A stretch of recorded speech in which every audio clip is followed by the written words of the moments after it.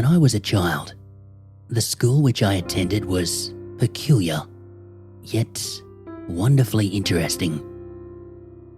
Whether it was the fact that it was surrounded in places by overgrown bushes and opposite a strangely crooked wood which ignited my imagination, or perhaps the funny, eccentric, and sometimes fearsome teachers and kids which populated it, I do not know. I'm not sure of when it was built, but it certainly stood out from the houses and quiet streets which surrounded it, covered as it was in a bright, fiery red paint which drew your eyes to it immediately. There I went, from the age of 5 up until I was around 11 or 12, and like most children, I have both fond and cruel memories of it. Every day, with a rucksack on my back, I would wander past the crooked wood, and I would wave to the lollipop lady, Mrs. Collins, a kind old woman whose job it was to stop the traffic with a bright yellow sign, letting us kids cross in safety. And after meeting my friends, I would walk through the rusted brown gates into one of 2 playgrounds. It was rumoured that, in the past, the 2 grounds existed to separate boys from girls, both an understandable and utterly outdated concept.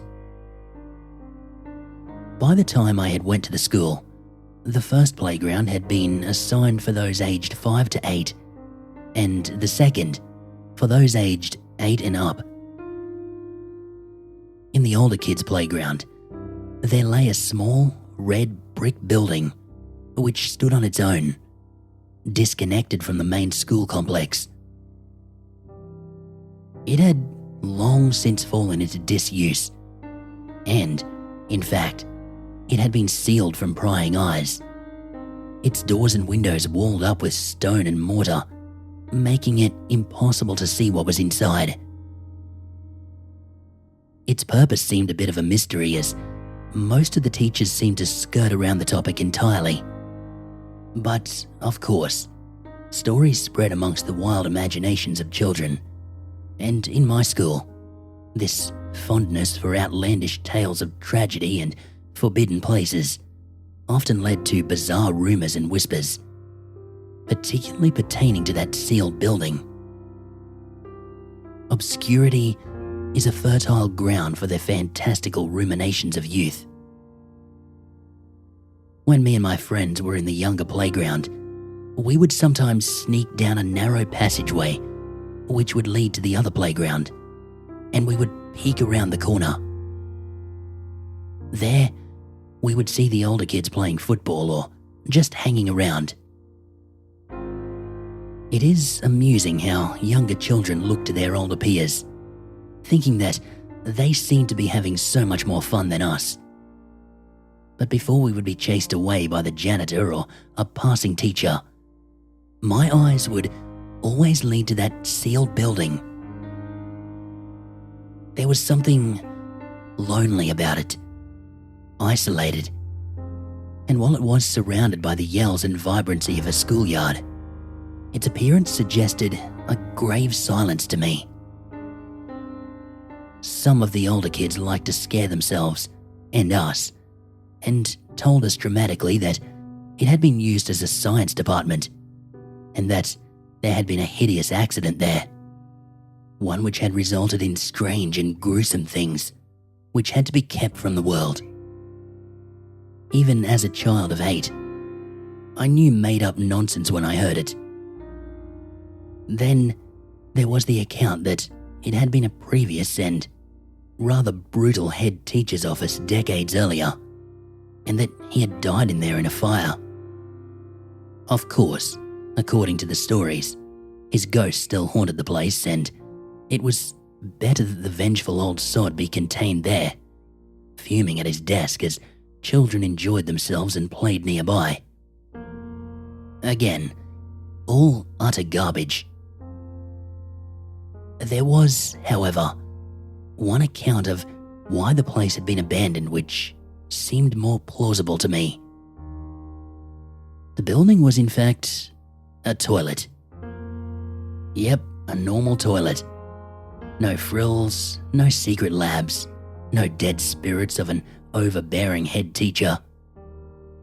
It had simply been sealed up when new facilities were installed in the school to stop children from climbing inside and getting up to mischief. But yet, despite this mundane explanation, there were still in fact tales to be told about the red-bricked, disconnected building in the older kids' playground.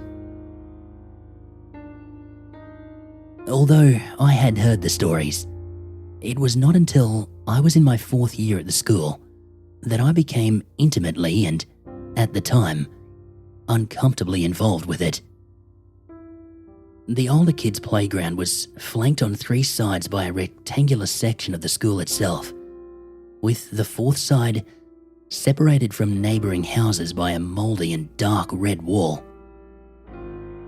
It was isolated from the other playground, other than the aforementioned passageway, and, to further the feeling of imprisonment, was characterised by tall metal fencing which rose up in places where a brave classmate might have attempted their great escape.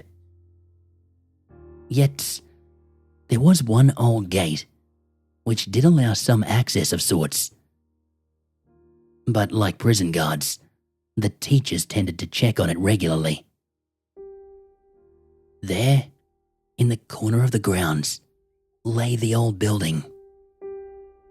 Its windows were indeed enclosed in brick, as were its doors. But the roof seemed unusual to me, being flat in places and surely gathering puddles of rainwater during the wetter seasons. I was, at that age, and embarrassingly still to this day, terrified by heights, and it was much to my horror when I discovered that climbing up onto the roof of the old toilets was seen as a rite of passage of some sort. Don't misunderstand me. We were not forced to go up there. But children can be cruel, and when someone new to that playground showed weakness or fear, this would often result in them being picked on. Over the coming weeks, I watched as each one of my friends climbed up onto that roof when the opportunity presented itself, dangling their legs over the side nonchalantly once up there. One by one, they claimed their right to be in the older playground, while I succumbed to my ever-increasing taunts about my fear and cowardice. Don't disbelieve me when I say I did try. Several times a ball would be kicked over accidentally onto the roof and my classmates would turn to me to retrieve it.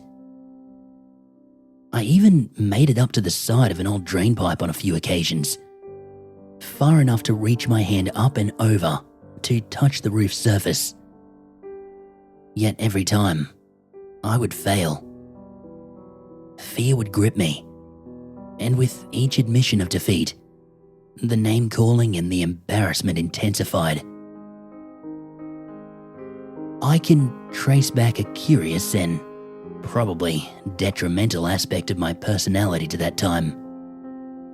You see, failure in front of strangers to this day does not bother me, but friends, family, even acquaintances, the very idea makes me break out in a cold sweat. Later in life, I followed the same stereotypical path of chasing fame as a teenager, and I would have no problem playing in bands in front of those I did not know. But put a familiar face in the audience, and my nerves would take hold. The stakes of failure would be raised that much higher, in my mind at least. For this reason, I chose an odd time to truly face my fear. One day after school, I waited outside the gates, watching as the other children slowly siphoned out of the 2 playgrounds, kicking their feet through the autumn leaves. Parents escorted the youngest of my fellow students, while those of an older age walked with their classmates. Some eagerly, others not so, making their way down the hill, past the woods, to their homes in the surrounding area. As the school became ever emptier and the teachers themselves began to leave, I walked down the street, entering the gardens at the back of the building. I always found the rear of my school to be an interesting place. It consisted of shrubs, bushes, and an old ash football pitch. Our teachers never seemed to use the area for anything, and we were actively encouraged to keep clear of it. Again, there were stories amongst the students that a child had been abducted while playing there years prior. Whether that was true or not, I do not know. Once I was as certain as I could be that everyone was gone. I sneaked through the bushes, up a small incline to the rear of the playground. There, embedded in the wall, was the narrow brown gate which the teachers kept a watchful eye on. But, as far as I knew, was never used. I assumed that it had served a legitimate purpose years previously. But for me and my friends, it was the first place where we would climb over to run around the school grounds during the weekends when no one was there. It was an exceptional place to play one-man hunt with so many nooks and crannies to hide in. As cautious as I was, I wanted to truly attempt to get up onto the roof of the old toilets. In my 8-year-old head, I had visions of sneaking up there in the morning and surprising my friends, or running up there to heroically retrieve a girl's ball. In childhood, we think that those around us really care about our actions, but in truth, they are of little consequence to anyone other than ourselves. Yes, I had been bullied a little for not being as strong or as fearless as those around me, and that sense of public failure, of insecurity, while a potent sensation at a young age, in hindsight, it was completely exaggerated. But it was enough to give me the courage to at least attempt the climb. I had considered asking one of my friends to join me, as I was nervous that a teacher might still be there, that I would get into trouble, and so I needed a lookout. But this would only have given me someone to fail in front of. I decided I would attempt it on my own. After waiting for what seemed an age, I slowly climbed over the gate, which rattled unnervingly under my movements, echoing out across the playground. Then, after hesitantly observing the hundreds of windows which dotted the school for movement, and happy enough with the absence of light emanating from them, I stepped silently to the sealed building. Even though I knew as little as an audience of one could affect my confidence, I partly wished that I had not been alone. The building and its deserted surroundings left me feeling uneasy. I knew, however, that if I could just get up there once, that I would have conquered my fear, and I would be able to climb up onto the roof with ease in future, hopefully putting any name-calling to rest. I stood there at the drain pipe, which would be my avenue to success, clinging as it did through rusted fittings to the side of the building. My mind back then was often clouded with the worst possibilities, focusing on the most negative outcome. And as I began to climb slowly, I imagined that the drain pipe would wrench away from the wall, throwing me against the concrete ground at any moment. The truth is that it did not move, no matter how much I believed that it did. without a witness, I was now as far as I had ever reached, able to stick my hand up above me and touch the edge of the roof. My heart raced with excitement as I began to believe that I really could do it, that success was in sight. Then I made the mistake of looking down to check my progress. The experience of height, it's something that's difficult to convey to someone who has no problem with it. While, in reality, I was probably no more than 7 or 8 feet off the ground, I perceived this as a monumental distance. I felt my stomach churn. My heart beat erratically, and the world below, it began to spin and distort. Worse still, a loss of nerve permeated my body, leaving me feeling weak, and I could feel my grip begin to loosen. It is strange how the mind works. For just as I was ready to admit defeat once more and retreat, the insults and jeers of my classmates rang through at my awareness, as if they were present, down there, taunting me. With what was, for me, a huge effort, I found myself continuing to climb upwards. My hands reached out to the damp roof, and then, before I knew it, there I was. Letting out a laugh of excitement, a sensation of relief washed over me. I couldn't wait for the next day, to be up there on the roof, proving to those who had been cruel to me wrong. Peeking over the edge, I still felt trepidation at the height, but nowhere near as much as I had done before. My triumph quelling my anxiety.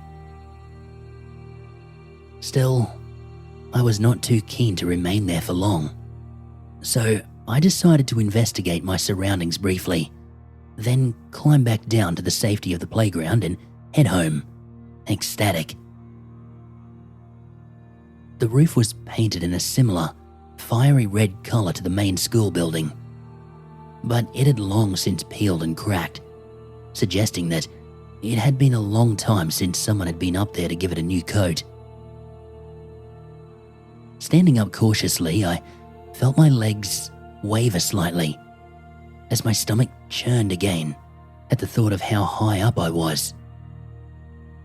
Laughable, really, as the height of the roof was probably no more than 10 feet. Yet, no matter how nervous I was, the sense of triumph which I felt coursing through my body was truly wonderful. I walked slowly from one side of the roof to the other, careful not to trip as I did so. The short walk from the drain pipe to the opposite ledge and back filled me with a feeling of conquest, as if someone patrolling their territory. For those brief moments, that roof, that building, was mine. Just as I turned to finally make my way back to the ground, I noticed that in the middle of the roof, there was a hole. I'm not sure how I hadn't noticed it before, although it was quite small, big enough for me to fit my hand through and little else. Curious, I took a few careful steps forward and then knelt down for a closer look. Yes, there was a hole, and the light from the evening sky passed straight through it, illuminating what lay inside. I put my eyes close as possible to the opening without blocking the light, and I was surprised by what I saw. Down there, in the darkness, like a perfectly preserved tomb, the old-fashioned white tiling remained intact. I could see the sinks where students years ago once washed their hands or flicked water at one another for amusement. And 3 stalls, cubicles with a strong dark brown doors, lying there as if still used. The air inside was tinged with dust and age. Yet, if someone had told me that the building had been sealed only the day before, I would have believed them. All but for one thing. A layer of stagnant water, which covered the floor. No doubt, accumulating there from rain dripping in through the opening in the roof. Then, I became aware of a strong smell. One which left my eyes stinging slightly, and my mood apprehensive. Yes, there was no doubting it. Someone was smoking a cigarette nearby. My heart sank as I lay there motionless, cursing myself for taking too much time on the roof to celebrate my victory. A teacher, or perhaps the janitor, must have stayed behind to work late and was probably standing in the playground below. I thought that they must have been close, as the smoke smelled thick and oppressive. I lay there, curled up on the cold, wet concrete, waiting for whoever was there to leave. The now almost caustic smoke seemed to be increasing in strength, and several times I had to hold my breath, frightened that I might cough and be caught. I do not believe I exaggerate when I say that I lay motionless for half an hour. Yet, it took me all that time to make a simple, yet unsettling observation. While I could smell that smoke, indeed, feeling as if I was inhaling just as much as the unseen smoker themselves, I couldn't see it. I would have expected to have seen the smoke rise up and over the rooftop, but not even the slightest wisp was evident. The autumn sky was now dimming, and I grew frustrated as the cold, damp stone below me sent chills through my body. Wishing that I had never went up there in the first place, I felt hunger approaching, and I knew that by now, my parents would be worried about me. I persuaded myself that I could at least dip my head over the edge, quickly take a look to see who was there. Maybe if they were on the other side of the yard, I could climb down unseen. I slid my way across the roof as quietly as I could, and I slowly peered downward, making sure to not make any sudden movements or attract attention. There was no one there. The playground was empty, and the darkened windows of the main school building seemed as vacant as they had done before. Yet, that smell and the taste of cigarette smoke, it still filled my lungs and stung my eyes. Then, I witnessed something which rooted me to the spot. A single, curling strand of smoke slid upwards through the hole in the roof. Someone was down there. Someone was inside that room underneath me. This seemed impossible. As far as I was aware, there was no way inside. The building had been sealed off perfectly from the outside world. Yet, there it was. A puff of cigarette smoke, which escaped first from the mouth of someone unseen below, and then through the hole in the roof to where I had been laying. My triumph of finally facing my fear of heights seemed a distant memory now. Now, all I could think of was getting off that roof to safety down below. But the hole, it lay between myself and the drain pipe. And curiosity being as gripping as a mindset as any, I decided to take a quick look inside before quietly making my escape and leaving that building behind. As I approached the opening, that smell of smoke grew stronger still. And as I peered inward, the thought of "don't look" filtered through my mind. But it was too late. I had looked. At first, there was nothing.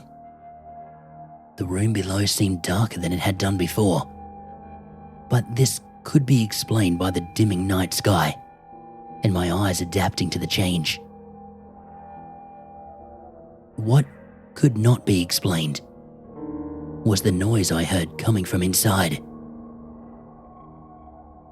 It seemed distant at first, indistinct, uncertain. Then it gradually took form. To me, sounding like someone choking. I smiled to myself, thinking that it was probably the cigarette smoker and that maybe some local kids had a den down there. But then suddenly, in the gloom, my eyes were drawn to one of the cubicles. Its door was closed, and yet I was not convinced that it had been before. I tilted my head closer to the hole, but my angle of view shrouded the inside from inspection. As the choking sound increased in volume, so too did the smell of smoke. Then, the sound and smell were joined by something which chilled my very soul. I panicked, and I let out a cry as the door quivered with the impact of someone violently kicking it from the other side. Smoke now filled my lungs, and as my eyes watered, I could barely see anything both inside the building and out. Then it stopped. The choking sound had disappeared, and the smell of smoke had simply vanished. For a moment, I started to think that I had imagined it all. I gasped for air, drawing deep into my lungs, only for terror to take me once more. In the dark silence, in the cold, damp, and forgotten room below, the sound of footsteps in water filled the air. Then, the cubicle door slowly began to creak open. I can't say entirely what took place after that. I believe I've blocked much of it from my memory. Apparently, the headmaster, an intimidating yet kind man by the name of Mr. McKay, had been in his office working late on the other side of the building. When he was disturbed by the sound of my screams, he rushed outside and found me up on the roof, curled up into a ball, paralyzed with fear and sobbing. After some reassuring words, he helped me down and he took me to his office where he once again guaranteed me that I was safe, and then phoned for my parents to come and pick me up. I trusted Mr. McKay implicitly, and as I fought back the tears, I described everything which had happened. The roof, the smoke, the cubicle. As I told him my story, the blood drained from my headmaster's face. I have long thought about what he told me in that office after hearing my account. Perhaps he wished to frighten me so that I and others would never venture up there again. And looking back, it does seem to be a strange thing to share with an already frightened child otherwise. But he seemed genuinely disturbed by the events that I had just conveyed to him. He told me that years before I went to the school, there had been a tragedy there involving a 12-year-old girl, one who he refused to name. She had a reputation for being difficult. The teachers tried their best, sympathizing with her as she came from an abusive background, but they found her almost impossible to control, as she often threatened violence and had been suspended several times for fighting with the other students. One day, she decided to skip a class and had managed to persuade 2 other girls to join her by promising them a cigarette each. So, as the story went, the girls sneaked away when the bell for class rang, and they hid in the toilets. The details of what occurred afterwards were less than forthcoming, but what was clear was that the poor girl had had a seizure of some kind and died there and then. The other girls claimed that they had already left before this happened, but there were rumors and accusations of which most only whispered, but many believed. It was suggested that the girl had been with her friends when the seizure took place, and out of fear of getting caught smoking and skipping class, they lifted their friend onto the stall, closed the door, and then just left her there. Whether they believed that she would perhaps recover or not was the subject of much speculation. The scratches and bashes on the inside of the cubicle suggested most definitely that she had continued to convulse while in there, perhaps even in an uncoordinated attempt to escape and call out for help. In the aftermath, the building was closed off, and the school and community attempted as best they could to just put the tragedy behind them. Now, perhaps Mr. McKay made this whole thing up just to terrify me, taking what I had thought I'd experienced and using it to concoct a story designed to scare me away from ever going back to that place. Unfortunately, a few unwelcome things transpired after that. I did indeed avoid the roof of that sealed building at all costs. My fear of heights was nothing compared to the dread which that building then held for me. My schoolmates, of course, did not believe my version of things, accusing me of lying about the entire thing just to avoid being made fun of. As far as they were concerned, I never went up there. Lastly, I did have a recurring dream throughout my childhood, one which I would wake from in a cold sweat, curled up in bed screaming. I know that in it, I would be lying on that roof, peering down through that hole into that abandoned place. But the memory always seems vague somehow.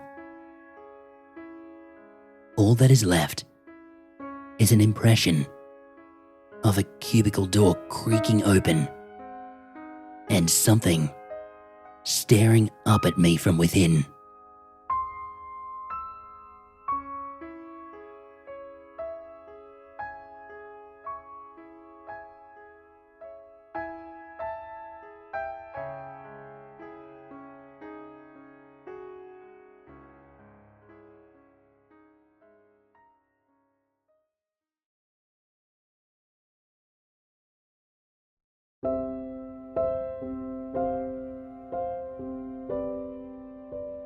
The snow.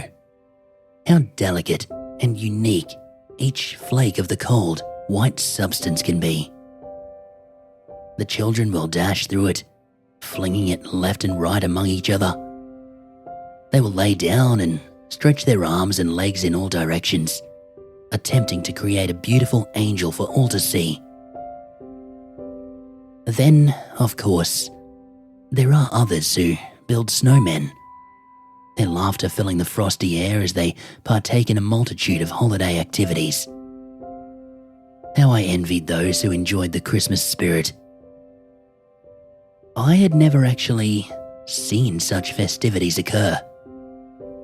Rather, I would hear about them through tales my father would tell of the good boys and girls who truly valued what it meant to celebrate Christmas. This story will be a recounting of an experience I had as a young boy. After finding myself away from my childhood home and actually close to civilization, I began taking the time to recollect a few memories from my past. Between strange occurrences that I could not explain back then, and one freakish moment that I experienced at that point in time, I suppose this will act as a warning to you. I truly want to help you, and this is perhaps the best way I can spread the word around about what I've discovered about the holidays, without him finding out. I've got to be discreet about this. Although I have travelled as far away from my old home as I can, I know for a fact that he's still out there, and that he can find me. I don't want to risk it. So maybe if a few people who see this help me spread it around, I won't have to worry about the consequences of my actions. It is the best I can hope for, I suppose. Even still, I have to live the life of a nomad, never once being able to stop and catch my breath. Doing so would be too dangerous. So, it's imperative I get this out soon. Now, since I'm done with my introduction, I suppose it's time to release something that I've been holding back on for quite some time now. I can only hope that I make any sort of difference by doing this.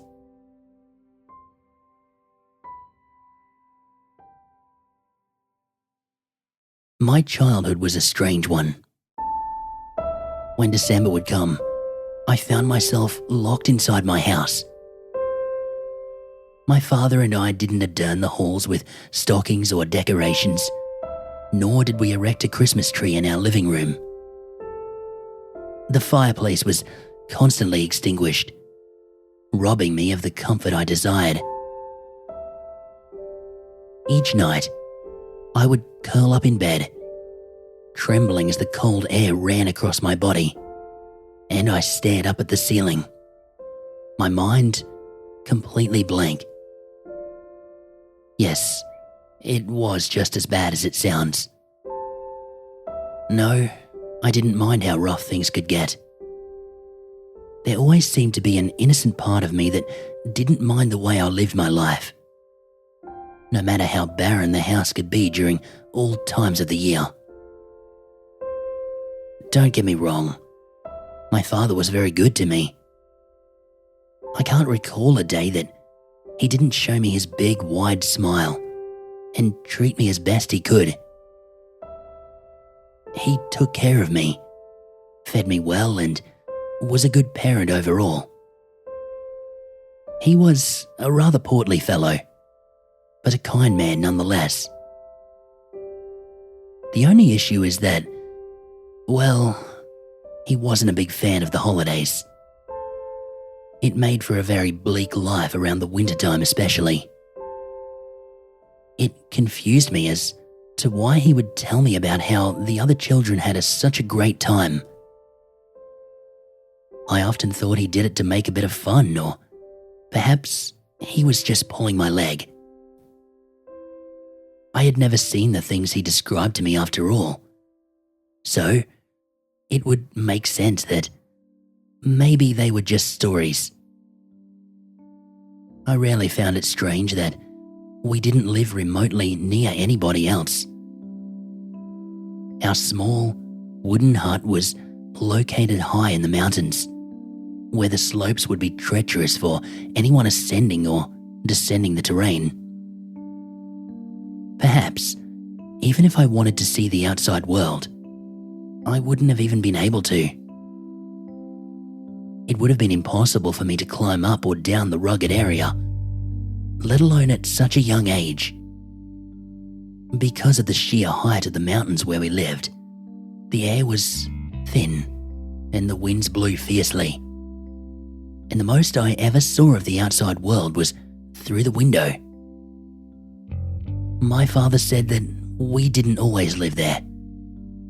He said that we had a home somewhere down below where the other people lived. But we were in his vacation home, as he put it. I hadn't lived in any other house before then, so needless to say it was a rather odd vacation, to say the least. While my father stayed inside with me, we would play board games and create drawings together. Those, and various other indoor activities, would teach me about the outside world and what it was like. However, my favourite memories of my father were the stories that he would tell me. As mentioned prior, he would tell me of his experiences with that which dwelled under the mountain and across the world. His various interactions with such people piqued my curiosity, and upon my request to learn more, he would bring me books and magazines. Those sources were my first true contact with society. I would spend hours at a time reading. It kept me busy, and despite the lack of holiday cheer in my life, I was content. As each December came, my father would start spending less time with me and more time in his private office. I only ever saw him carrying a large list of what appeared to be names on a sheet, and then he would vanish for lengthy periods of time. I always wondered what he did up there, but he never took the time to explain. He always brushed off my questions or dismissed them with a simple, "You'll understand when you're older, kiddo." I never found myself content with those answers, and in a time where I wanted to learn, that lack of knowing the truth bothered me a lot. For years, I felt as if my thirst for knowledge would remain unquenched, for the simple reason that I hadn't a clue what my father did. After mischievously trying to sneak into his office one night while he slept, I found that the door was locked, and I never found that key. With my determination fleeting, I decided to just mind my own business, to let it be. Several years of this same pattern would come and go, and I was quite fine with it at first. However, I was not fine with the repetitive and, quite frankly, monotonous routine. I had read all my books, perfected all my art, and it got to a point where my father would be retelling the same old stories. I grew tired of these tedious rituals, and thus my curiosity sparked once more. It had been years since I learned about the existence of my father's office. I thought that perhaps I was old enough to handle what was inside. You could imagine my dismay upon being denied my request to enter the room. I must have asked that man several times a month. Still, with his everlasting patience, he would respond with a simple no each time. With all of this information out of the way, I think it's time I introduce you to something my father would do that would eventually cause my curiosity to spill over. You see, Every night on December 24th, he would open the front door, a large brown bag slung over his shoulder. He would wave goodbye to me with a jolly grin on his face. He would release a cheerful laugh before closing the door and locking it behind him, making his merry way down the mountain with inhuman speed and skill, before disappearing into the night. The following day, he would come back exhausted. After taking his bag into his office, he would then sleep for most of the day. I may have been an ignorant child, but I wasn't stupid. All the books I had read, all the stories I had heard, they connected like puzzle pieces together within my young brain. The lists, the 24th of December, the brown sack. I smiled ear to ear as a realization came to my mind. I knew then, more than ever, that I had to find out what was in his office. So I formulated a devious plan within my mind, and I decided that it was worth a shot. After a few hours of waiting, I saw the sun begin to rise over the horizon. The snow had ceased on the mountain, and the morning was a calm one indeed. I struggled to keep my eyes open. I had waited all night for my father to return, and I didn't want to quit. Not then, when I was so close. After much waiting, I felt my body begin to relax. I fought with all my strength to keep my eyes open, and right before I drifted into a sound sleep, I heard the front door open. I perked my head up, and I fixated my eyes on the shape of my father stepping through the doorway. He looked surprised to see me up so early, but he flashed that same warm smile that he always did, and he rubbed my head gently. As expected, he ascended the stairs and opened his office door. He told me to wait outside and to not look in, and I obliged. As he exited the room and closed the door, I stopped him before he could lock it with his key. I quickly grabbed his arm and I pulled him downstairs. He tugged back towards the door in protest, but I was persistent, and he eventually sighed and followed me willingly. I led him into the kitchen where a fresh bowl of cereal awaited him. He smiled and thanked me before digging in, frantically eating the oats and drinking his milk. He eyed me as he ate, and I caught him looking at the stairwell, which led up to his office. After he finished his cereal, he wiped his mouth with his sleeves and got up.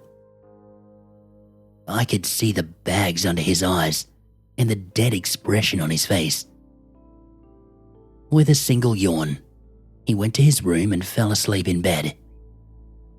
My plan had succeeded.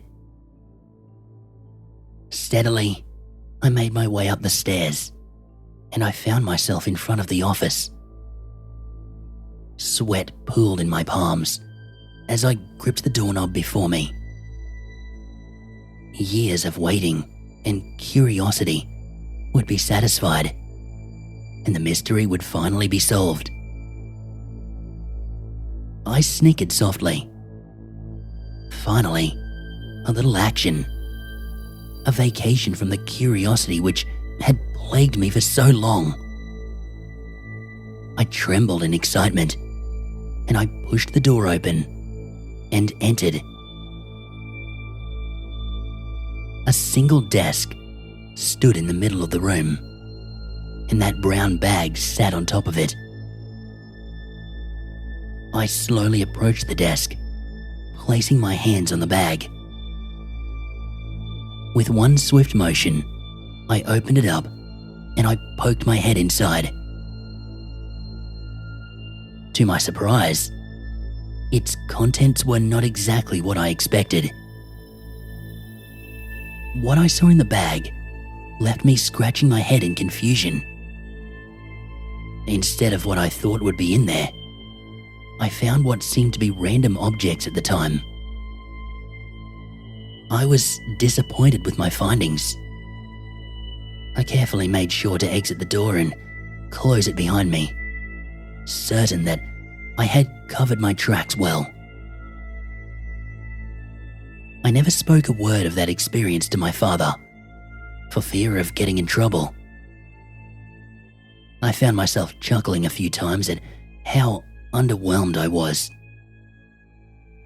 I was expecting something far greater, only to find some strange assortment of items inside the bag. Perhaps I laughed to distract myself from the truth of what I saw, but I convinced myself that my dad was nobody special all along. And although it was still a mystery to me what he did those nights, I never thought more of it.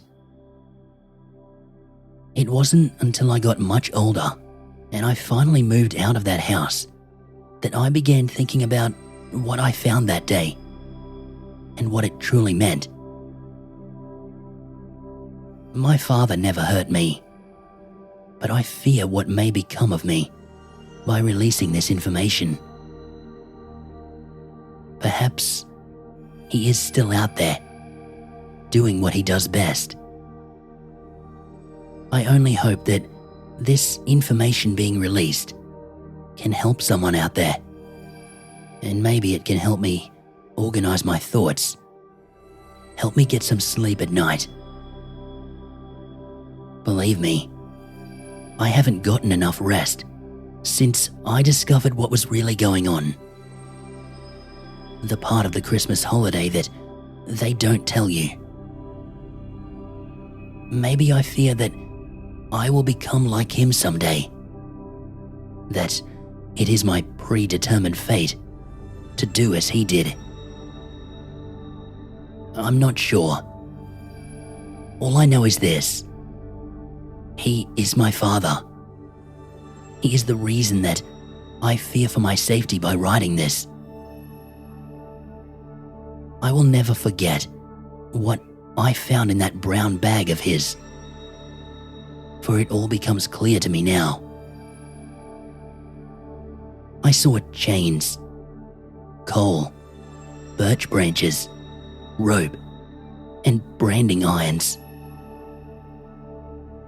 Each one had been used the previous night, and several child-sized shoes were also contained within the sack. All of them charred beyond repair.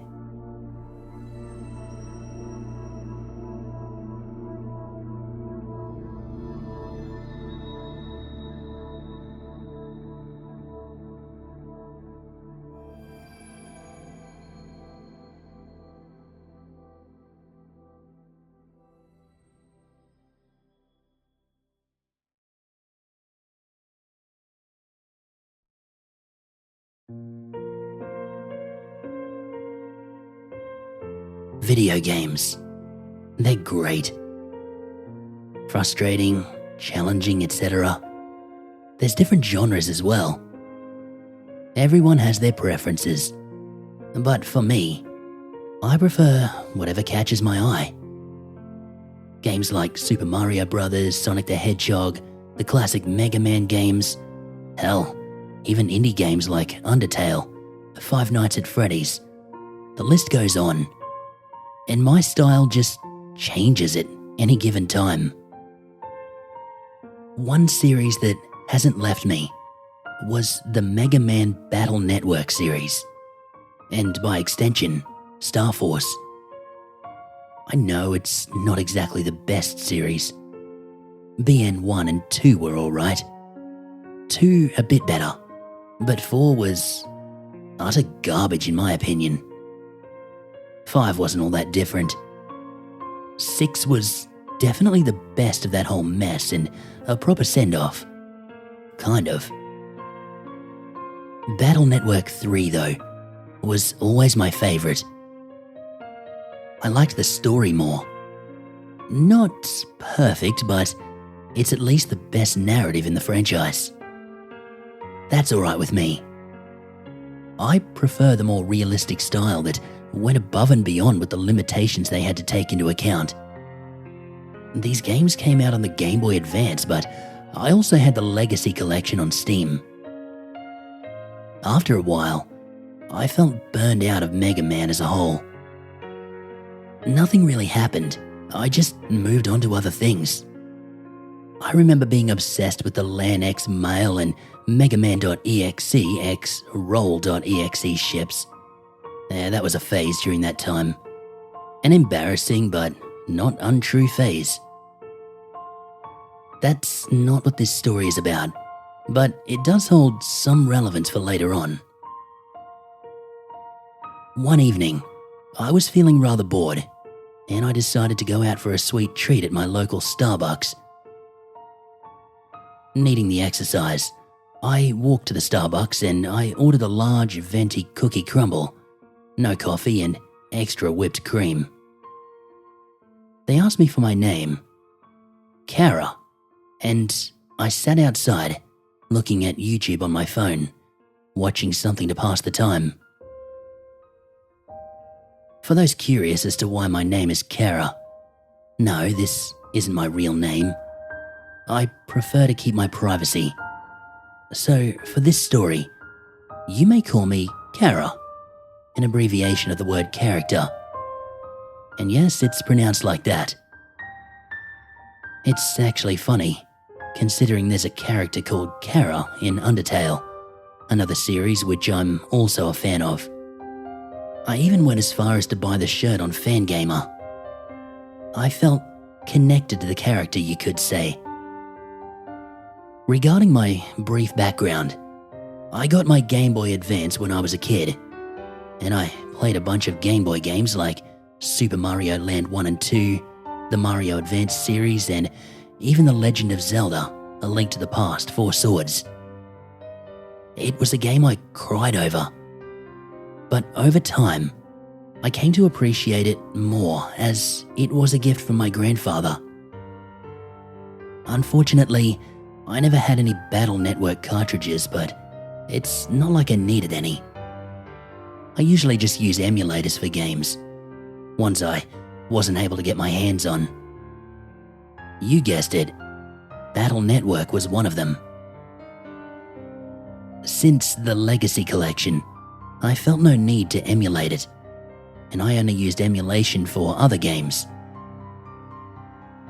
As I finished my drink, I began to walk back home. The sun was setting, and it was almost pitch black outside.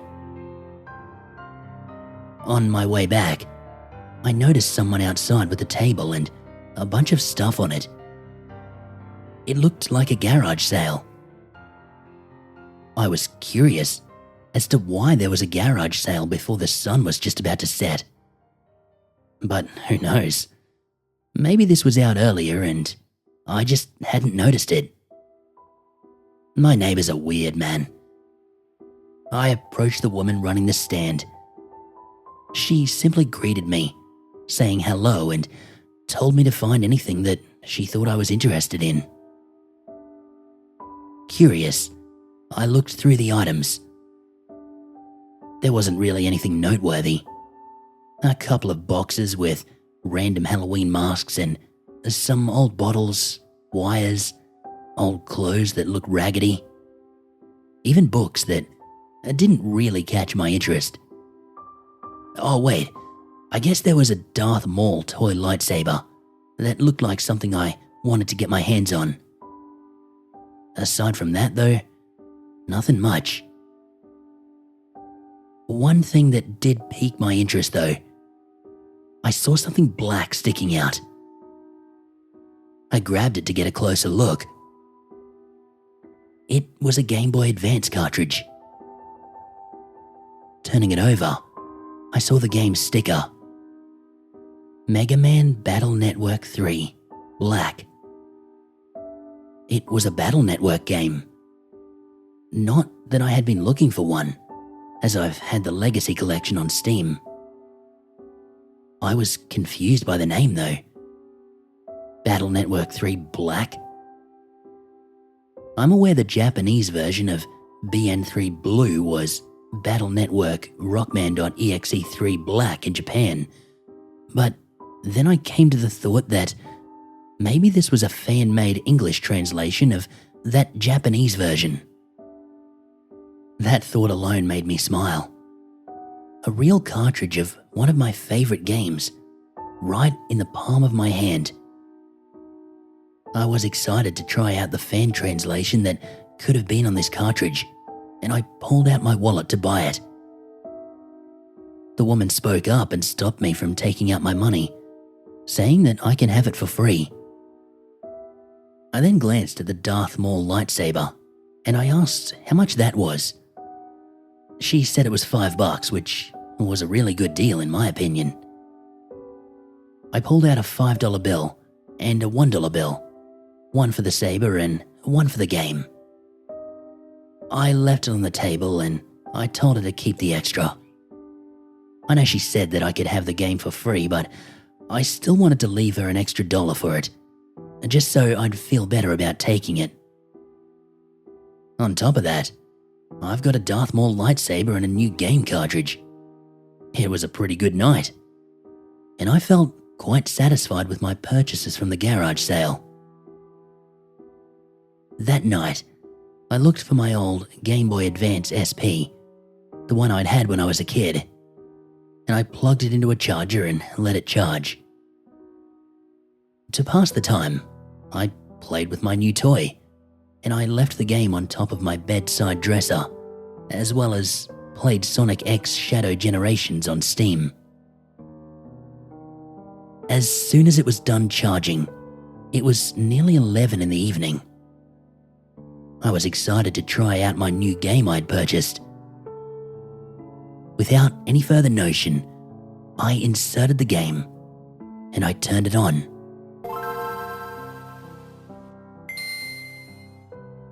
The title screen appeared, just like how it did in the Japanese version, except the words were in English. Mega Man Battle Network 3 Black.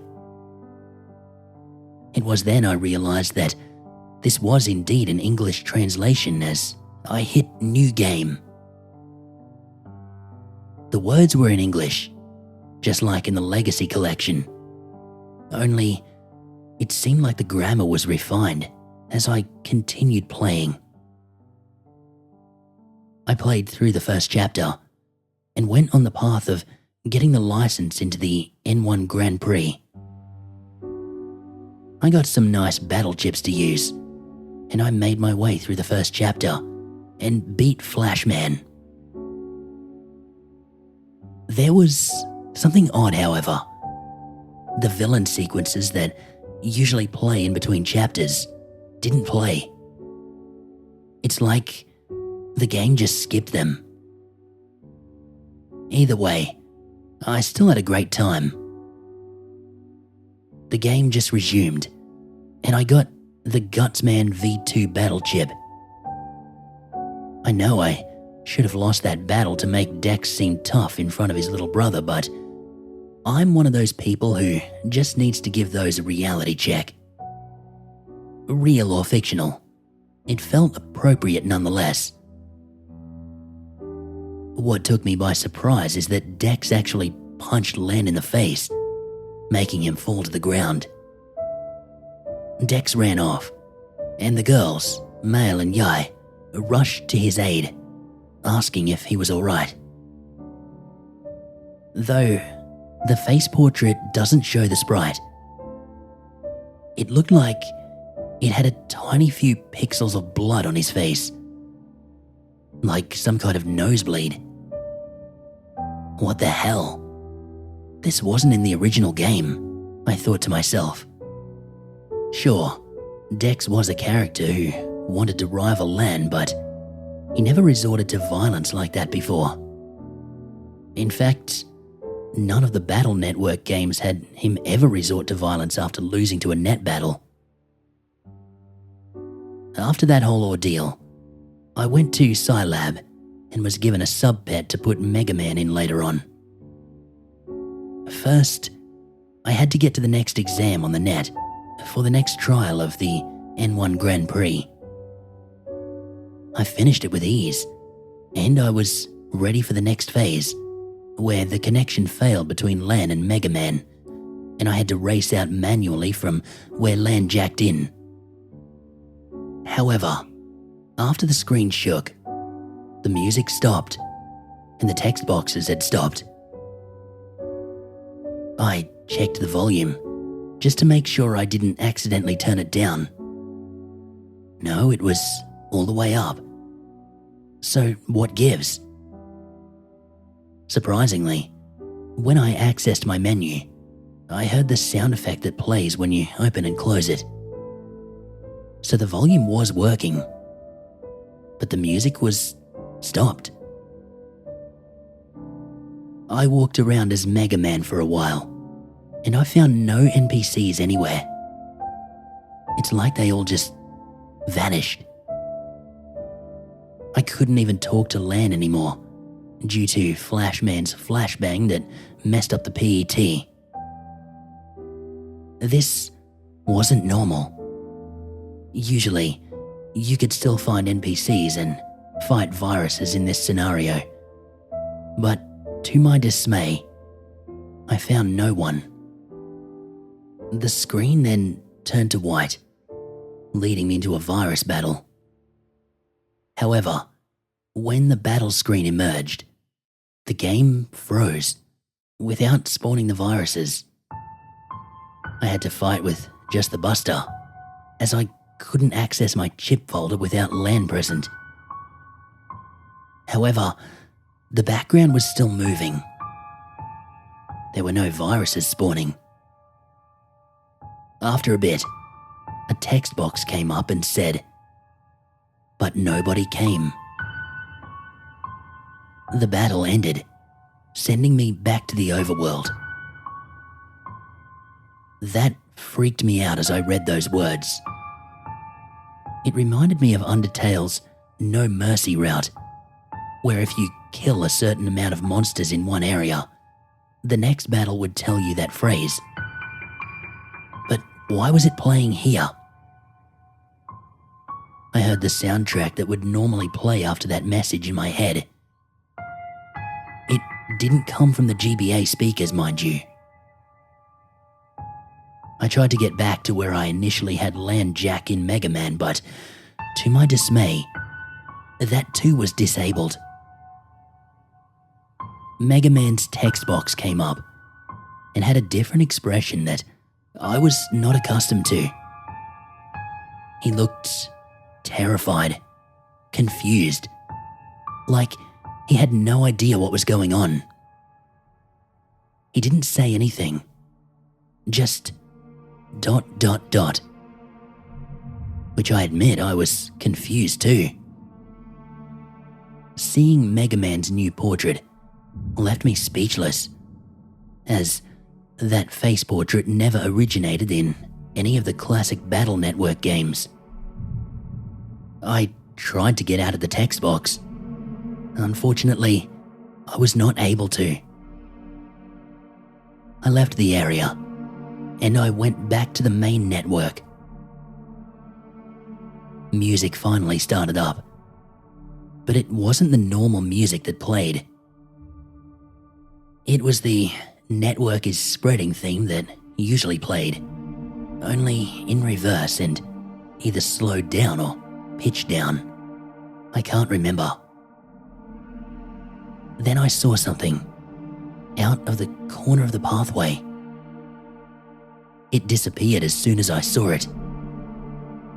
Another random encounter occurred. Music stopped, and the same thing as before happened. But nobody came. The music continued after that. I saw that thing again. This time, it stayed on screen, and it didn't vanish. It was one of those heel Navis that are typically bad guys. Before approaching it, I wanted to save my game, just in case. When I tried to save, the game informed me that this was impossible. I was, for lack of better words, stunned. I was not able to save my game. I approached the Hill Navis cautiously. As soon as I reached him, he looked at Mega Man, and a dialogue box popped up. "He's looking for you. Better run while you can." What? I was confused. Who was looking for me? Mega Man's face portrait appeared, looking rather confused. The text box said, ? Like he didn't know what the Navy meant. The text box wouldn't close, no matter what I pressed. Considering the events that had taken place, I felt it was a sign to stop with this alternative path. I sighed and I reset the game, wondering when my last save was. The title screen booted up, and I pressed continue. I was in control of Lan, strangely enough. This wasn't all that surprising, as I recall saving in the overworld before jacking in. But the strangest part was that Mega Man wasn't present in my PET. More text, as Lan expressed how worried he was for his Navi. A ringtone burst at the speakers as Lan's PET rang. Lan answered it in a hurry. A text box of him saying, "Hello?" before the caller on the other end revealed themselves. It was Mail. Mail's expression looked horrified, and her words made my blood run cold. "Lan, help. Someone's in my house. Come quick." The call was cut off with a girl screaming. Without hesitation, I ran straight for Mail's house. When I got there, the lights were off. In a panic, I ran upstairs and found something that made me disgusted. Mail was on the ground. What looked like bruise marks on her face. Next to her was Dex. Only not exactly. The eyes of his sprite were a bright red, which made me cringe. But at the same time, it made me worried about what was going to happen next. Mail screamed out, "Lan, he's hurting me." Before she could say another word, Dex grabbed Mail and forcibly pulled her hair and screamed. Lan jumped in and shoved Dex off her, even going as far as punching him in the face. But in doing so, a dialogue box with an enraged Dex portrait said, "You have humiliated me for the last time, Lan Hikari." Dex pulled a knife out of his pocket and stabbed Lan in the chest. Mail screamed in horror, but Lan was still standing and grabbed a nearby blunt object and hit his skull so hard that I heard a loud cracking sound. That made me jump, but I was more horrified at what the hell I saw. Mail was up and holding Lan in her arms. In the background, as Mail was grieving over Lan, some sort of black substance came out of Dex and went onto the floor. That and a mix of blood came out.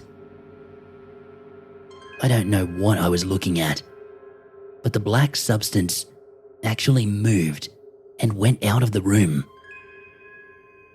Mail was sobbing and shedding tears.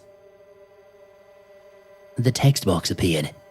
Mail confessed, I love you, Lan. Please, stay with me." Lan was in shock, but smiled after hearing that. Lan couldn't finish his sentence as his body dropped to the ground and he died. Mail was grieving. I hate to admit this, but I actually teared up myself. I was about to shut the game off when the screen faded to black and switched to Mega Man. He wasn't in the same place as I was last time. He was in the Undernet area. I took back control and walked around. I was still processing everything that had just went down. Suddenly, a random encounter appeared. Same thing as before. But nobody came. It was eerie at that point because of the substance that had come out of Dax. While walking around, I saw Gutsman and Roll together. They were just standing there, but immediately turned to Mega Man as I approached. Roll was the first to speak. "Oh, Mega, thank goodness you're okay." Mega Man was confused and asked, "What's going on?" Gutsman answered, "We don't know. All the Navis and even viruses haven't been showing up all day. And we lost contact with our net OPs," Roll said. "They must be worried sick about us." Mega Man recommended, "Let's stick together. Maybe we'll find a way back somehow." The others nodded in agreement. And just like in, let's say, the Final Fantasy games, Roll and Gutsman walked in front of Mega Man and their sprites disappeared, signifying that they're part of the party. Now, if you don't know, there are no party systems in the Battle Network games, aside from 5, but it's complicated to explain right now. But as I walked through the Undernet, I saw another Hill Navi. I approached it cautiously like before. It said, "What are you doing here? This is a dangerous place, especially for us. Leave now, before you get deleted." Roll took offense to that. "Hey, watch who you're messing with, pal, or you'll be deleted." The Hill Navi responded, "I'm being serious. It won't be me that deletes you. It'll be it." What the hell was it? I questioned myself. "Run for your lives. Find a safe place to hide." The Hill Navi ran away, and I continued onwards. I eventually made it to where you first encountered Flame Man in the game. Gutsman commented, "This is a dead end. Let's go somewhere." Slash. The screen went to white. When it came back, Mega Man and Roll looked at Gutsman. He was sliced in half before he exploded and disappeared. The black substance from before was there. It was frozen.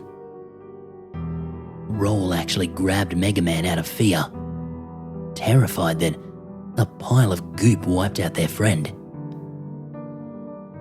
The black substance started shapeshifting into Harpikari.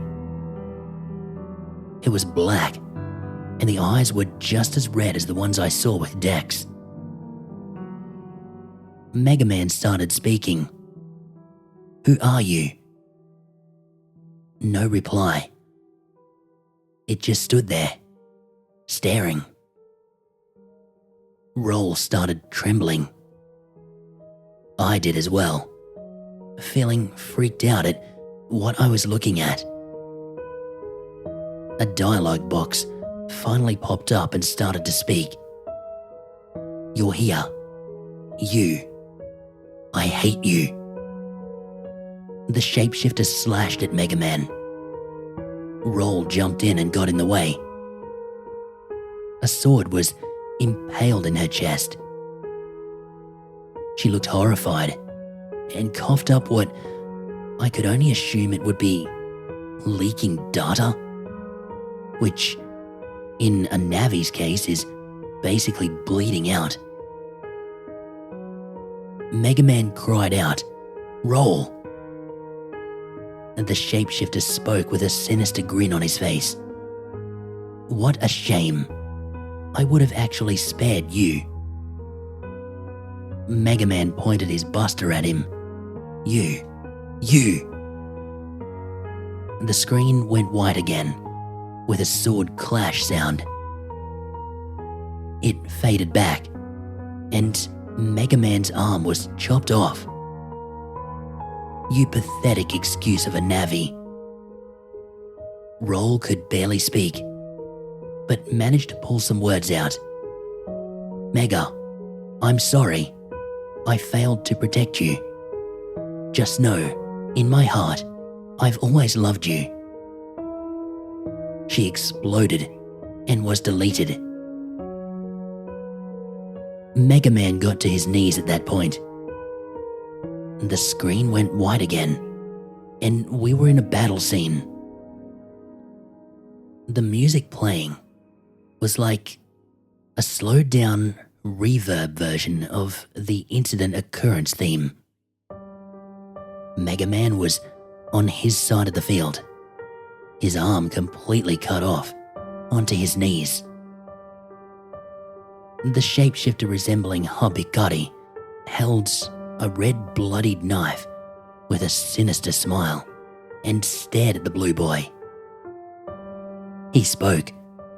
"Why? Why are you doing this?" The shapeshifter responded, "You took everything from me. You took my life that should have been mine. All of your friends, rivals, enemies, everyone you knew and loved. All of them are now dead. You'll soon join them.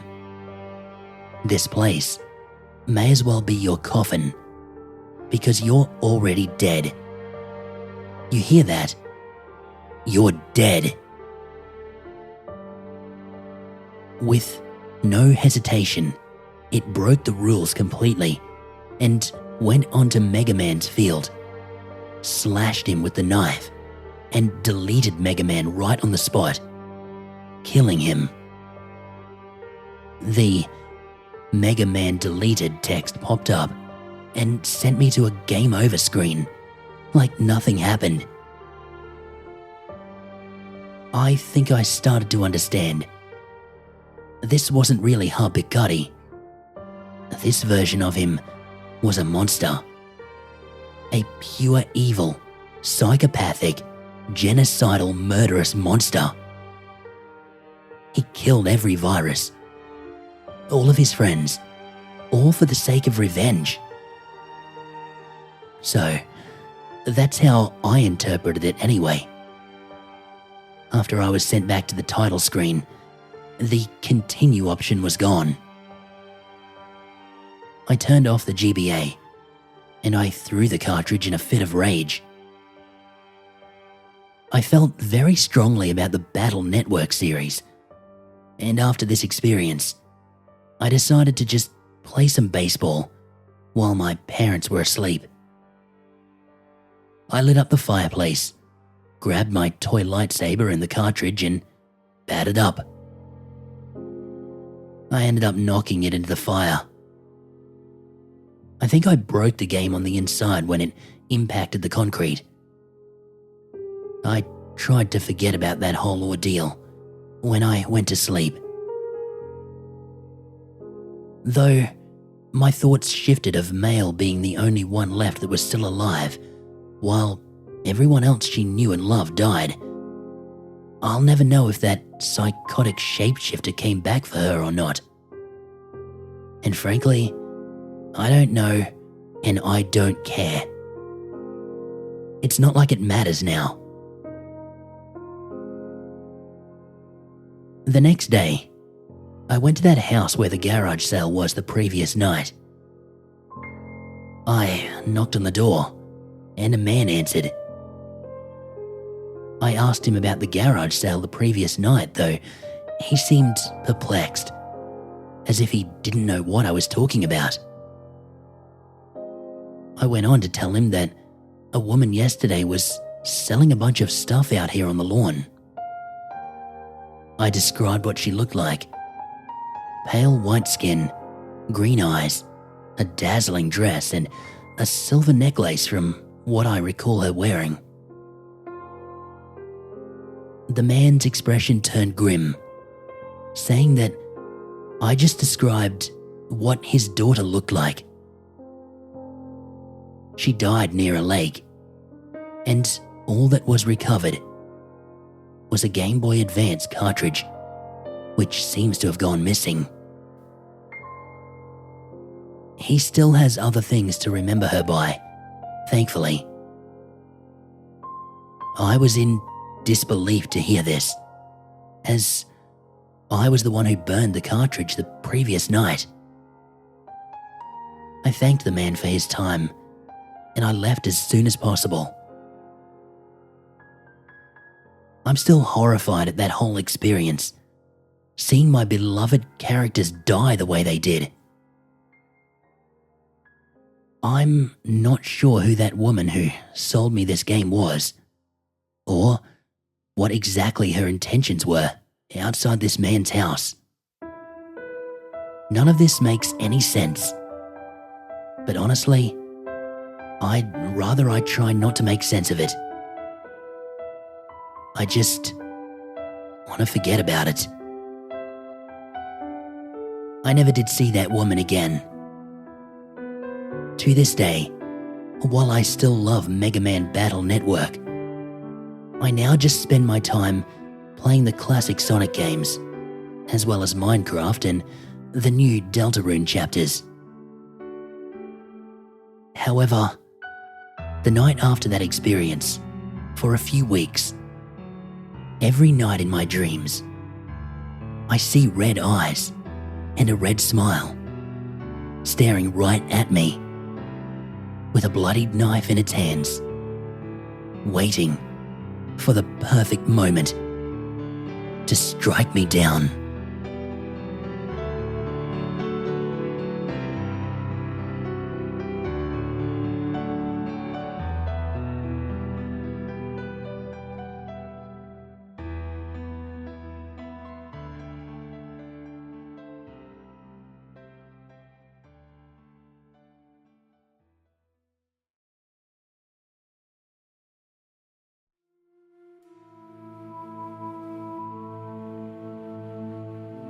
I've been meaning to post these series of events for some time now, but I have been hesitant to post as it takes a look into my personal life, and I don't particularly like when people are on the outside looking in.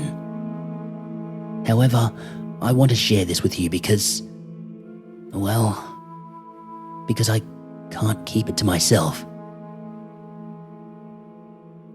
So, before I divulge my story, I have to ask you, do you believe in the paranormal/supernatural? I don't think it's a question that pertains to a black and white answer, to be quite honest. There are things out there that are beyond our control and beyond our rational thinking. Things that just cannot be explained. But as humans, the majority of us try to rationalize it with things that make sense, things that have an explanation. But I've now had to ask myself the same question I just posed to you readers. Do I believe in the paranormal/supernatural? Well, after what I've seen, felt, and heard over my Christmas holidays, and just recently. I can't help but say yes. I'm pretty sure that everyone, at some point in their life, has genuinely thought that they have experienced or witnessed some kind of paranormal or supernatural occurrence. Sometimes it can be something as simple as the lights flickered when I asked if my grandmother was in the room. Other times, people will genuinely believe that they've seen paranormal creatures. Either way, they have experienced something that is beyond their own rationalization and have concluded that the paranormal/supernatural is the only logical explanation. So let me start by sharing with you a series of events that happened over the course of the 26th of December through the night of the 27th, whilst my sister and I were cleaning out my grandfather's cottage.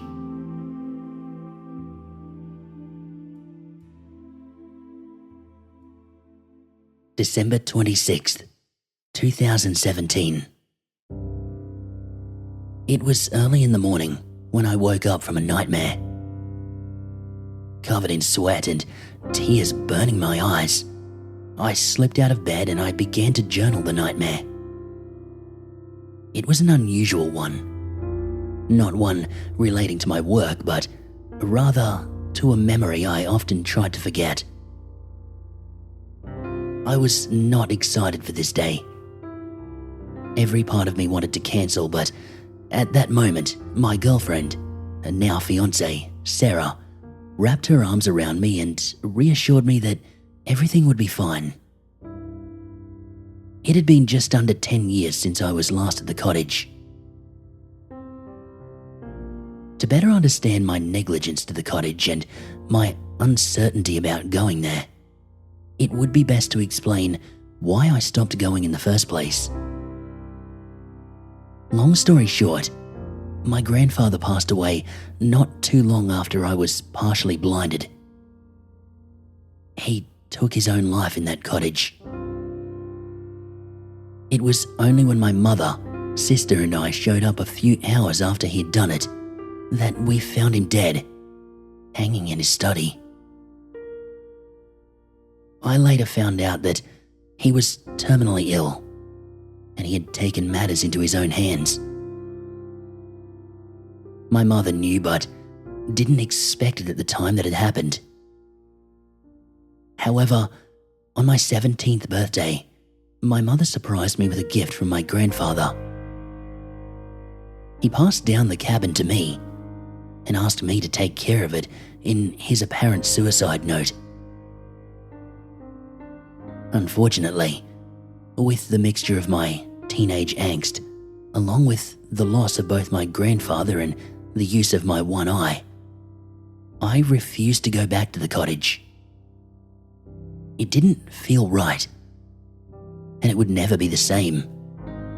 It was a constant reminder of that terrible day. So the cabin just sat there, untouched and unloved for many years, until this past December. It was around 9 a.m. when my sister arrived at my doorstep, ready to head out on this adventure to the place that we hadn't seen in so many years. There was something nostalgic yet very sad when we began our route. It was just like old times, except we were missing one key component: Grandpa. The guilt of my negligence ate away at me for the entire ride there. After about 2.5 hours of driving, we finally pulled up to what used to be the very long and lonely dirt road up to the cottage. However, with years of overgrown bushes and a thick layer of snow, the road wasn't much of a road anymore. It was just a narrow trail, just big enough for my brother-in-law's truck to fit through. After getting stuck in the snow a few times, We finally pulled up to the cottage at around 2 p.m. To paint the picture of what it looks like, it's a small wooden cabin, replaced with bricks and an added addition that my grandfather and I built many, many years ago. It was once a cabin, but after the renovations, my grandfather, being originally from northern Canada, renamed it as his cottage. The addition itself houses a bathroom, 2 extra bedrooms, and a small nook where my grandfather liked to journal his thoughts, also known as his study. The original portion of the cabin has only one small room, mainly used as a pantry, and then a living/kitchen area. It was small, but it was perfect for the likes of my grandfather. At first, we walked around the exterior of the cottage, looking for anything that might tell us what we could expect after years of neglect. And to our amazement, the only thing that seemed to be out of place was the scratches below the 1-bedroom window and the open cellar door on the left-hand side of the cottage. A padlock, which had initially been there, was now missing. A certain relief washed over me, as there was no way in or out of that cellar other than through that door. That meant that we didn't have to worry about something getting into the cabin itself. But after a bit of speculation, my sister and I agreed not to look in the cellar, in fear that there might be a wild animal hiding from the cold. So instead, we walked away from the open door and entered the cottage itself.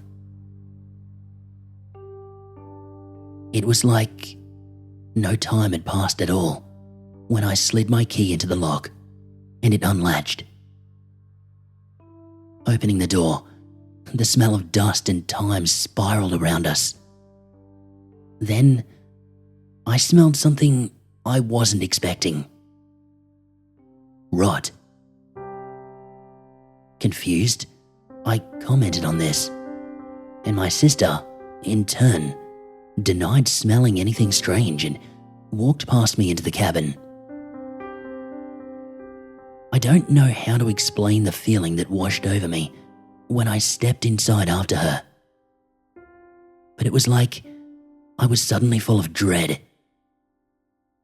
I couldn't quite place the feeling, but it was similar to a gut feeling that I had only ever felt while answering the worst distress calls.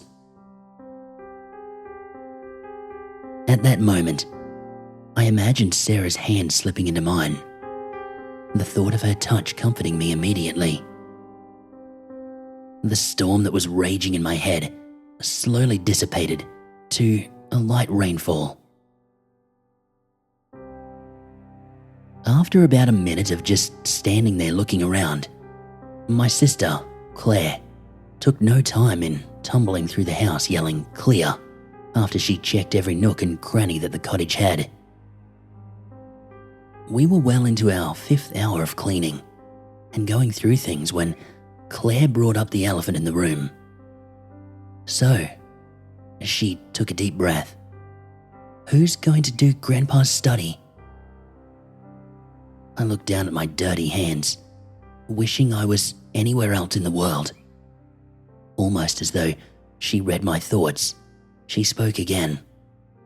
"Well, maybe we should do that tomorrow. It is getting kind of late." It was around 2 a.m.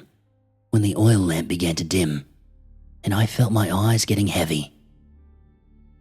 My sister's shallow breathing and the low buzz of the space heater were lulling me to sleep slowly, when I heard a faint sound. The creak of a window opening. It was so faint that had there been any other noise in the cottage, I probably wouldn't have heard it. I sat straight up, looking at the dimly lit doorway into the other part of the cabin, expecting to see something or someone standing there. But alas, there wasn't. Part of me wanted to get up and look, to see what I'd just heard. But the other part of me told me to stay where I was, to just check in the morning.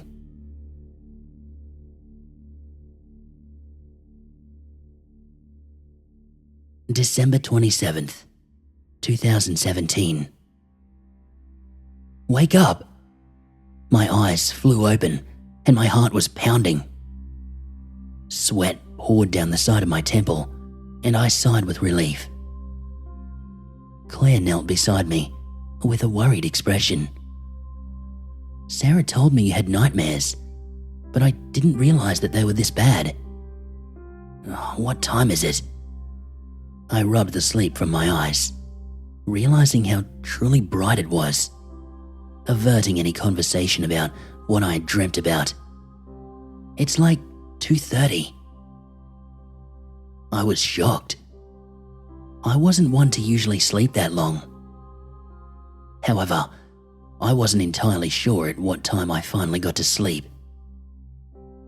The last thing I remember was seeing the dawn crack through the curtains.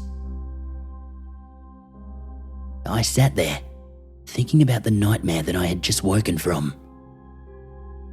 Usually these nightmares pertain to my work, but this time it was different. I was running from something in these very woods, panting and screaming for my sister, but she was nowhere to be seen. When I finally made it to the cottage, my grandfather was sitting there on the couch, a twisted grin, skin peeling off his face. And he spoke to me. "Run," was all he said before I was woken up. About an hour after I'd woken up, I finally mustered up the courage to enter the other part of the cottage, remembering the faint noise less than 24 hours earlier. I walked up the hallway, past the first bedroom, looked in, and saw that nothing felt out of the ordinary. I then checked the other room, and my blood ran cold the second I looked in. The window was open by just a sliver. "Claire, could you come here for a second?" I stood halfway into the room, staring at the window. She came down the hallway and stood behind me looking in. "What?" She sounded confused. "The window, Claire. Why is it open? Did you open it? I thought I heard something last night. What if..." My mind spiraled to my worst case scenarios. I did unlock all the windows when I was checking around the house yesterday, after we first got here. I thought I locked them back up, but I could have missed it accidentally. Sorry. She shrugged and then said, "Are we doing Grandpa's study now? I want to leave in the morning, so maybe we should finish up before it gets dark. Pack up the truck and head out bright and early." "We could leave tonight," I said. The thought of staying here another night sent shivers down my spine. "In the dark? No way. I'm not driving on that highway at night." She crossed her arms. "I'll drive then." She scoffed, knowing all too well that my driving abilities at night were mediocre at best. "What are you so afraid of?" She sounded concerned. Her protective older sister side was kicking in. I thought I heard the window open last night. Then I had this awful nightmare." I wanted to bury myself in the snow out of embarrassment. I was never one to get scared easily. I was always the person who rationalized everything. "Listen," she put her hand on my shoulder. "You're just not used to the quiet out here. You're used to the city life where there's always a car passing by or a dog barking in the distance, you know? It also doesn't help that you've got the worst job in the world. I'd have nightmares too. That's when it dawned on me. It was very quiet here. Too quiet. I remembered that years ago, this place was flooded with sounds. You would go to bed at night and hear the distant yips of coyotes, birds singing in the morning, and squirrels chirping well into the afternoon. It was strange hearing nothing for once. Not even a chirp. Isn't that strange though? Annoyed, my sister rolled her eyes. Claire, the fact that there's nothing out here, does that not bother you? Do you not remember how annoying the squirrels were? We also didn't see any tracks. What the hell's going on out here? I raised my voice out of frustration. One thing I've learned in my years of dispatching was to always trust your gut. If something doesn't feel right, it's usually because something isn't right. God, you sound like Grandpa. What? I was confused. How do I sound like him? I used to read Grandpa's journal when he wasn't around. She paused, expecting me to answer, but instead, I just stood there. You sound just like him when you start talking nonsense. Give me a second, she blurted out before walking past me towards his study. I was shocked at what I'd just heard. Growing up, it was known to never read his journals. Mind you, I could never for the life of me find them. But I always respected the rule of not reading his stuff. I knew Grandpa was a little off the rails at times, but I never wanted to invade his privacy like that.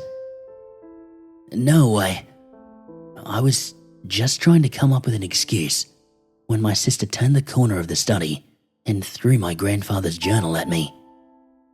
He hid his journals in his desk. Not very well, I might add. But read some of his entries. He was writing about weird stuff. Honestly, I think he was sick for a long time. I walked back over to the living room with the journal in my hands. My heart broke, knowing that this is where my grandfather spilled all his secrets and wrote down all his inner demons. These were entries that he never expected anyone to read. I opened the journal and I gingerly brushed through some of the pages. Everything was written in French, his native language. And the first date recorded in this particular journal was August 25th, 2006. My grandfather died on February 23rd, 2007. So this journal was an in-depth look at his last moments of life.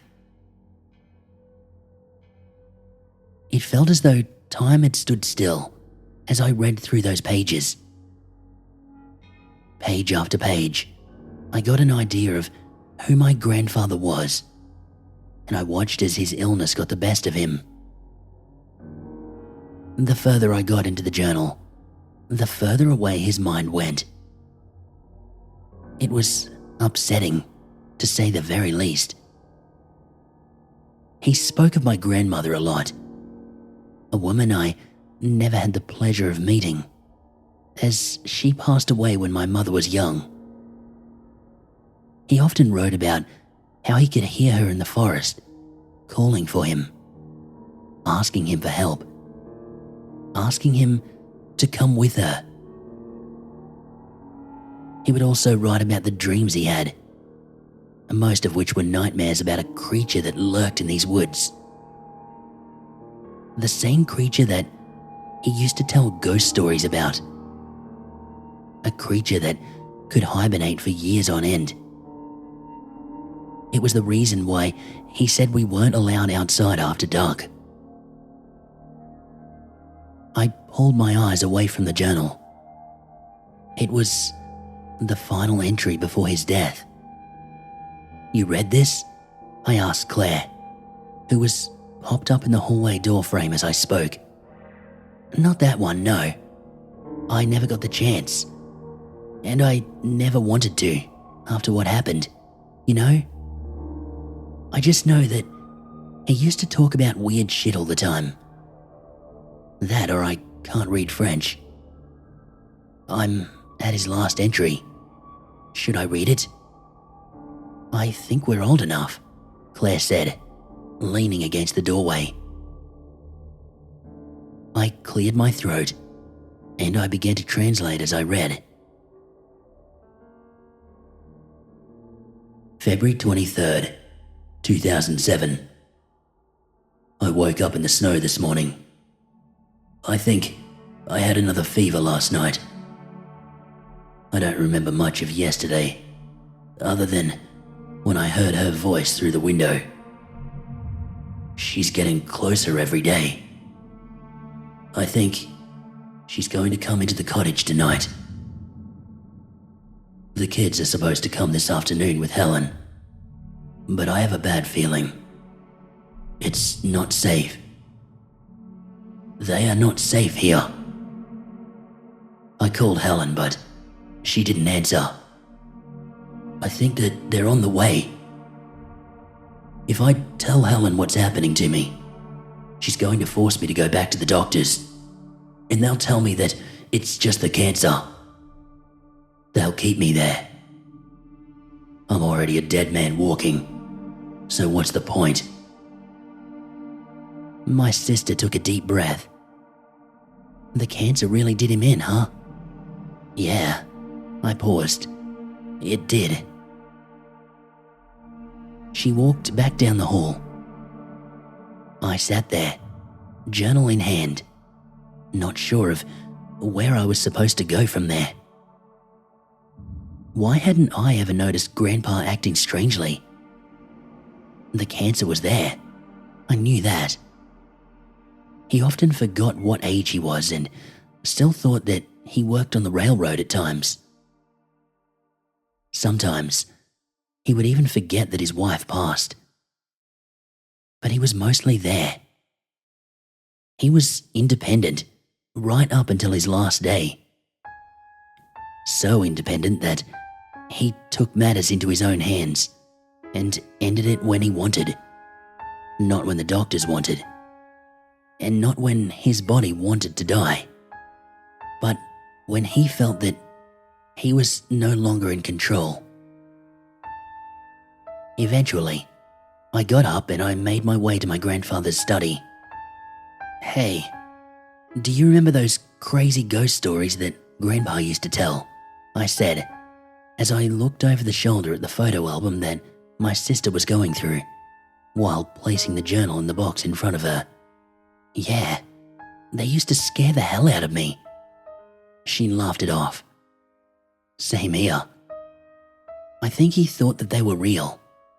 He wrote about them a lot." She let out a deep breath and, without a word, continued packing up books, photo albums and the like. I could tell that she didn't really know what to say, and so for about an hour, we packed in silence. It really puts you into perspective, you know. My tone was flat and my sister exhaled deeply. "Yeah, it does." Her voice was weak and guilt washed over me. I had never gone out of my way to make sure Claire was fine after our grandfather passed away. I was selfish for thinking that I had been the only one affected by his death. Without a word, Claire walked down the hall and out to the truck. I met her in the living room, where she came back with a bag, and out of the bag came a pre-packaged lunch, Lunchables, for those who know what those are. her mood instantly changed when she handed me one and laughed about how my niece would be upset with me if she knew I had her favourite kind. Claire talked about how being a mum had changed her life and that she was so excited for Sarah and me to embark on the journey of parenthood. She must have talked about parenthood for nearly 2 hours when she finally fell asleep. I sat up against the couch, expecting to hear the opening of a window or anything else for that matter. But there was nothing to hear other than Claire's soft snores. Rot engulfed my nose. The scent had never left, but I had gotten used to it since we arrived. A smell that my sister said she couldn't smell. I closed my eyes, thinking of my grandfather and everything that had led up to this moment. I had spent so long mourning the loss of my grandfather that I had left his cottage, the only real piece of him that I had left, to rot. Ironic, isn't it? I thought to myself. I laid down, looking through the curtains at the moonlight that shone through, when I felt a slight tingle in my toes that travelled its way up my legs. The tingle of sleeping limbs slowly turned into a burning sensation, and I sat up in a slight panic. I zipped open the sleeping bag, pulled up my pant leg and put my hand against my left leg. The skin itself didn't feel warm, but it felt as though my legs were burning up from the inside. I got up and I started to pace the living room, hoping that this sensation was a weird Charlie horse, but it only got worse. I grinded my teeth, holding in a yelp and trying not to wake my sister. I threw open the front door of the cabin, letting in the icy breeze, and in a matter of seconds, my pants were off and I dropped to my knees in the snow. I was on all fours, breathing heavy as the burning sensation dissipated in my legs. I closed my eyes, wishing that I had never come back here. When suddenly, I heard the crack of a branch. I scanned the forest edge, peering in between the bare trees, looking for anything that might have made that noise. There was nothing I could see, and so I quickly got up and I walked backwards into the cottage. I closed the door, bolted the lock, and made my way to the window. I sat there on the couch, facing the window where I had peeled back the curtain, watching and waiting to see something, but nothing ever happened.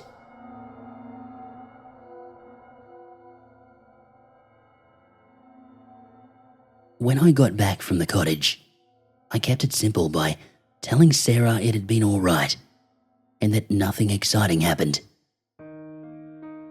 I don't keep many things from Sarah. She is by far one of the only people that I can tell everything to. But I felt insane.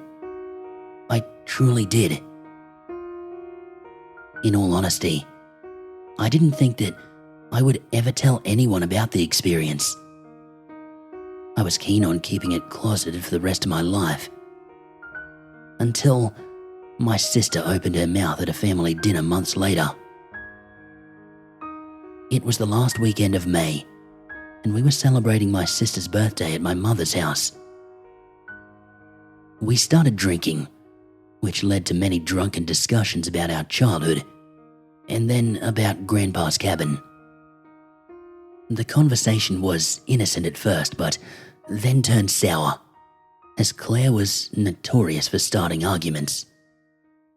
It's almost completely cleaned out of his stuff.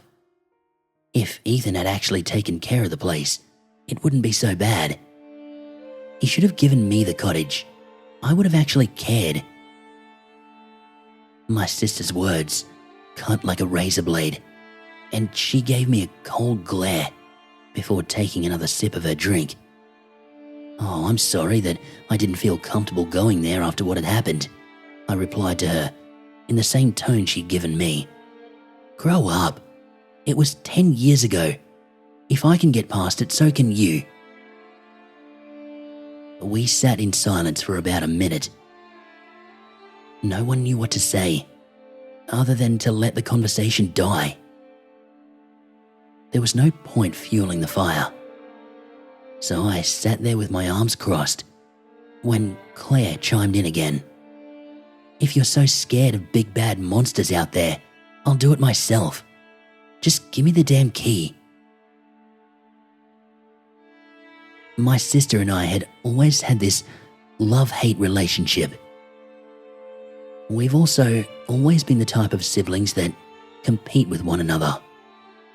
So, hearing her say that she wanted to get the keys from me, I knew that I had the upper hand. So what did I do?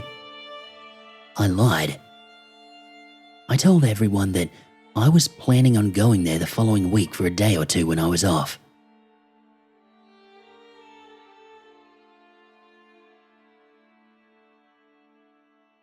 June 6th, 2018. The following week rolled around in no time, and there I was, my bag packed, ready to head over to the cottage. "You sure you don't want me to come?" Sarah leaned against the wall with a worried expression. "Yeah, I think I'll be fine." I tried to sound reassuring as I smiled, but she knew me too well. "Can't you at least tell me what happened last time? I know you don't want to go. I can see..." I cut her off mid-sentence. "Sarah, I'm fine." I gave her a light kiss and picked up my bag. "I'll let you know if I'm coming back home tomorrow."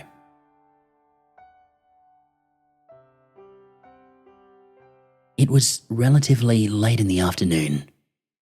Traffic was light. The drive felt agonizingly long as the pit in my stomach grew larger and larger.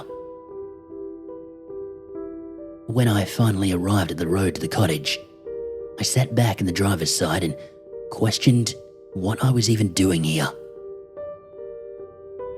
I could have easily given my sister the keys and let her take care of the cottage, but there was a part of me that didn't want to let go of my grandfather. The forest nearly engulfed the road heading up to the cottage, as the bare trees from the winter were now flourished with bright green leaves. I drove with the window down, taking in the fresh breeze and trying to listen for the sounds of birds. But to my surprise, the forest was quiet. The cottage didn't look much different this time around. Everything that was white was now green. It was beautiful. However, that smell of rot still lingered. I stepped into the cottage and I took it all in once more. I checked the rooms and the windows. Nothing was out of place or out of the ordinary. Everything was exactly how we'd left it. For the first few hours of being there, I mostly just looked around at the stuff we left behind. Claire and I were not thorough, nor were we good packers. In the time of the almost 2 days that we spent packing, we had managed to only pack up 5 boxes.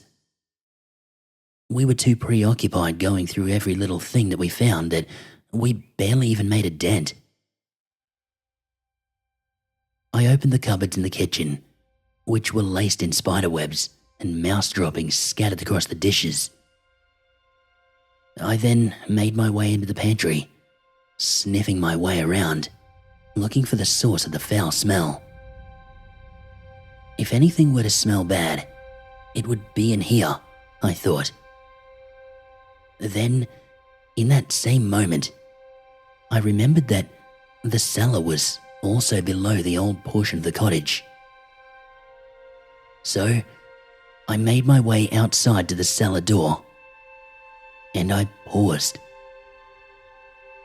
It was wide open, and there were long, claw-like marks on the inside of the door. Weird. The cellar had always been a place of nightmares for me. I always pretended not to be scared of it, but deep down, I was terrified. And in that moment, I still was. There are no windows, and there's only one way in or out. Despite how light it was outside, once you got down those first 2 steps, the darkness surrounded you. I took a deep breath, and I stepped down into the cellar. My phone flashlight quickly illuminated the space around me, and I found myself in what looked more like a cave than a cellar. Who knows how many years the door had been left open, because now remains of the forest were found inside. The floor, which was now cracked old concrete, lay underneath a thick layer of dirt, leaves, and branches. The walls resembled the door. Claw-like marks were scattered from wall to wall. I stood in the middle of the room, taking in the fact that I was standing in the middle of a den of some sort, when suddenly something caught my eye. It was a bone, protruding from a pile of branches and leaves in the far right corner. That could explain the smell over the winter, I thought. Had there been a dead animal down there? The smell could have easily wafted up through the floorboards. As I was standing there talking to myself, the hairs on the back of my neck stood up. An eerie feeling washed over me. It felt as though someone was looking at me. I turned back, expecting to see someone standing at the bottom of the steps, but nothing was there.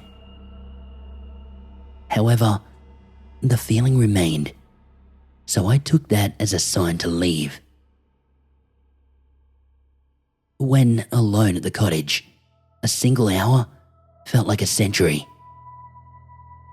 By the time the sun set, it was just after 9 p.m, and I felt myself growing more anxious the darker it got. I consider myself as someone who is pretty much fearless, but being there submerged in the darkness and silence, that made me nervous. The oil lamp was burning brightly, and I was trying to occupy myself in the book that I was reading, when that god-awful rotting smell filled my nostrils.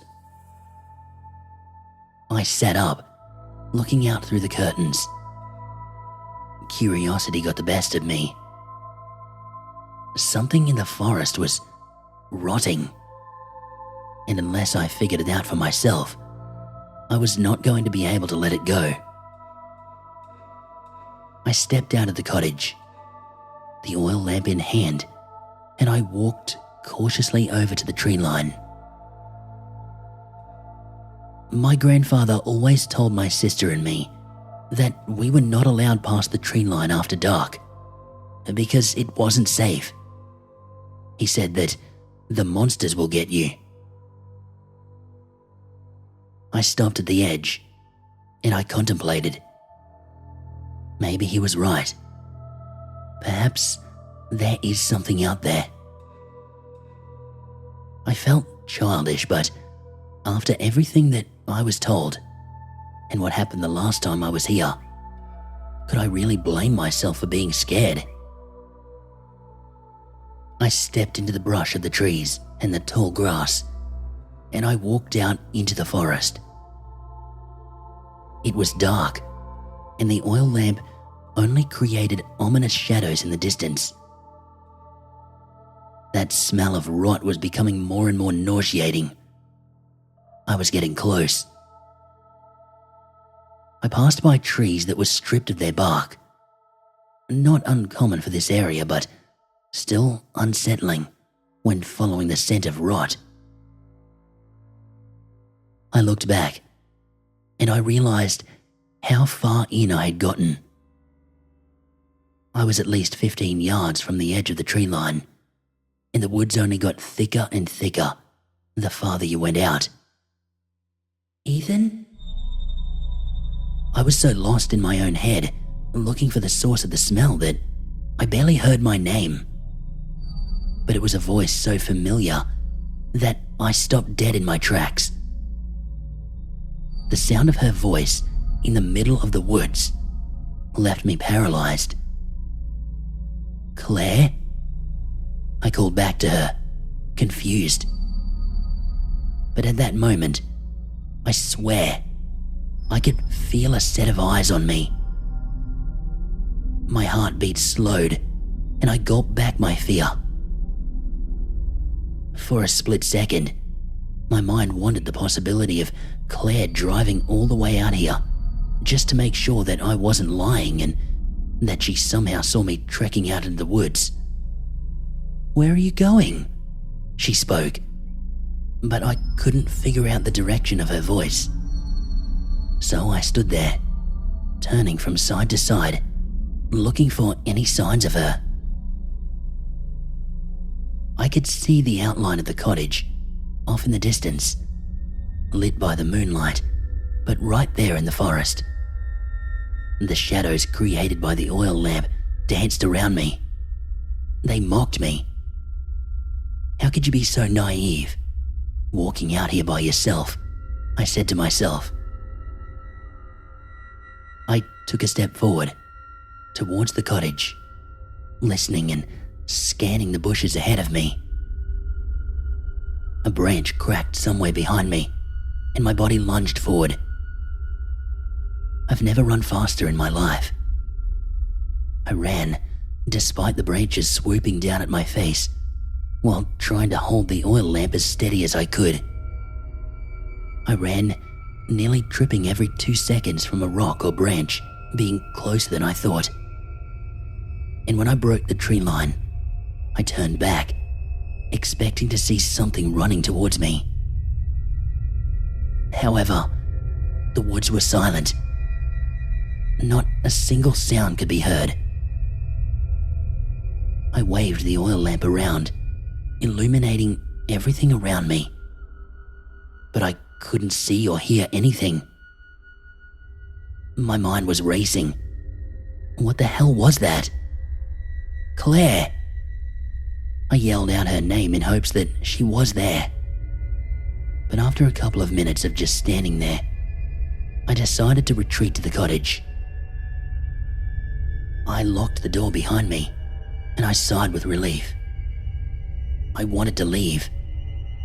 Things didn't feel right, and it felt like things would only get worse as the night went on. I wasn't safe. Do I leave, or do I stay? I sat there, thinking of the consequences of driving at night. The road out here was dark and winding. Being blind in one eye has never really affected my everyday life, but it definitely does affect my nighttime driving. My depth perception, especially when tired, isn't the greatest, and when I didn't have light on my side, it was even worse than usual. After too many accidents, I told myself that night driving was no longer an option, and with being a parent, I no longer thought about myself first. I thought about my daughter. I fiddled with my keys, thinking, was leaving really an option? Was risking my life to go worth the heartache of potentially putting Sarah in a position where she would have to tell our daughter that her dad never came home when she was young? Was it worth it? Because I was scared? No matter if I drove out there at that moment or if I stayed, my stomach was in knots. There was no safe way out of this situation. My choices were that I remain there and lose my mind until morning, or I risk my life trying to leave. Risking it was not an option at that point, at least in my mind. It just wasn't. It was just after 12 a.m. and my phone was pretty much useless at the cottage. Although there was cell phone reception, the coverage out there is so bad that it would continuously cut in and out of service. Not knowing what to do next, I pulled over the old living room chair and I just sat at the window. I turned off the oil lamp, minimizing my own reflection in the window. It was dark, as the moonlight was hidden behind some clouds, and I felt defeated. My grandfather had always warned me of monsters out in the woods, but it never felt real. I thought that it was a tactic to keep me from going exploring and getting hurt. I never thought it could actually be real. Was it real? Or was it just my mind playing tricks on me? Did I miss my grandfather so much that I actually believed in his cryptic stories? My eyes grew heavier as the night went on. It was dead silence. The only thing that kept me awake was that ever-reminiscing smell of rot somewhere in the distance of the trees. The breeze blew in from the open window and kept me aware of what was out there, and that maybe, just maybe, I wasn't actually insane. I don't remember when I fell asleep, but the last thing I remember seeing was two fireflies in the distance. Their little dance lulled me to sleep in the matter of what seemed like seconds.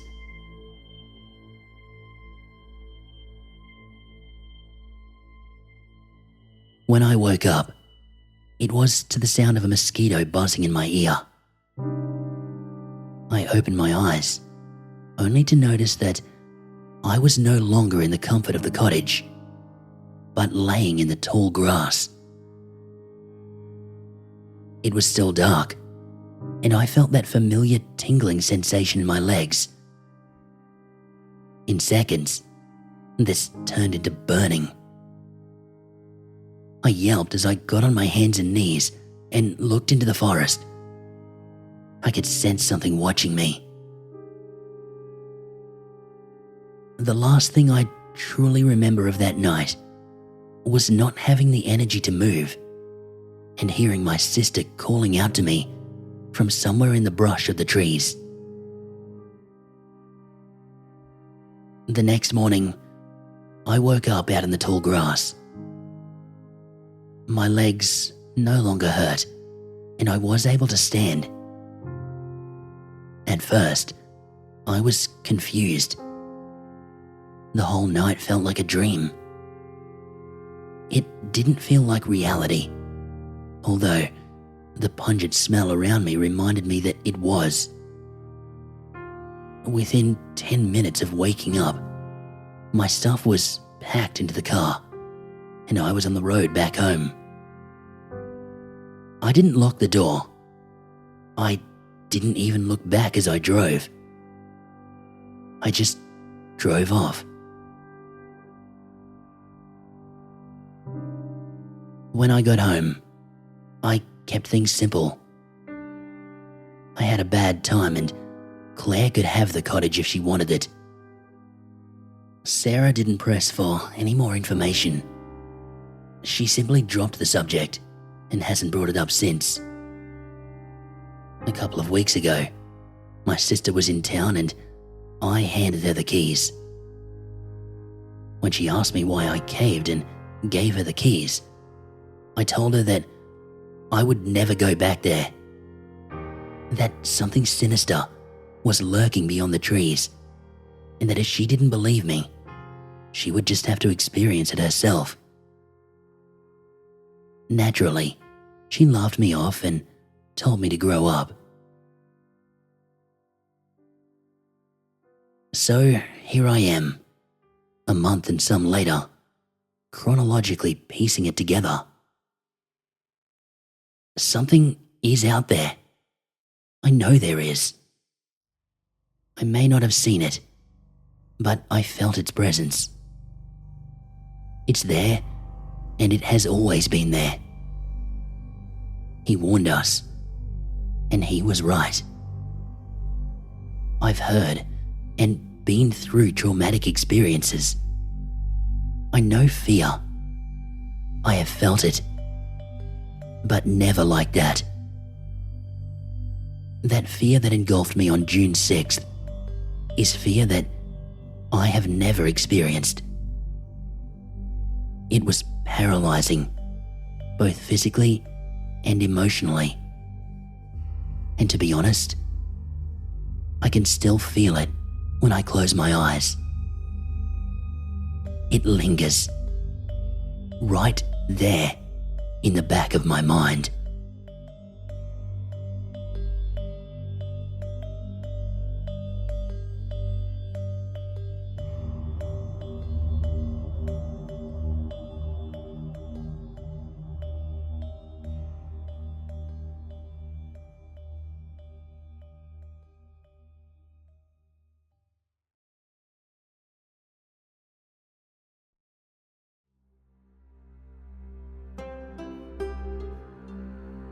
Somewhere in the middle of Kapua Sulu Forest in Western Kalimantan, Western Borneo, Indonesia, you may find an abandoned wooden shack. This wooden shack would not be visible in the daytime, and it doesn't always exist every day. Though, if you are lucky enough, you could encounter this wooden shack if you fulfill these requirements. Number 1, don't enter the forest barefoot. Number 2, don't bring any kind of needles, especially sewing needles or sharp-pointed objects that resemble needles. Number 3, bring a nail clipper, newly purchased, and make sure that all of your fingernails have not been trimmed. Number 4, if you are a smoker, refrain from smoking and don't bring any cigarettes with you. You must enter the forest between 6 p.m. and 6:06 p.m.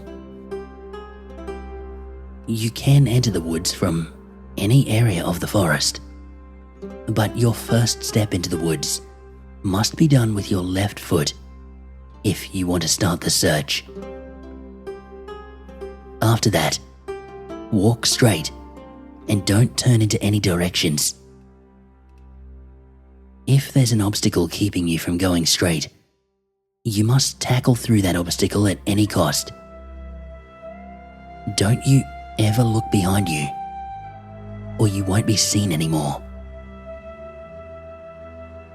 Walk straight until you bump yourself into a very giant tree.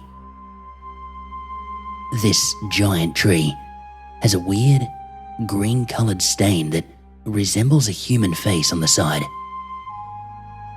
It will appear on the side that you are facing. Trim both of your little fingernails with the nail clipper and leave the trimmed nails on the ground, close to the side of this giant tree. After that, continue walking by, taking a left from that tree. If you forget to trim your fingernails there, a shadowy creature will appear from the giant tree and catch you. It will tear all of your fingernails off, leaving your fingers to bleed. You will be in immense pain, like a burning on every tip of your fingers. Then it will simply disappear, and you may continue your search. Walk straight, like before. Don't ever look behind you. after 10 minutes, you will start to hear some whispering in the air. Around 5 minutes after you start hearing these whispers, you will hear an eardrum-splitting scream. At this point onward, don't ever let your mind go blank. If you fail to keep your mind busy, the whispering will take over your mind and you will be driven insane. There is no use trying to block your ears. It's inside your head. It will take around 30 minutes for you to bump into another giant tree. The whispering won't be heard, and you don't need to keep your mind busy anymore. This tree, it has a similar green-colored stain, but this time, it will resemble your lover's face. If you don't have any lover for the time being, it will show your future lover's face. This time, trim both of your index fingernails and leave them on the ground, like what you did before. Continue walking and turn right this time. Keep walking straight, just like before. If you fail to trim your little fingernails when you encountered the first giant tree, you won't have any fingernail left on your hands. That shadowy creature from before will appear again and catch you, and it will feast on your brain. You will slowly lose your sanity, and then your consciousness. You will wither away, and you will eventually die. If you were able to continue your search after walking straight for nearly 20 minutes, you will arrive at an empty land surrounded by the woods. There is an uncertain chance that the shack will in fact be there. If you're unlucky, you won't see the shack anywhere. Instead, you will see only a red wooden door in the middle of the area. Before you enter this door, knock on it 7 times. Open the door, and you will find yourself back outside the forest and rewarded with a little empty piece of paper. You may write down a wish on that paper, and in the 7th day after that, your wish will be granted. However, in the 8th day, you will be chased down by the shadowy thing. If you get caught, it will tear your limbs apart, rip open your chest, and eat your insides, all while you're alive. If you somehow survive that, in order to keep that shadowy thing from ever appearing again, you must eat a newborn once in a week. You don't have any other attempt to find the shack again, because that shadowy thing will kill you the instant you enter that forest again. Failing at knocking the door 7 times will throw you back outside the forest, and you will forget everything. I mean, literally everything, including your name. It will be a waste if you forgot who your future lover is, right? In a mere 6 hours, a tiny black hole will appear before you and suck in your body. Your body will be torn apart. Before being sucked in, do you wonder what these shadowy creatures are? Well, you will be one of them. Now, if you're lucky, the shack will be there, in that area. Before entering that shack, knock on the door exactly 6 times The door will not open if you knock more or less than 6. The door will be opened. Go inside the shack and you will meet a human figure sitting in the center of the room. There's also an empty chair in front of them. It might be a male or a female, but it always shares the same features. 2 bloodshot eyes wearing a long, dirty cloth, a disfigured body, and many stitches on their unclothed skin. The person will always wield a stone knife in the right palm. Pay attention to that stone knife.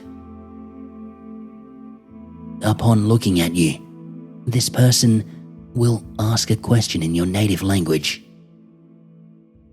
It will ask your name and your mother's name.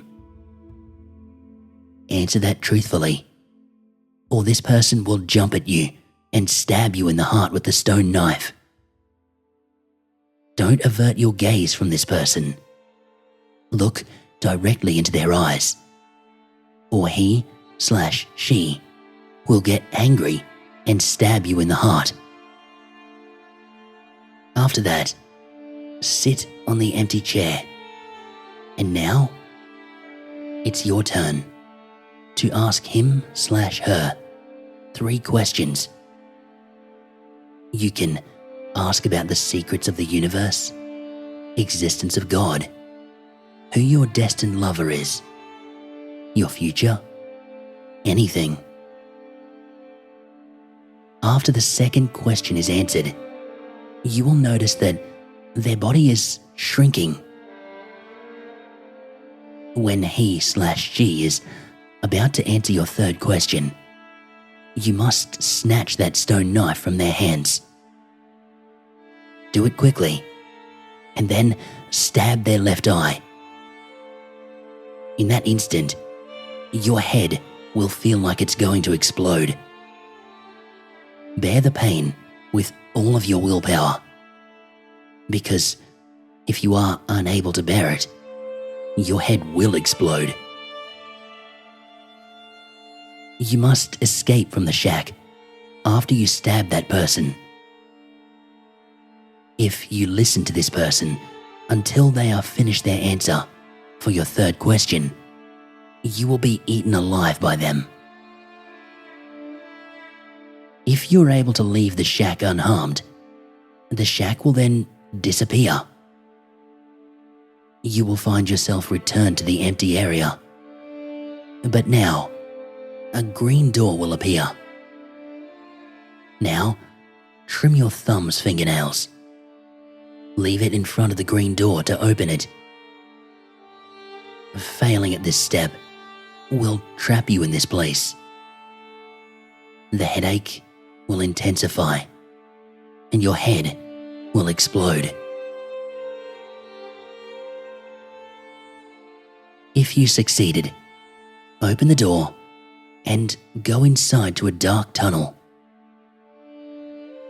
At the end of the tunnel, you will find yourself returned to the outside of the forest. The painful headache will be gone, and you are granted with unlimited knowledge of the universe, even the ability to foresee the future. But don't even try to share this knowledge by any means. If you fail to keep it to yourself, you will lose all your senses. First, your eyes will disappear, leaving your eye sockets hollow.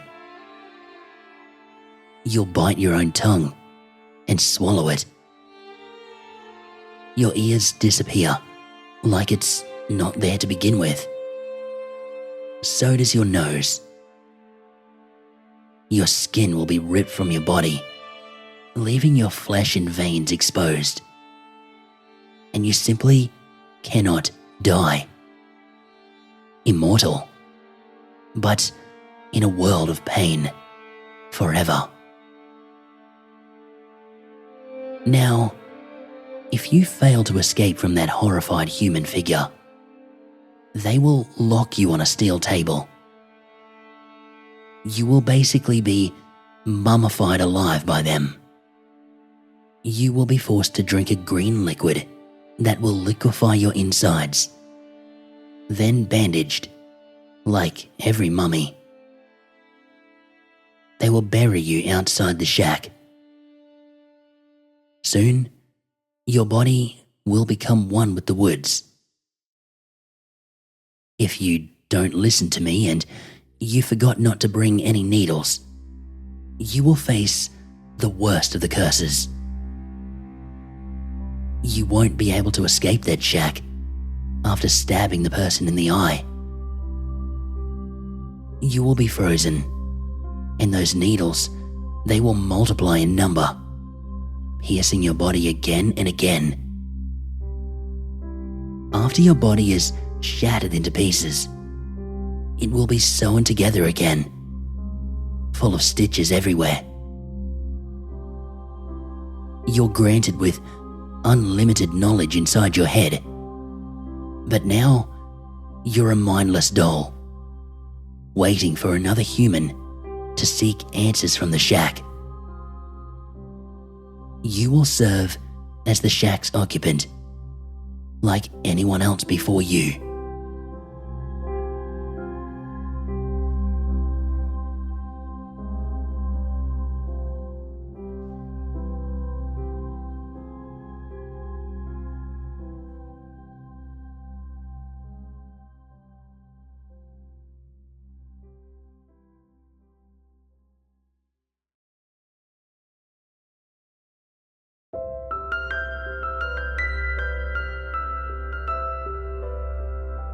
Perpetual darkness lingered at the top of the world. Thick ice, frigid air, and snow covered the lifeless mountainscape. However, the endless night did not go unchallenged. A single source of light illuminated the sky and drove back the darkness. Nestled between two snow-covered mountains, a little cottage sat with puffy, billowing smoke rising from its chimney. Ignoring the fact that the nearest civilization was thousands of miles away, to the casual eye, the house was simply a warm and welcoming home. Still, one might ask themselves, what an odd thing to find in such a bleak place. How could such a thing come to be? Like most things found in the North Pole, not everything is as it appears. The land was unforgiving and cruel. It could take your life within minutes. Only a select number of creatures were given permission to live in this harsh and relentless wilderness. All others who entered this domain did it of their own accord, such as the residents of this tiny little home. However, these individuals were like no other, and with a little bit of magic at their disposal, they lived happy and joyful lives. At first glance, it would appear it was nothing more than a simple, ordinary home inhabited by an elderly couple who loved each other dearly. If this were your conclusion, you would be mistaken. In reality, a magical secret existed below. For the small house was much more than meets the eye. The little house was not just a home, but the tip of a mystical workshop hidden beneath the ice. For centuries, children around the world found joy from the efforts of the hidden workshop. All year round, tiny magical hands toiled and labored to create toys and playthings for all the good children of the world. Elves, the last of the magical creatures from old, dwelt within its walls, and used their mystical nature to create wondrous and joyful things for Christmas morning. 3 days after the winter solstice, the old man would put on his heavy coat and boots, take to the air, and deliver his Christmas joy to every last child. Like everything in the cosmos, there must be a balance. For every night, there must be a day, every beginning, an end. And with every kind child, there was to be a naughty little boy or girl to be found. Far below the bright lights, singing and happy elves creating and building new and fantastic toys, there was another workshop. There, the warmth of the hearthstones could not reach. While the purpose of the upper workshop was to bring happiness, the other was dark, sterile. It, too, had a purpose. It was here where the masses of cheap and easily broken toys were made. There was no love put into these objects. Never would a child's eyes brighten with wonder and awe upon seeing these gifts on Christmas morning. In his wisdom, the old man knew that even a naughty child should not be forgotten during this time of goodwill.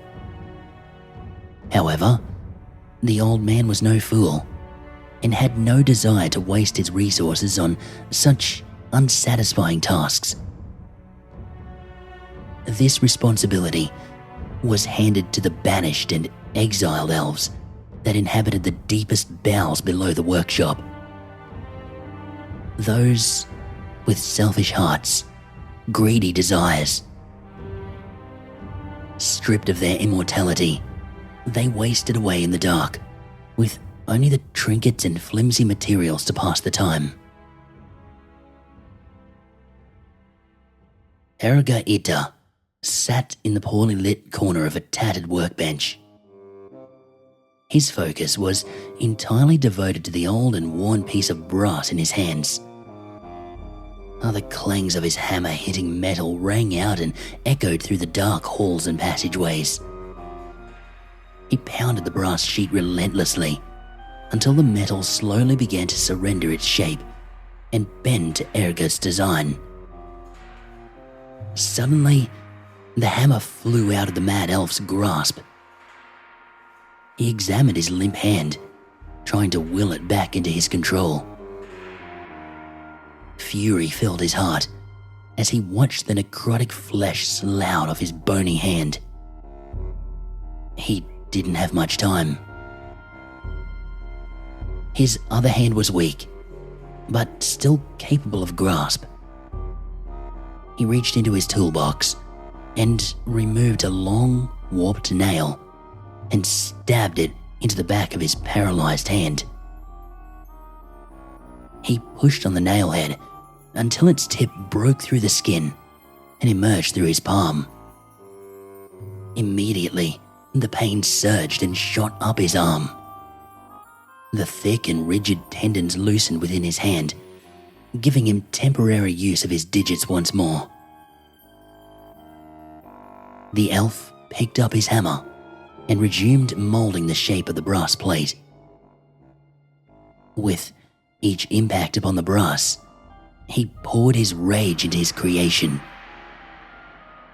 How ironic that the product of his tireless work was meant for the ones he hated the most. His deteriorating body was fading fast. He possessed just enough magic to fuel the curse he would cast upon the object. When finished, his gift would be placed with the other junk toys and cheap trinkets. It would make its way to them and find a child on Christmas morning. The curse will take hold and slowly begin tearing apart their lives. It will channel their essence back to him and reignite his immortality. The object would pass from one child then to another, century after century. He had just enough magic left to evoke his curse. Erga had once lived and worked above. Like any other elf before him, he loved nothing more than to create beautiful and wondrous toys and gizmos. However, in his heart, he wished that he could keep some of his creations for himself. One day, his eyes fell upon a beautiful music box that his friend Delahela had created. The music box was extraordinary, meant as a gift to the king's firstborn. It was magnificent. Crafted from oak wood, it bore an elaborate gold design on each of its sides. When opened, a figurine of 3 children danced hand in hand to a beautiful lullaby going around a magnificent Christmas tree. Erga Edda had never desired anything more in his entire life. It filled his heart with jealousy. He became resentful that this precious and rare treasure would go to an undeserving human infant. The little girl did not deserve it. It should go to him, he thought. So, under the cover of darkness, Erga slipped into the work area and he took the music box. Unable to sleep and anxious to put the finishing touches on his prized creation, Delahela decided to return to the workshop. To his surprise and shock, he caught the elf attempting to steal the special music box. Delahela was enraged, for greed and thievery amongst elves were extremely offensive and not tolerated. Erga begged his friend not to report his transgression, but Delahela was unmoved by the pleas and turned to tell the others of Erga's crime. Desperate, Erga did the only thing left for him to do. He grabbed a hammer and brought it down on his friend's head over and over again until no more life remained in the broken body. Despite his meticulous efforts to conceal his crime, he could not escape the sight and wisdom of the old man. Humiliated and dishonored, the elf was banished from the workshop, and his precious music box was taken from him and given to the little princess. Stripped of his immortality, Erga Edda was cast into the cold and dark corridors of the other workshop to spend his remaining days, never to create a beautiful thing again. As the seasons passed, his hatred for all children grew and ate away at his sanity. He gritted his teeth, knowing that the children of man were given everything, and he had nothing. Hunched over his work, Erga feverishly worked to complete his masterpiece.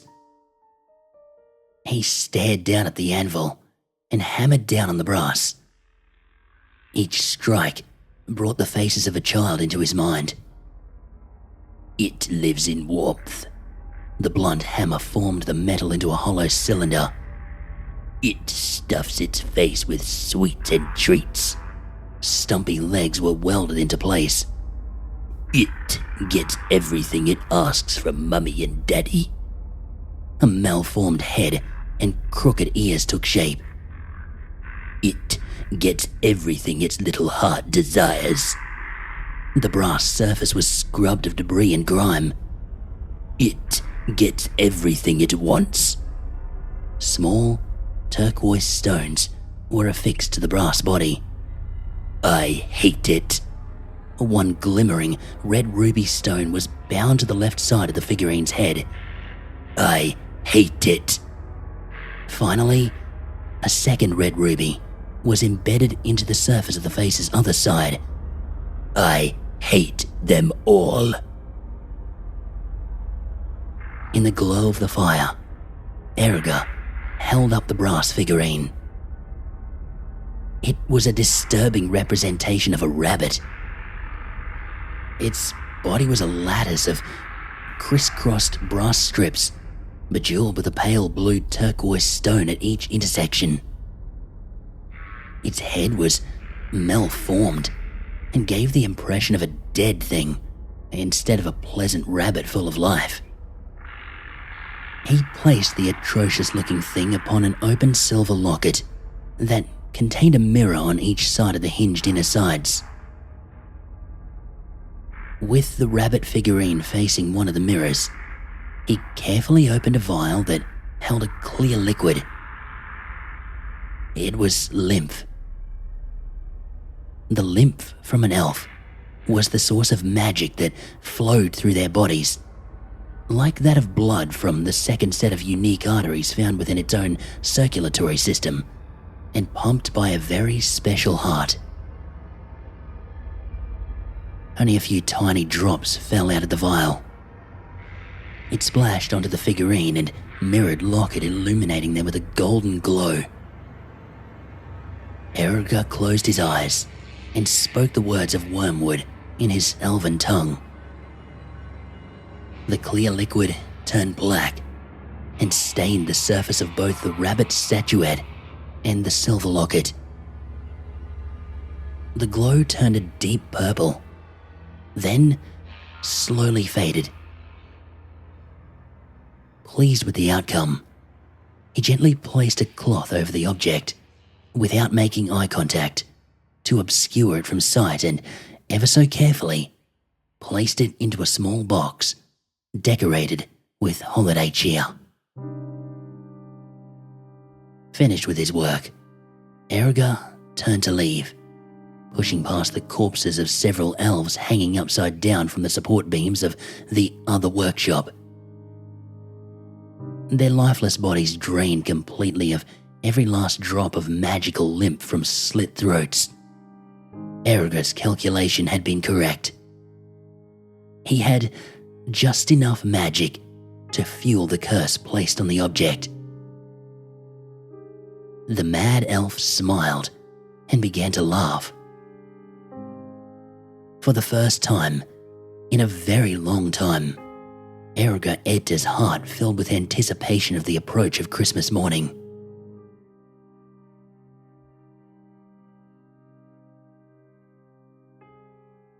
The little girl sat in a large pile of torn wrapping paper from the many gifts that she had found under the Christmas tree. On the morning of December 22nd, Gabby awoke earlier than everyone else. She went downstairs and glared at the many presents that continuously tempted her. It was as if they teased and mocked her every time she looked at the colourful and beautiful wrapping paper. She would receive such a terrible scolding from her parents, but she could not wait any longer.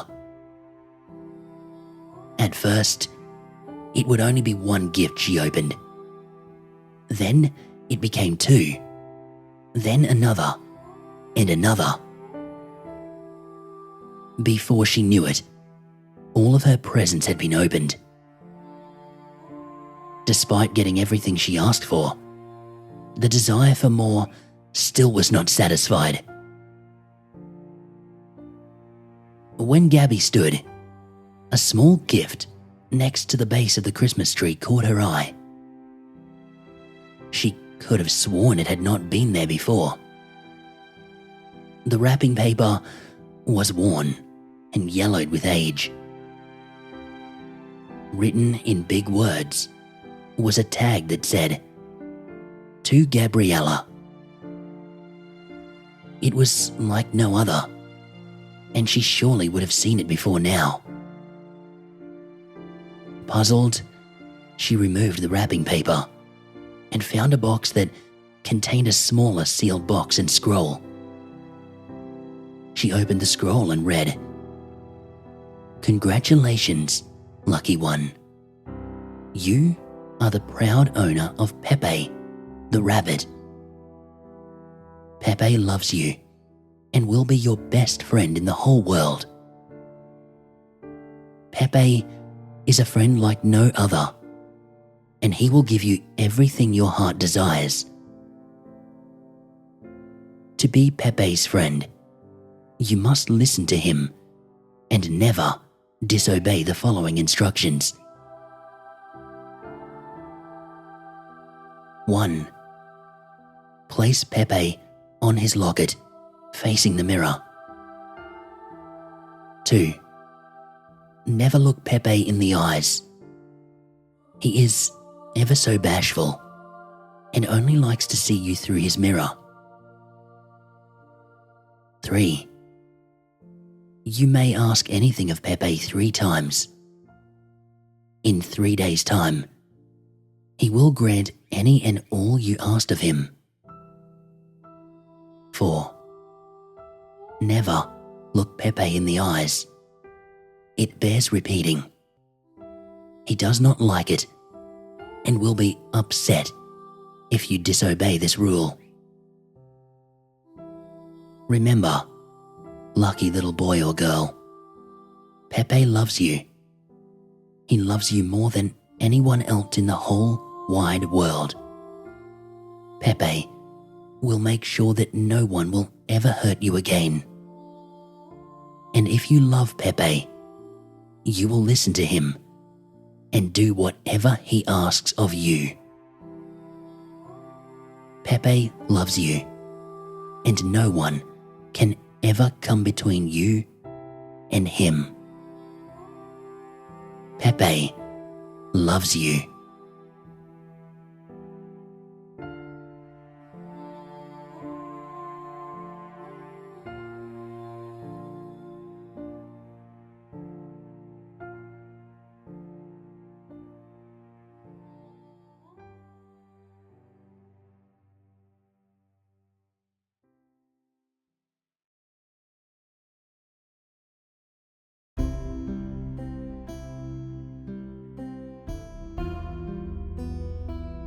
Home.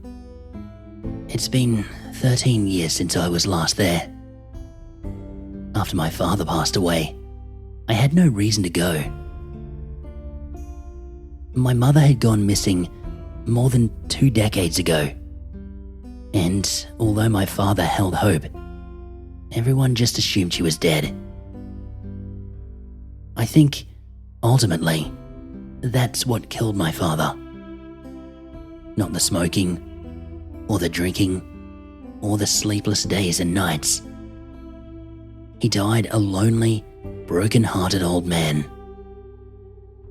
But I received a phone call the other day. It was creepy to say the least. I came home from work around 7, and I turned all the lights on in my flat. I threw my keys into my bowl and put my bag in the closet, hung my coat up and proceeded towards the kitchen. I kicked my boots off, made some toast and collapsed into my leather couch. My eyes drifted to my answering machine, which blinked 2 at me. With my spare hand, I pressed the magic button. You have 2 new messages. The first one was my girlfriend, saying that she had to cancel our dinner reservations because her work needed her to stay late. She works in a nursery and it was some student-teacher night. I scrawled "cancel dinner res" on the pad next to the phone. A short beep sounded and it moved on to playing the next message. It was just static mainly.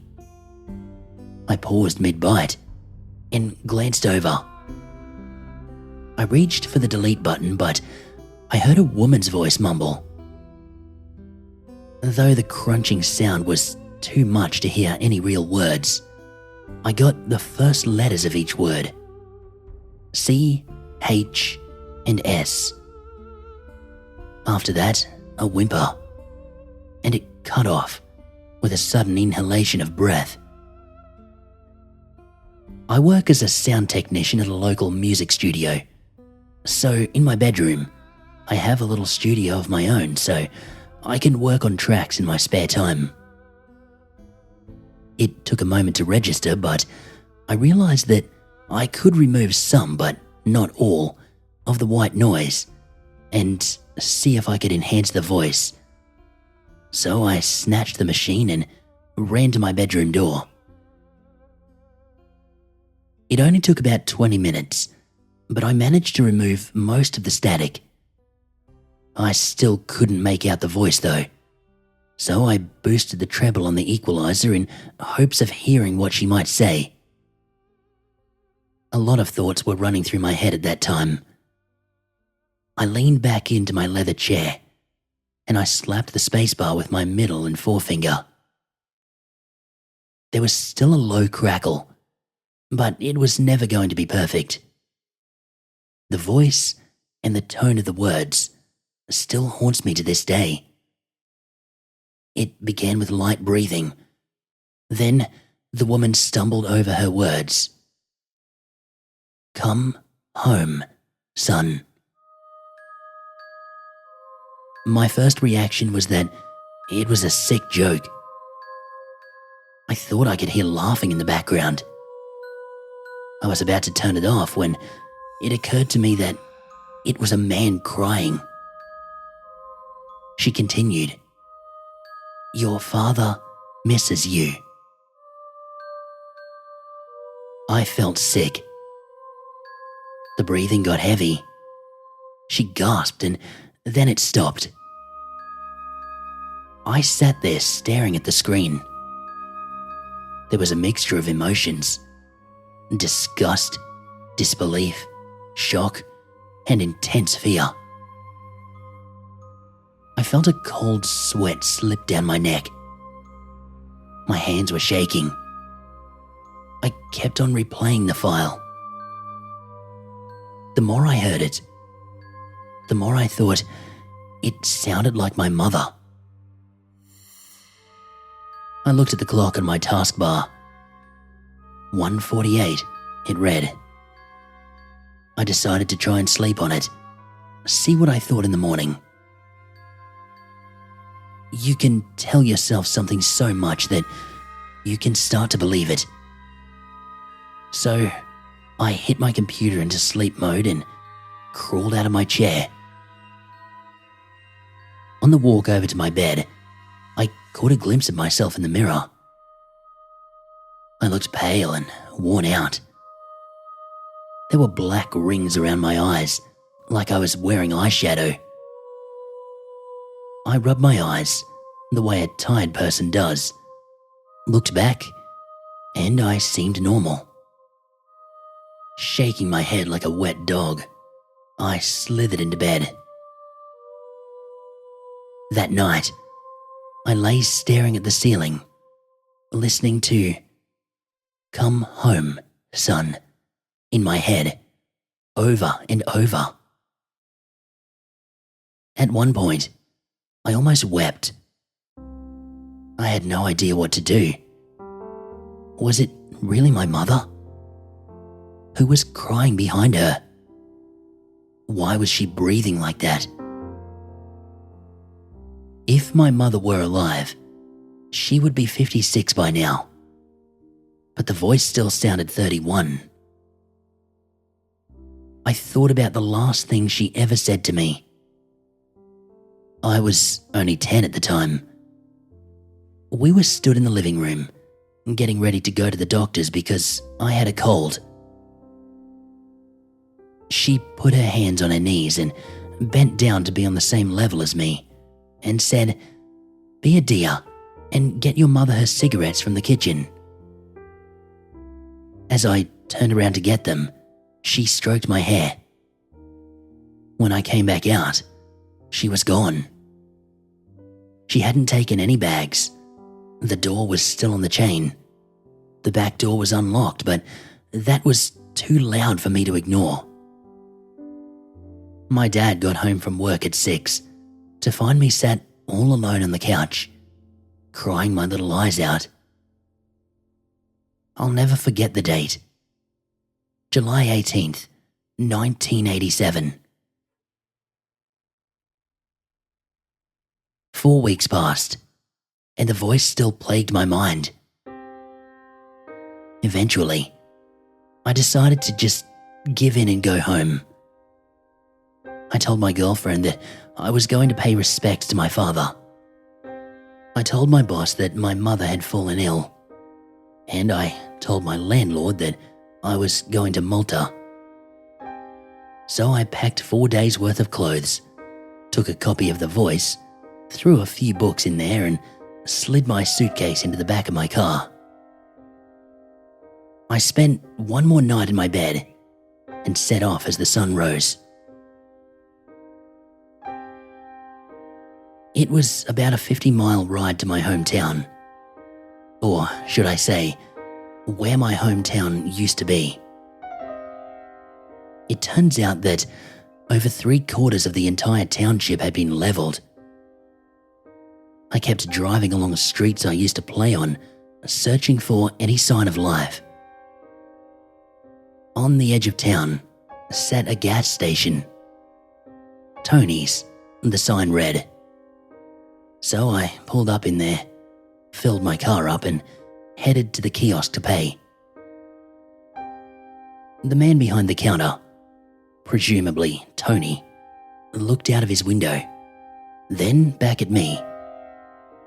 In a thick accent, he said, "That'll be straight up 70. I asked him what happened to the town, and he informed me that there was a series of disappearances about 25 years ago, and most people ended up leaving. I opened my mouth to ask another question, but buttoned my lips shut when I saw the stop talking and just pay look in his eyes. I walked back to my car, sat down in the driver's seat, and thought about what he told me. I had only stayed with my father for a year after my mother left.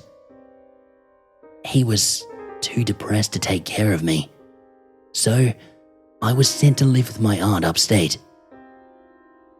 I hated my father for that, and it took his death for me to realize that he had done it for my own good. All of my life, that's my biggest regret. I started choking just thinking of it.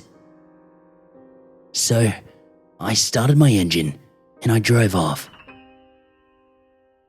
I couldn't stop hearing my mother's voice.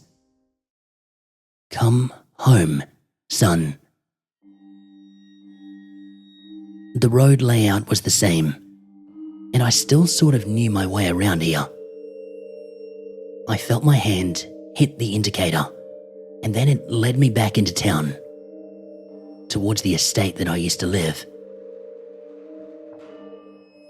Unsurprisingly, my house was gone. But there was an odd feature that none of the other houses had. There was a staircase off the side of where my house was that led down to a basement that I didn't even know we had. The 11 years that I was there, I had never seen that staircase. My dad didn't do anything to the house in the year that I spent with him, and nothing would motivate him to build an entire basement. He was a very hands-on guy, I'll give him that. If a job needed doing, he'd do it himself. But after my mother went, he kinda just sat around and moped. They used to send carers around to see him. He didn't even cook himself anything. I pulled up and got out by the staircase. There was an old wooden door at the bottom, made of this cheap picnic table wood. You know the kind. An intimidating padlock hung just above the handle, but if I just pulled, I knew it would come off. With no roof over, the door had become moldy and useless. So that's exactly what I did. The door rattled as I yanked the lock off. It opened up enough for a belch of cold, dead air to come out, I leant back, as if it smelled like tuna, but it really smelled like an old loft. The dust was unbelievable. I'm glad I remembered to bring my inhaler. My frightened fingers folded around the rusty door handle, and with a little tug, it opened fully. I don't know what I was expecting, but it was completely pitch black. I had a torch in the car, so I left the door open as I headed back to get it. I slipped the padlock into my pocket. The torch was under the passenger seat, because it had rolled under there just to inconvenience me. While I was scraping towards the handle of it, something caught my eye. From the hole in the floor that led to the basement, I swear to God, some of the darkness escaped. This figure swooped up and over the hole, but as my eyes focused, there was nothing there. I stood staring for a while, blinking harshly a couple of times, and then reached back under for the torch. I exclaimed, "Yes," as I managed to grasp it, and then looked around to see if anyone had heard me. I waved the torch next to my head with an embarrassed smile, as if someone was watching me. Kicking the car door back shut, I proceeded down the stairs again. With a slight click, the basement became illuminated. It was grey, damp, and very cramped. The walls looked like they had been carved out with a spoon. It seemed more of a cavern than a basement. I scanned the walls with the beam of light, and I came across something that really chilled me.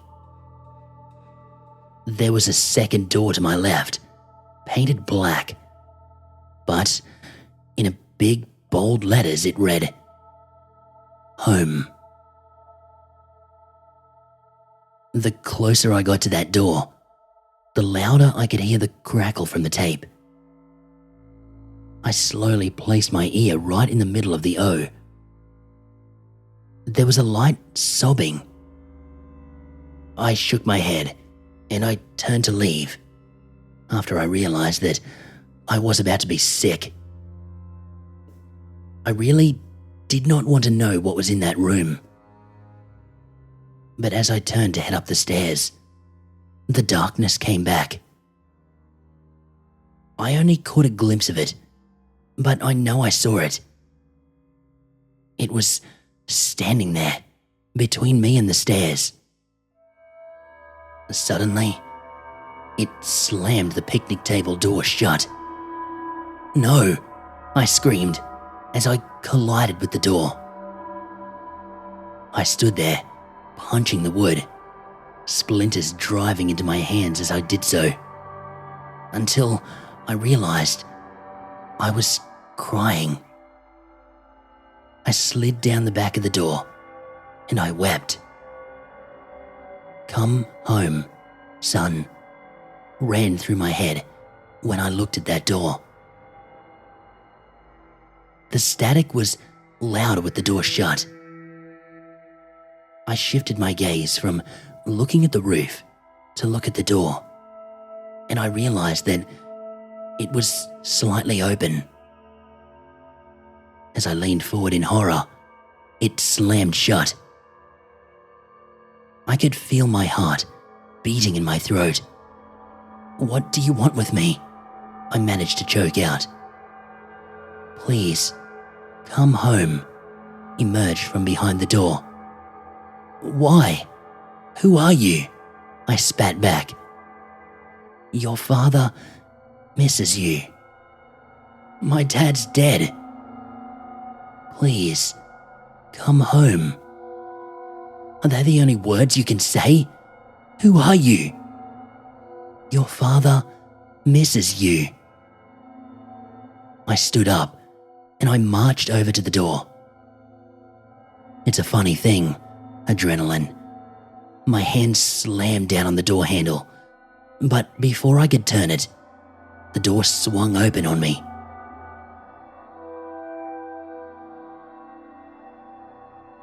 I can't remember exactly what happened after that. I think back as far as I can, but I can never see it. The door knocked me back, and that's it. Just darkness after that.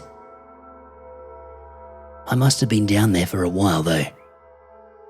My girlfriend eventually got worried about me and she called the police. She told them that I had come to this town to see my father, and they saw my car on the way to what used to be the cemetery. I read that the police found the basement padlocked from the outside. The doctors say that I'll always have the 3 scars on my chest, and that my mind probably blocked out what happened because of stress or shock. I don't ever listen to the tape anymore, but sometimes, when I'm lying in bed, I can hear the static. And sometimes, I swear I hear a voice, as clear as day, saying, "Welcome home."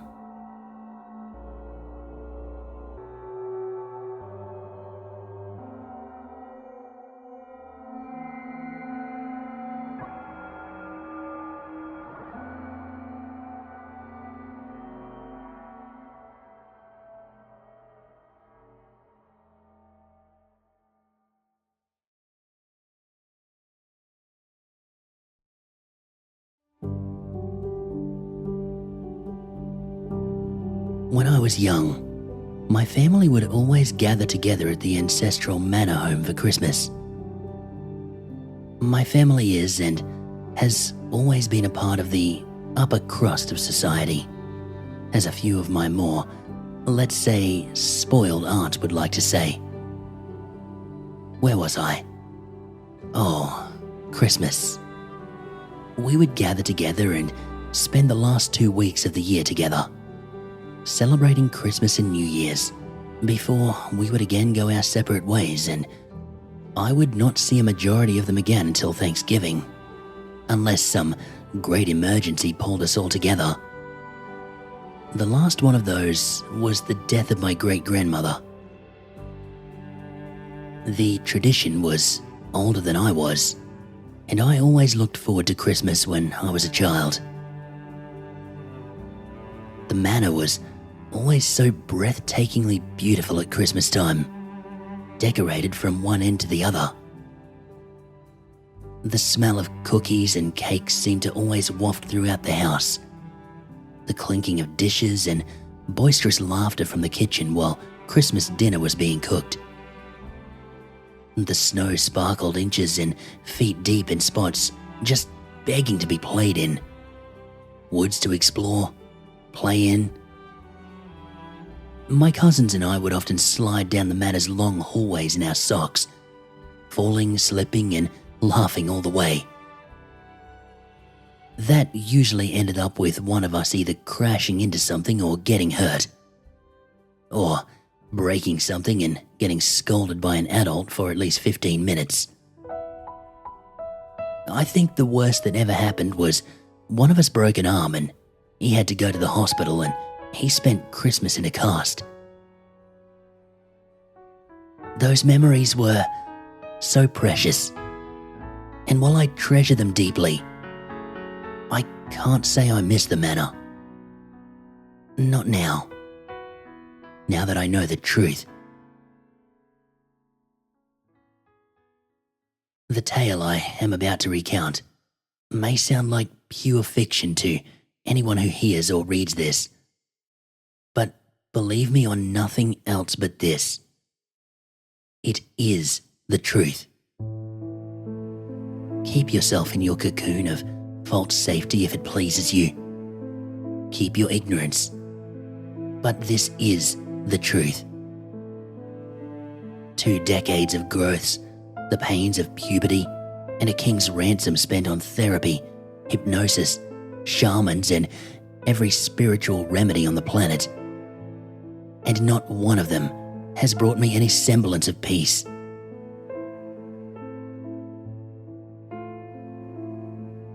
My tale begins on a snowy December eve, 4 days from that most magical of nights.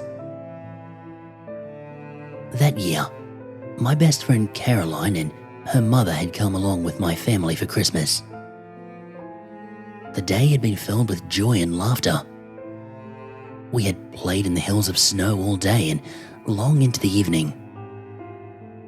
We, meaning Caroline and I, along with my horde of cousins and some kid we found in the street, my brother, played in the woods bordering the back end of the property. We played games in the woods, not minding the danger of being in the forest so near to dusk. We played there until my great-grandfather, who'd been born in Germany and only came to the States when he was 4. He was pushing 91, but he was still, to quote my grandmother, spry as a banny roster. He called us away from the woods, telling us that it was getting too late and the woods were too thick. It was getting far too dark to explore them today.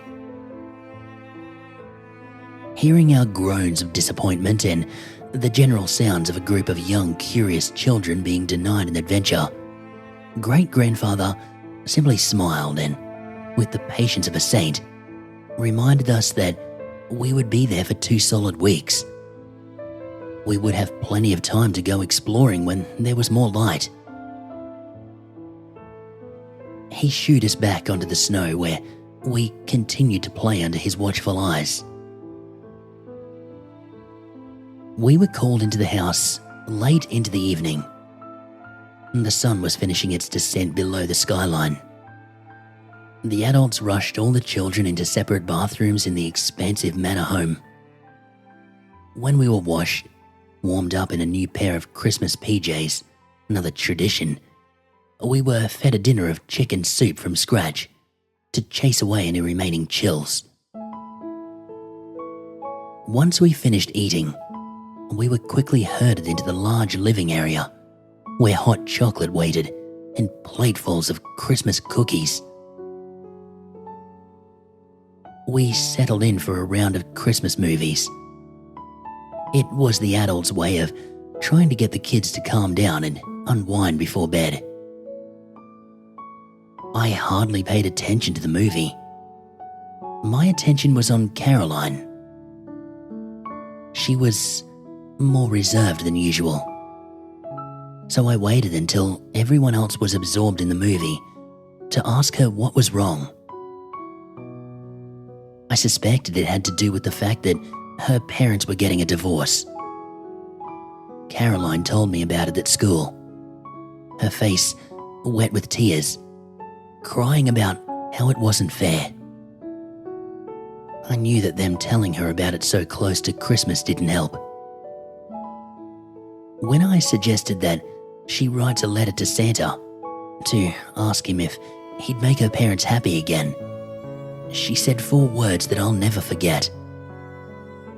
The 4 words, in hindsight, they changed everything. Santa Claus isn't real. After she made that statement, I called my best friend in the entire world a liar. She shrugged and said that her dad had told her after she'd handed her mother a letter to Santa. He'd said, "Don't be a stupid girl. There's no Santa Claus. It's about time I told you the truth. You're too old to believe in all that childish nonsense." She told me about how our parents buy gifts all year round and hide them. Then on Christmas morning, they'll give them to us and claim Santa bought them. I told her that she was wrong and that her dad was probably highly intoxicated when he had said that, and he hadn't meant it. Caroline's dad had always drunk more than he probably should, but in those last few years, he had really ramped it up. He'd come home to his loving wife and daughter completely trashed. Caroline shook her head no, shoulders slumping even more, making her look smaller than she was. Our rather one-sided conversation dissipated from there and grew into a heated shouting match. The adults pulled us apart when Caroline lunged for me. They separated us to keep further blows from being traded. Caroline screamed at me that I wasn't her friend anymore, that real friends trusted each other. She screamed out, her voice becoming shriller and more uncontrolled with each syllable she spat. I hate you. I hate you. I hate your stupid perfect family. But most of all, I hate Christmas. I gasped, hurt. Caroline knew how much Christmas meant to me. It was the only time of year, besides Thanksgiving, that I got to see my whole family. And she knew that this year was hard on me. She knew that I was going to be missing my great-grandma, my Nana. This was the first Christmas without her here. I remembered laying in my uncle's arms in tears. He deposited me into my great-grandfather's lap. Papa let me bury my head into his cashmere sweater. He rubbed my back as he murmured words of comfort in German. My mother had discovered that I was more comforted by German when I was just a baby. Papa could settle me by just talking to me whenever I was stressed or hurt, panicking, and I was quickly handed off to Papa, and he was in charge of soothing me before my anxiety swallowed me. Papa's voice was just as strong as it always had been, and it quickly relaxed me. But there was a hint, an edge to his voice that was highly unusual. I remember looking up into his aged face. Concern was etched across where his almost permanent smile should have been. I swear I saw a flash of terror in those weathered, cerulean eyes. A family trait. Everyone in the family had blue eyes. Shades and tones changed, but always blue. "What's wrong, great-grandfather?" I asked, using my still developing German. But whatever I saw fled as quickly as I'd seen it. He patted my head, smiling brightly. He replied to me in German, "You are improving quickly. Nothing is wrong, child." Great-grandfather looked over to where Caroline's mother was comforting her, and his eyes went very distant. When he spoke again, his voice was barely a whisper, coming from a place far, far away. Nothing at all.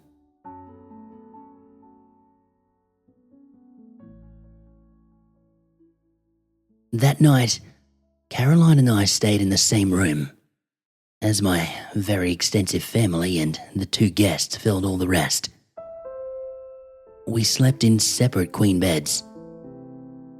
Usually, when we had sleepovers in the past, we would chatter quietly as we laid in bed waiting to fall asleep. However, wanting to avoid any awkwardness, I placed my headphones over my ears. Soft classical music played while I read my book, studiously ignoring Caroline. I usually read until it was time for bed, and right on cue, I pulled my headphones off, marked my place in my book, and I flipped the light off. Caroline flipped over in bed, where her back was facing me, without even a good night. I just rolled my eyes and flipped over to face the window, staring out into the pitch black. Soon after Carolyn and I had our spat, the wind picked up considerably and a massive blizzard began to rage outside the manor. My cousins were excited about the new snowfall and the prospect of exploring the woods tomorrow. The manor's old walls creaked and groaned against the onslaught of wind and snow. The sound may have scared anyone else, but not me. The walls and roof of the old manor had held for long before my birth, and somehow I knew they weren't ready to give up the ghost just yet. Feeling secure, safe, and warm, I drifted off to sleep.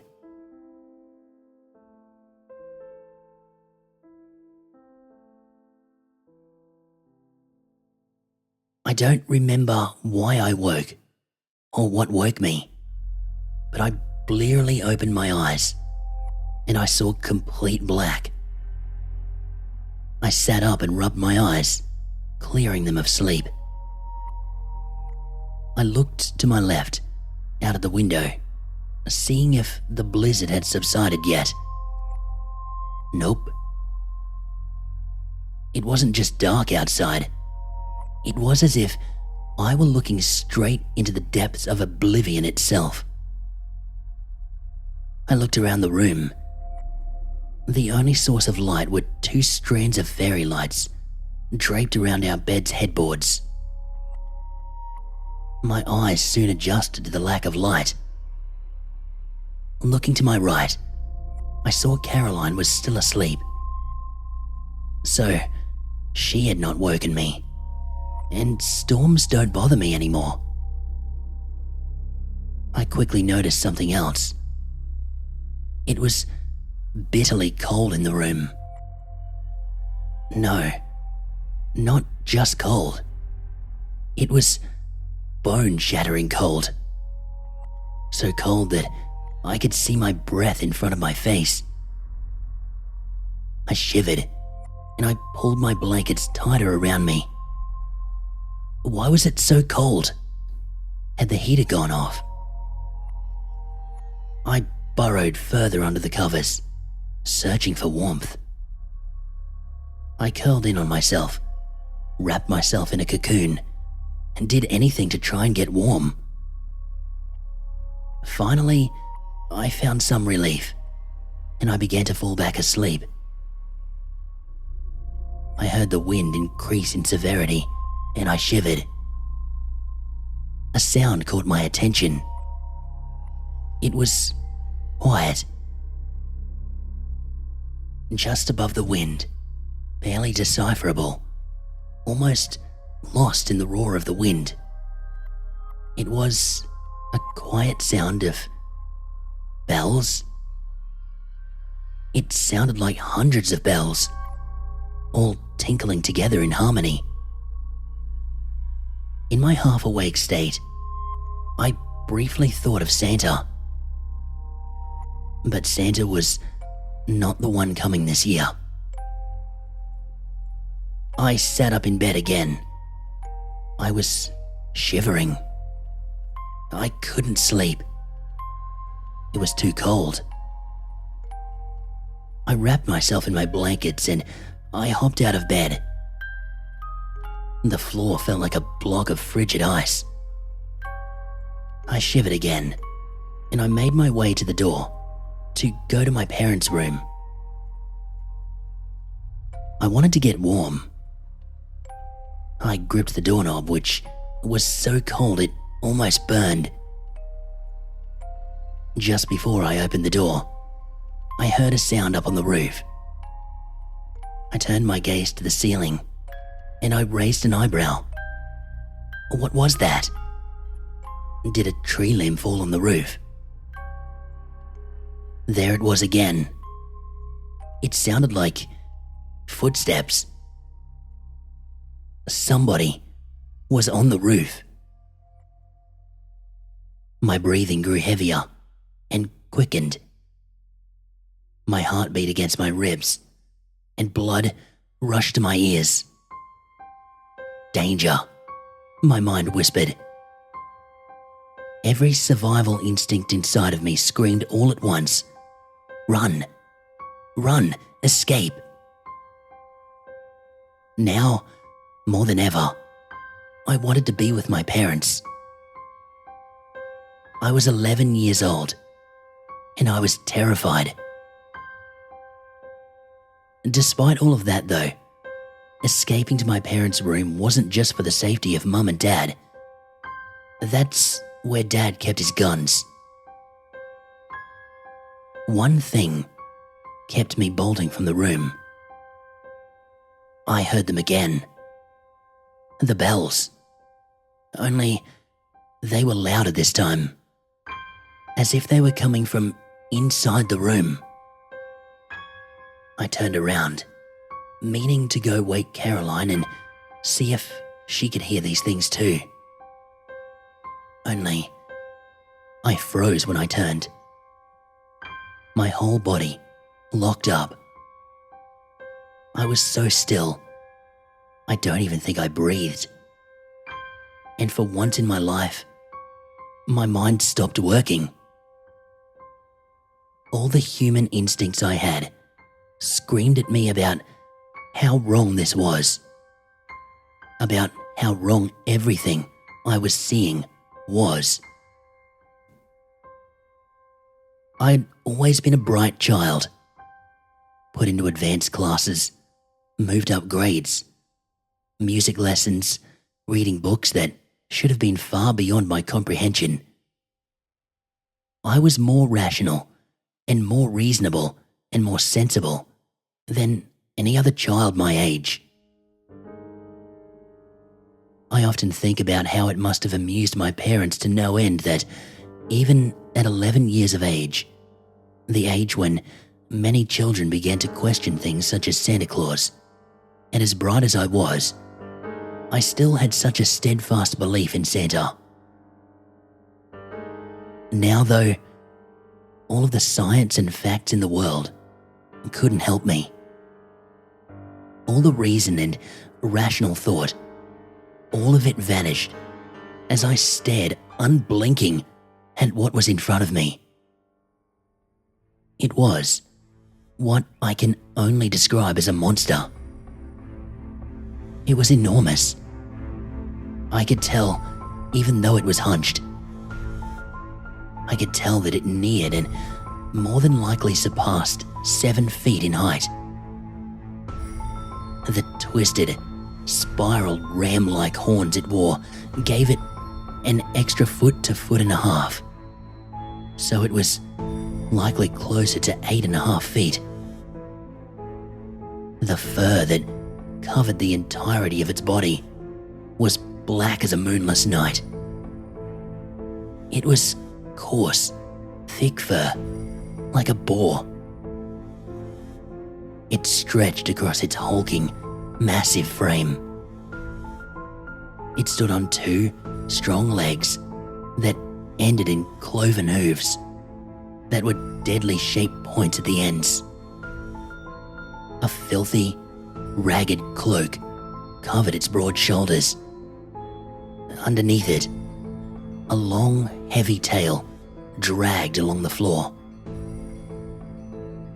A hood hid its head, but I could see its profile. I could see an elongated muzzle, like a dog. It stretched into a sick smile. A smile that promised bloodshed and sickly evil deeds done over an eternity. While it smiled, I could see every single one of its razor-sharp teeth that led to 2 impossibly long, impossibly sharp canines. Those teeth were made to rip and tear and shred. They were so long, I don't think that it could close its mouth entirely. A long, slimy forked tongue slithered and hung out of its mouth. Spittle ran down in globs and dripped down onto a dingy, tangled beard. Its eyes were yellow, and the iris red. the color and shade of blood. Wrapped around its body and clasped at its wrists were thick chains. Every ragged breath the monster took caused them to tinkle like bells. Oh God, the bells. The ones I'd heard earlier. They were not Santa. They were a warning. They were a warning that this thing was coming. The sound was melodic, beautiful, contradicting to what it heralded. Much like a battle horn, they were the herald of death. The realization slapped me hard, along with the epiphany that I could die. So many thoughts raced through my mind at warp speed. I would never get to apologize to Brittany for accidentally implying that she was fat. I'd never get to see my dogs again. I'd miss Christmas with my family. My family. The thought of my family caused panic that had been bubbling in my gut to spread to my chest, where it pressed against my lungs, making it nearly impossible to breathe. I was on the verge of a meltdown. My family. If this thing got out and it went after my family, what would it do? Why was it here? What did it want? My attention was drawn back to the beast when it shifted. Chains tinkling like Christmas bells.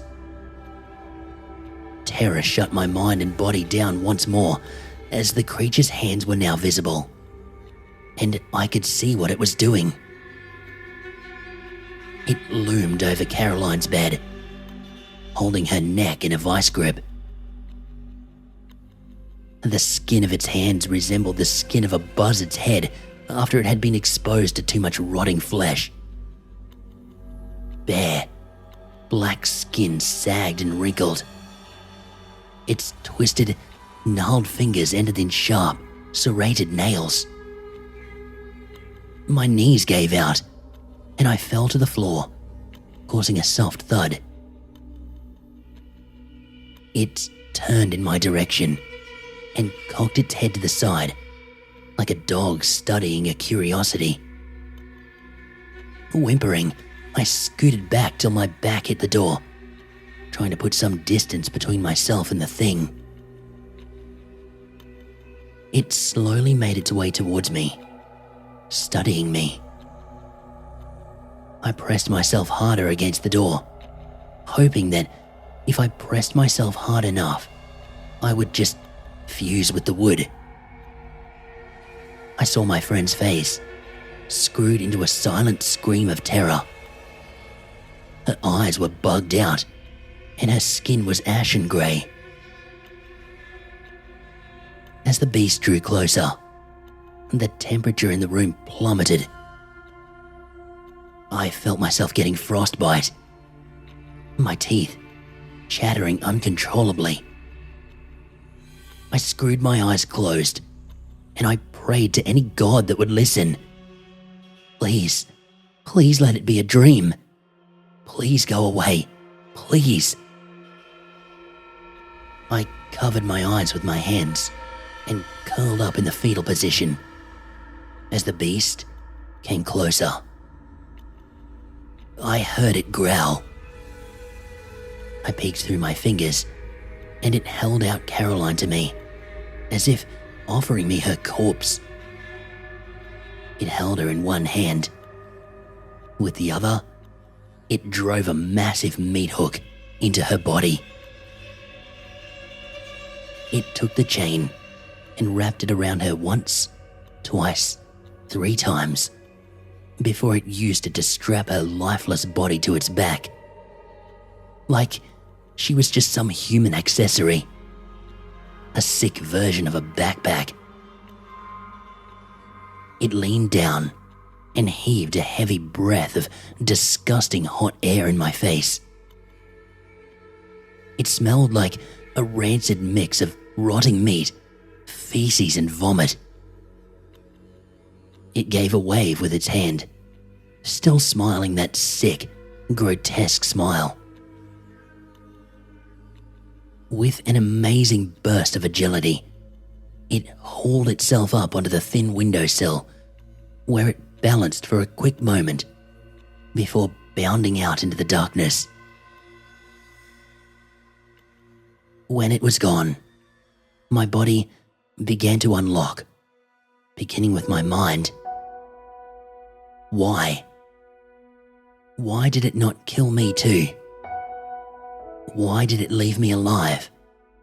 I came to a hard realization.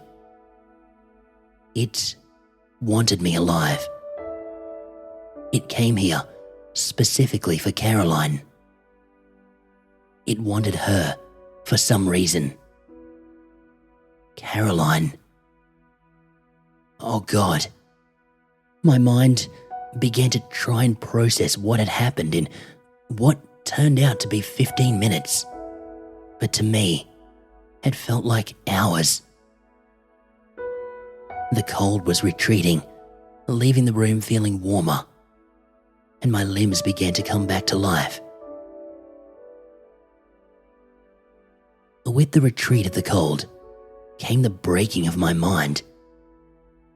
Processing all that had just happened proved to be too much for my small young mind to handle. So, my mind simply fractured, and I began to scream. My family burst into the room. My mother picked me up off the floor and held me close as I continued to scream. She began asking why I was so cold and trying her best to comfort me. My father held both of us. He tried as well to comfort me, but failed to do so. I just kept on screaming. My family demanded to know what was wrong. Caroline's mother screaming demands to know where her daughter was. I pointed to the open window, still screaming. The first rays of dawn illuminated the sky, creating a masterpiece as colors danced across the horizon. In the lighting, you could see on the windowsill 2 perfect hoof prints sat in the snow, gathered on the sill. My great-grandfather ran over to the window and began to yell out curses in German. He slammed the window closed and he turned to face his family. He marched across the room and he took me from my parents. He began to quiet me. Slowly, I fell into a catatonic state. My family gathered around him, demanding to know just what had happened. He looked around the room. His gaze touched each one of his descendants, and he said only one word: Krampus. At the mere sound of its name, I began to scream again.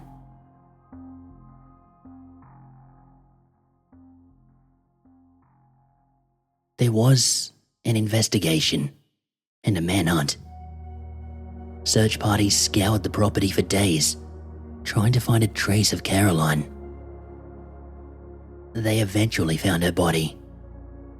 She'd been left by a sewer grate, discarded like a piece of waste. She was miles from the manor. This I only learned years later, but she was missing her eyes. No arrests were ever made. Not surprising. I was questioned by several officers, detectives, child psychologists, and everything in between. I never said a word. In fact, I didn't even talk for almost 3 years after the incident. Even after I began to talk again, I never spoke about that night, and not to anyone, save for my therapist. Now, I'm married, with a son and daughter of my own. My family still comes together on the holidays, only never at that manor again. After Caroline's murder, we sold the place, and it was left to rot. I'm writing this story out as a warning. If you hear the bells, it's already too late. I think Krampus has stayed close to me. Every so often, I will hear the bells. Sometimes they're barely discernible. Others, they're deafening. Just a little reminder that he's always there, always watching. He is sporadic with his visits. It's like he's blown in by the wild winter winds. I've never heard the bells on Christmas again though, but I am worried. This year is an important year. My son is 11 this year, the very age I was when I met Krampus. I'm worried that this year, my son's friend Gavin will be joining us for Christmas, along with his father, who is my partner's best friend. Gavin is much like Caroline. His parents are divorcing. His mother is a severe alcoholic, and his outlook on Christmas is very pessimistic. I tried to refuse, but my partner went ahead and invited them without consulting me. By the time I was told, it was too late. So, here in my office I sit, on the week before Christmas, here, in the dark, worrying, while my family sleeps, safely tucked away for the night. I can vaguely hear the blizzard raging outside. It's gaining strength every hour. The wind roars, blowing the snow against the house. Here I sit, in my office, a shotgun loaded and sitting in my lap as I stare up at the ceiling. I am listening intently, dreading to hear anything other than the wind. The grandfather clock chimes midnight. The electricity goes off. And there they are, barely discernible above the wind. The faintest sound of bells. Hark how the bells, sweet silver bells, all seem to say, throw cares away, Christmas is here, bringing good cheer to young and old, meek and the bold. Ding dong.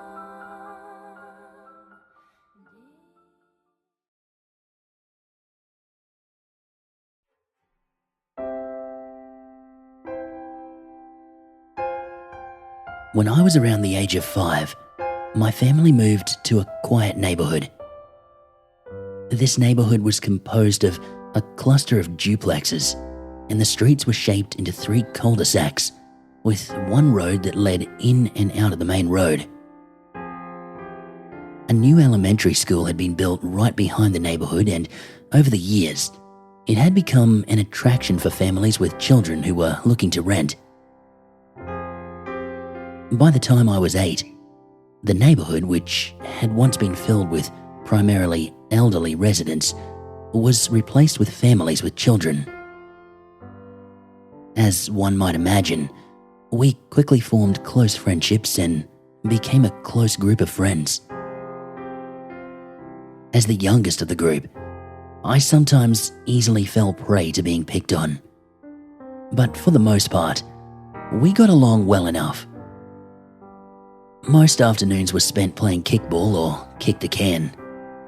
Sometimes the boys would go off on their bikes and play football, leaving the girls to play dolls or less physically aggressive games like Foursquare. Most times, we would have to be in by the time the streetlights came on, but during summer, we would often find ourselves out much later, allowing us to play manhunt or hide and seek. All in all, it was good fun. It was around the time I was going into 3rd grade that the oldest of the group at the time, David, created this myth about the wooded area behind the elementary school. As I stated before, I was often an easy target for teasing, and I was, admittedly, quite gullible. So, when David told me about this witch that supposedly lived in the woods and devoured children, I of course believed him. As I recall, it wasn't even a well-rehearsed story, but it was enough of a seed that I confided in others in the group. Eventually, I confided in my parents and came to the rationalization that David had simply pulled a fast one on me. But that wasn't the end of the myth. Somehow, it took on a life of its own. There was something fun in pretending that some child-devouring beast lived in the woods. Over time, we developed these unwritten rules surrounding those woods. For example, if a kickball ended up in the woods, it was gone. If you went any more than 4 feet past the initial tree line, she would get you. If you lost a toy or a prized possession in your home, it meant that she was hunting you. And if you saw her, breaking eye contact would be certain death. We told ourselves that she lived in a cave deep underground, that her body was twisted and angular, proportions that were disturbing and inhuman. Her skin, pale and frail, stretched out over her bones so that each bone in her body was painfully visible. We told ourselves that she walked on all fours too, and that she had a mouth full of sharp, jagged teeth. In the day, we imagined her with milky white eyes that were too sensitive for the daylight. At night, we imagined her with glowing eyes, reflecting light so that they only appeared as 2 glowing orbs in the dark. It was fun because we didn't truly believe, or at least we told ourselves that we didn't. As with any neighborhood, things changed. Some families moved away, only to be replaced with new ones. New kids were subjected to our gruesome urban legend, and the cycle continued until the older kids became too old for games.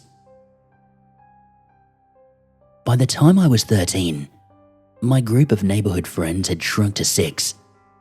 We didn't get along as well as we used to, and it was clear that most of us were getting to the age that we would probably just drift apart. Still, the times we did share together were good. It wouldn't be fair to say that we had forgotten about our urban legend, but rather, we didn't need it anymore. The few of us with younger siblings sometimes used it to frighten them, but for the most part, we had put it behind ourselves. At least until that night.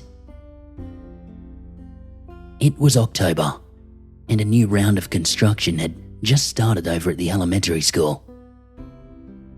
Apparently, they were going to be creating a sports field, expanding the parking lot, which meant cutting down the wooded area behind the school. As one might imagine, we were kind of nostalgic about the woods in our own twisted way. It was David who had first suggested that we skip out on trick-or-treating to explore the woods.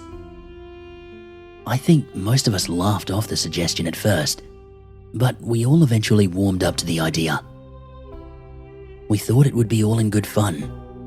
One last real scare before the urban legend we'd created would be effectively destroyed by the construction.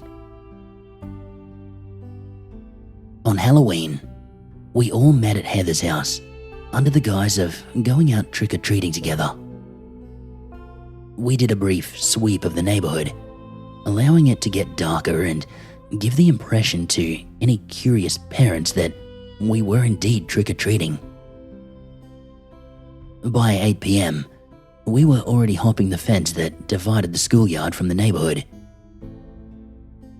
I think if any one of us had been alone, we would have been a lot more hesitant about going into the woods. We probably walked for a good 20 minutes before David decided that we had gone in far enough and that we could stop for a breather. David had brought his dad's camping lantern with us, and after he'd sat it down in the middle of the group, we gathered around it to tell ghost stories and goof off. It was Heather who found it first. David's brother, Andy, had been chasing her and they'd run over a patch of dirt. Only the patch of dirt thudded under her boots, sounding like wood flooring. We had all stopped our shenanigans at that point to see exactly what Heather had unknowingly found. The dirt was loose like sand, and David used his shoe to uncover some of the wood planks beneath. We didn't really know what to make of it. We worked together to uncover as much as we could before we found a rope handle attached to a trap door. It didn't appear to have any locking mechanism, and David was able to pull the door with relative ease. At this point, we were scared. It appeared to be a cellar of sorts, but it didn't make sense for one to be out here. We were all frozen in place, staring into this ominous hole that we'd opened in the ground. Heather had said that we should just leave it, and that if we had to know what was down there, we could come back in the morning. Both Sandy and I agreed with her and tried to convince David that it wasn't worth getting ourselves into trouble over. David even seemed scared enough to want to leave it, but Neil wasn't.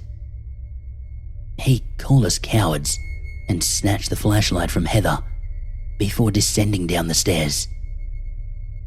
Andy had been quick to follow, and David, feeling responsible for his younger brother, followed too. To be honest, I wanted nothing more than to go home, pretend like nothing happened. But I had this nagging feeling in the pit of my stomach that it was too late to go back.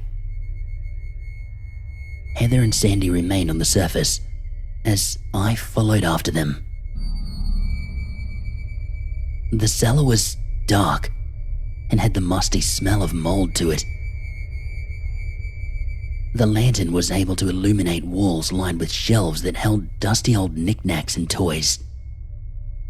Some of the items were strangely familiar, but I couldn't quite place where I'd seen them before. Then, David lifted an old ball from one of the shelves. The plastic of the toy was decorated with the faces of familiar cartoon characters, and all at once, it dawned on us. These items were familiar because they were ours. Toys that had gone missing, or footballs that had accidentally lobbed into the woods. Kites that had gotten caught on tree limbs and forgotten about. They all lined the shelves like a lost and found archive. It made the hairs on the back of my neck stand on end, and I still remember that cold sweat that overtook me. It was then that Andy had uncovered tunnels in the walls of the cellar that seemingly led out to the surface. In a somewhat frantic state, Andy had backed away from the walls, only to step on an object that crunched beneath his shoes. At first, we thought it was the snapping of a stick, but the lantern revealed to us piles of tiny bones. We had seen more than enough by this point, and we frantically made our way out of that cellar. None of us really had the time to tell Heather or Sandy what we'd seen, but I know for a fact the terror that had been on our faces that night was more than enough to convince them that it had been horrifying. We never did see what was living in that cellar. We had thought about telling our parents, but we knew they would never believe us. Instead, we all waited in anticipation for the day that the construction workers would uncover the cellar. But they never did. After that, we all just drifted apart. I don't think any of us knew what to make of what we'd experienced. Years have passed since then, and I haven't really put much thought into it. I guess a part of me tried to bury it away somewhere deep and dark in my mind. I'm in my 30s now, and I have a little boy, Michael. Our family has been trying to move out of our apartment in the city to a nice neighborhood in the suburbs. Recently, my son has started talking about an imaginary friend. He calls her Agatha. Michael has always been creative and imaginative, but I never anticipated him having an imaginary friend. About a week ago, we began hearing strange noises in the crawl space, and while my wife believes it to be squirrels coming in through the attic, Michael told us it's Agatha. He says Agatha lives there now. He told us not to worry, because she only comes out at night. Shortly after that, things started going missing from our house. Small things, like jewelry or Michael's favorite toy car. 2 days ago, I tried asking Michael about the missing stuff and about Agatha. He seemed surprised that I didn't know who Agatha was yet. Michael said that Agatha and I knew each other from a long time ago. Admittedly, I got really mad at him at the time and sent him to bed. Like I said before, I hadn't thought about my childhood for a long time. But now, it's all I can think about. Urban legends and myths aren't unusual. We've all heard of ghost stories before, and I think we all like to ask ourselves, do monsters exist? I don't think monsters exist. Not naturally, at least. However, I do think that if enough people believe in them, the beasts that linger in the darkest corners of our minds can leak out into the real world. It's a little past 3 in the morning now, or at least I think it is. I'm hearing scratching in the walls again, as if something was trying to burrow its way out. The bedroom is pitch black, or at least it would be, if it weren't for 2 tiny glowing orbs watching me. They peek out from a knothole in a wall, and I hear the clawing of nails against wood. I realize now that it was not squirrels in the crawl space, but Agatha, trying to tunnel her way out of the wall. More than anything, I want to look away, but I know better. Breaking eye contact would be death.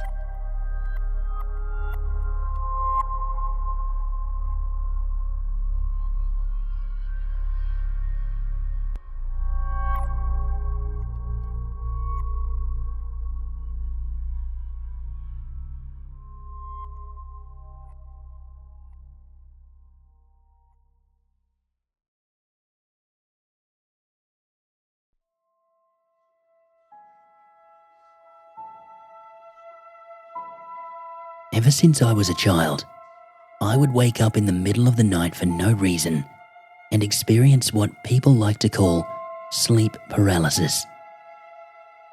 That feeling of being completely aware of your surroundings, but being unable to move any part of your body other than your eyes, is a terrifying one.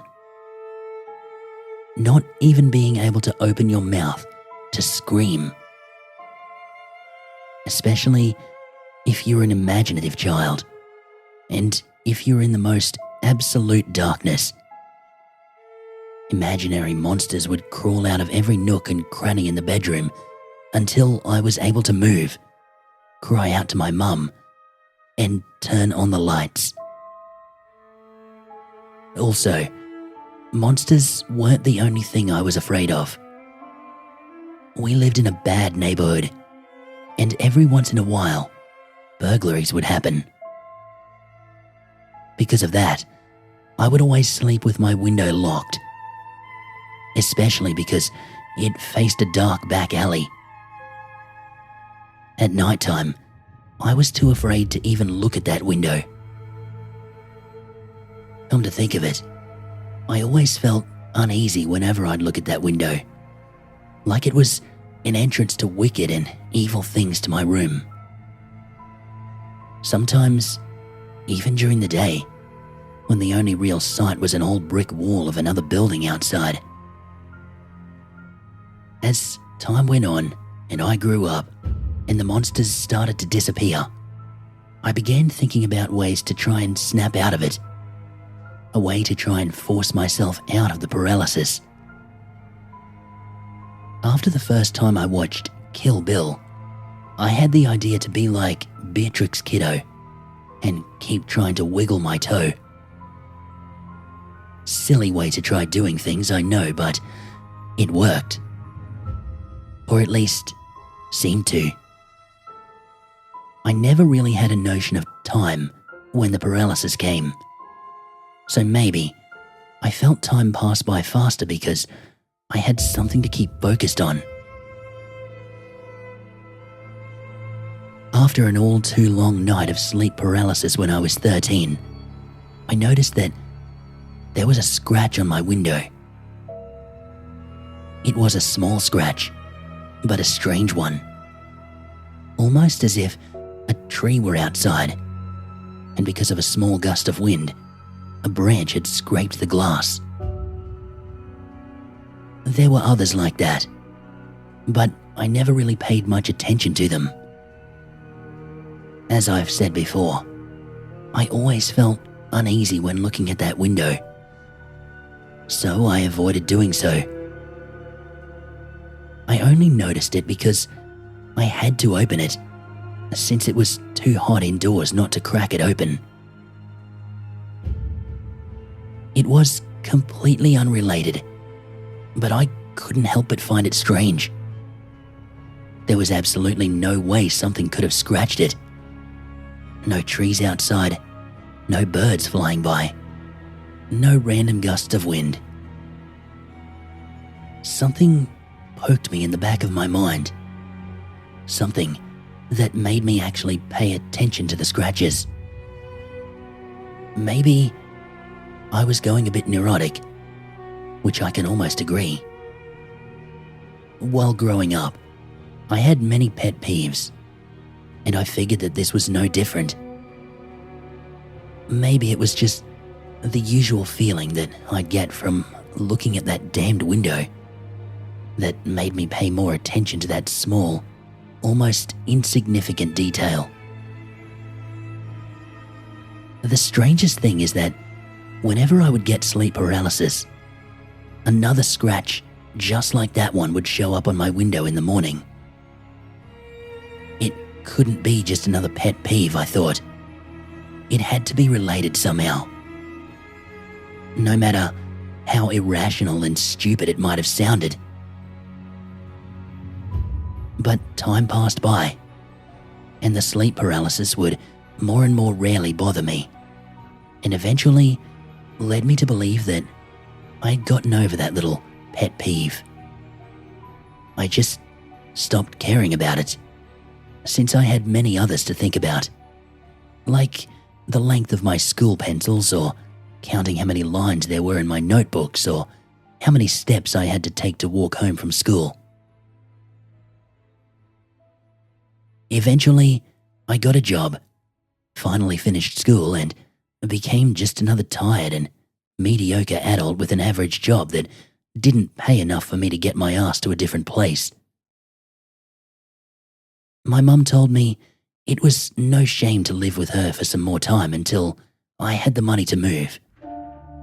I could stay as long as I wanted, as long as I helped out with the bills, which seemed only fair, since we never had much money to start with. I almost forgot about the paralysis by then, since by the end of the day I was so tired that I would sleep soundly and heavily. That is, until summer came, and I finally decided to have my vacations. As usual, I was in my room, reading some crime drama book that felt the same as at least 5 others that I'd read before. My room was stuffy, but I didn't really want to crack open the window, since the old thing was starting to get stuck when I tried opening it. Eventually, though, I couldn't be bothered to feel like a plant inside a greenhouse, and I tried to open it. Of course, stuck again, I complained, when, obviously, the window got stuck when I tried opening it. I forced it open, without really caring about the loud noise it made when it slammed on the sill. It was just too hot. But then, I realized I completely screwed up the lock while forcing it. It was an old one, but I hadn't realized that it would break that easily. It was too late in the night to go around looking for a new one, so I decided that I would just do that the next day. I figured that nobody would try to break in, since after all these years, our building had remained untouched. But just for good measure, I closed the window before going to sleep that night. When I was almost drifting off to sleep, I felt something strange, like something was terribly off, and I just couldn't put my finger on it. It kept poking the back of my mind until I finally fell asleep. My dreams were fuzzy and confused.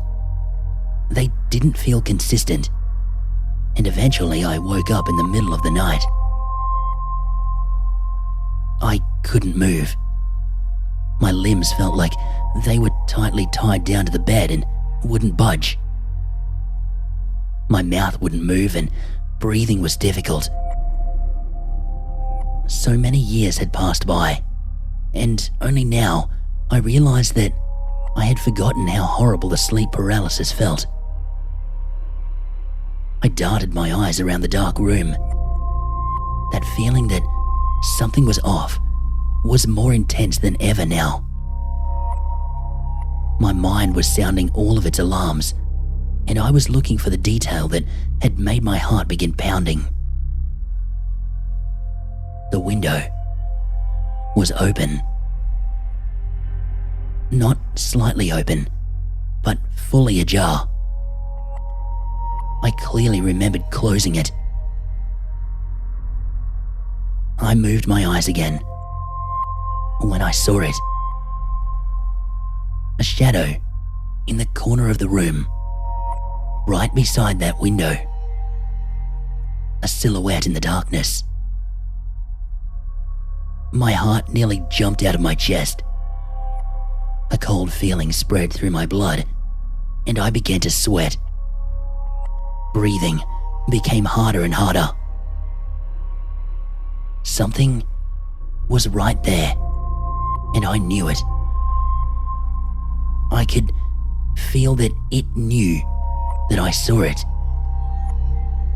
I knew it wasn't one of my imaginary monsters from my childhood. It didn't look spectral, and it didn't disappear if I looked away from it. No, this was real. That thing tried to enter my room whenever I was paralyzed. It knew. It knew. I couldn't move. I couldn't scream. I couldn't do anything but move my eyes as it slowly moved towards me. I heard the sound of a footstep. I couldn't move. I heard its twisted and raspy breathing. I couldn't move.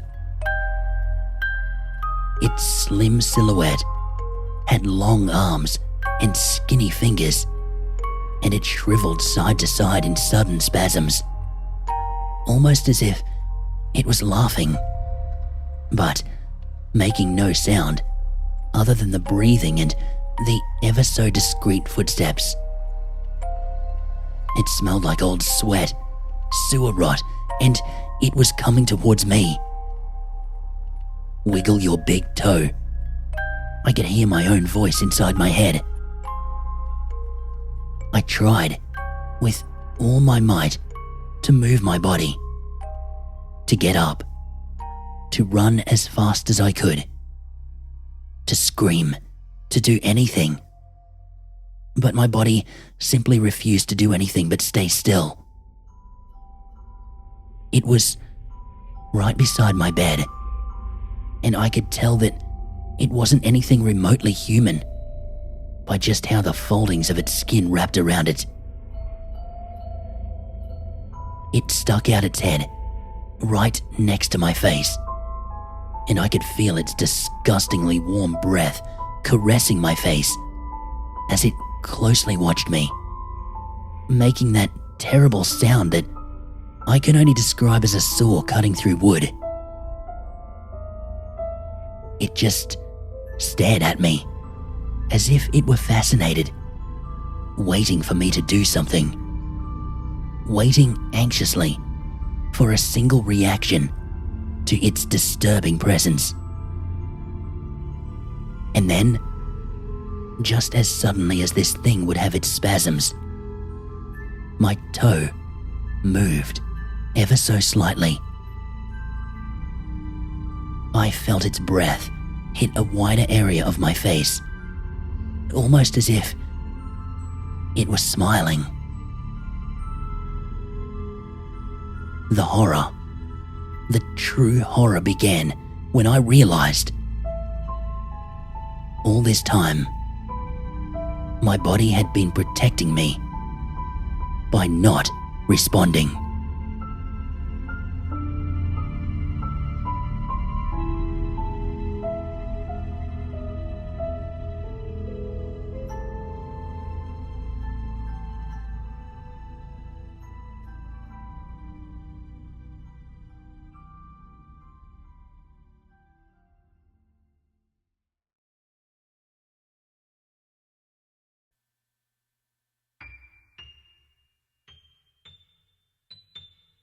My life was so perfect yesterday. My wife and I were getting ready to celebrate our first Christmas as husband and wife in our first home that we purchased just this fall. My wife had decorated the tree, and I had put Christmas lights on the roof. We drank our eggnog and cider together while watching classic Christmas movies and talked about how next year we would hopefully have a baby to get presents for. Our happiness has now been shattered, thanks to the carolers. It all happened last night, December 23rd, 2020. My beautiful wife was in our kitchen baking some sugar cookies for the neighbours, while I wrapped some presents for our nieces and nephews. We listened to cliché Christmas music, smiling and laughing as I screwed up the wrapping and she burned the cookies. A knock at the door caught us both off guard. My wife and I looked at each other, confused. It was about 9:30 p.m, a little late for visitors.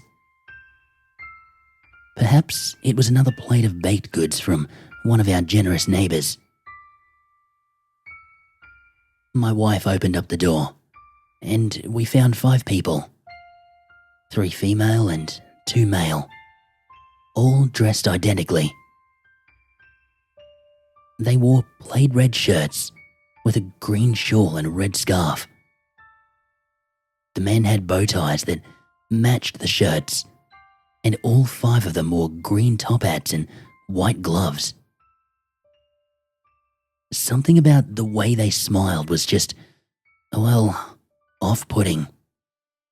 They looked almost fake, like those wax figures that you see in museums.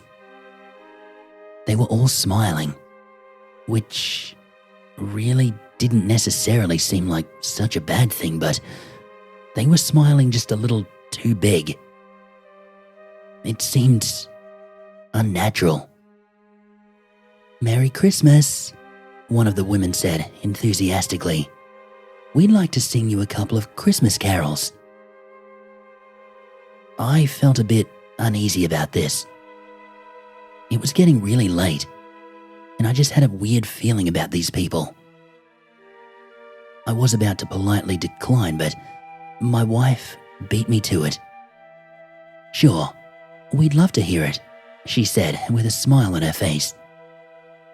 She was much better at being kind to strangers than I.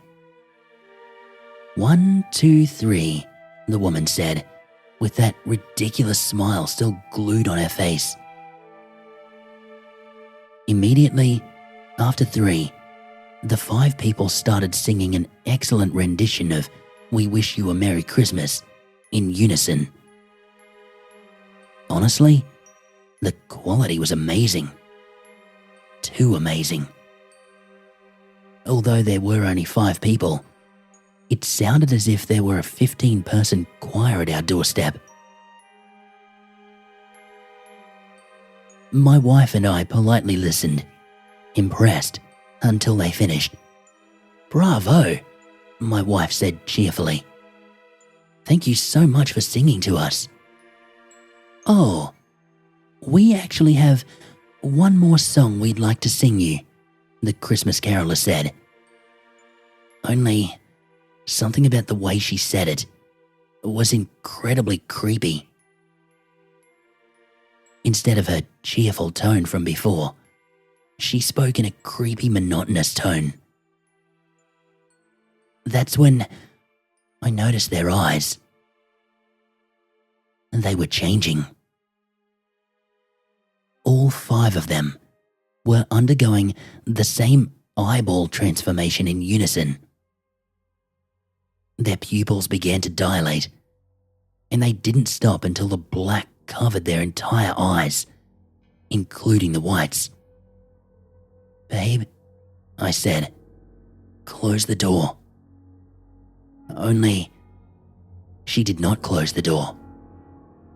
She stood there, frozen, staring at these demented carolers. I looked back at them to see that their mouths were all gaping open now. And then their jaws started to grow. Their chins lowered in unison as their jaws stretched in an inhuman way. I could hear the sounds of cracks and pops coming from their jaws as if the bones were breaking. Their chins stopped after their jaws had stretched some 8 inches or more, leaving these black-eyed carolers looking more terrifying than anything I'd ever seen before. I took a few steps back, and again, I told my wife to shut the door.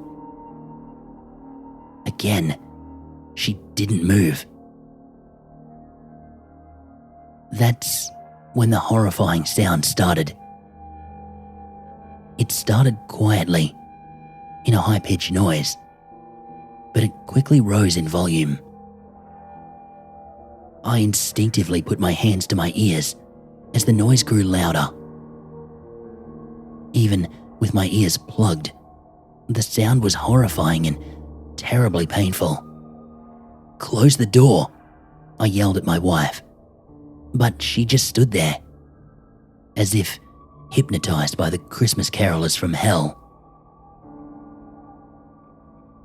The volume of the high-pitched sound now felt like there was a jet engine blasting on our doorstep. I looked at my wife to see blood coming from her ears. It began as a trickle, but in a matter of seconds, escalated into a steady flow. Panicked, I hurried towards my wife. I removed my hand from my left ear to close the door. The sound was horribly painful, and my ear instantly felt the worst pain I've ever felt in my life. I felt a pop, and blood began to trickle down from my ear and down the side of my face.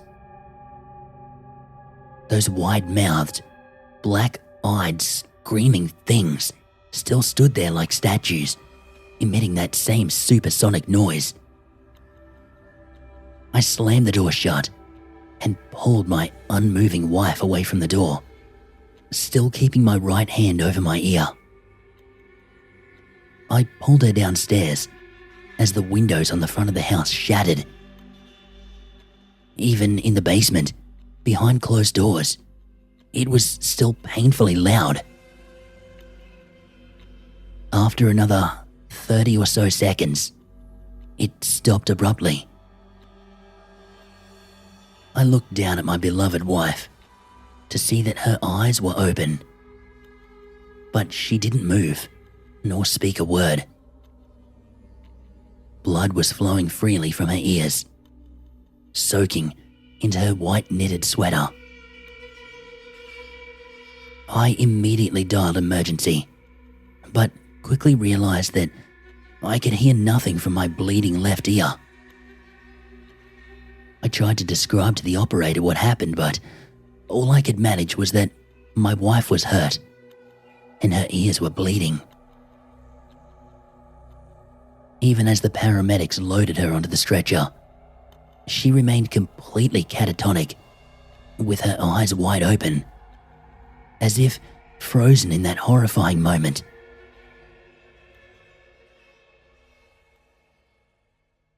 It's the morning of Christmas Eve now.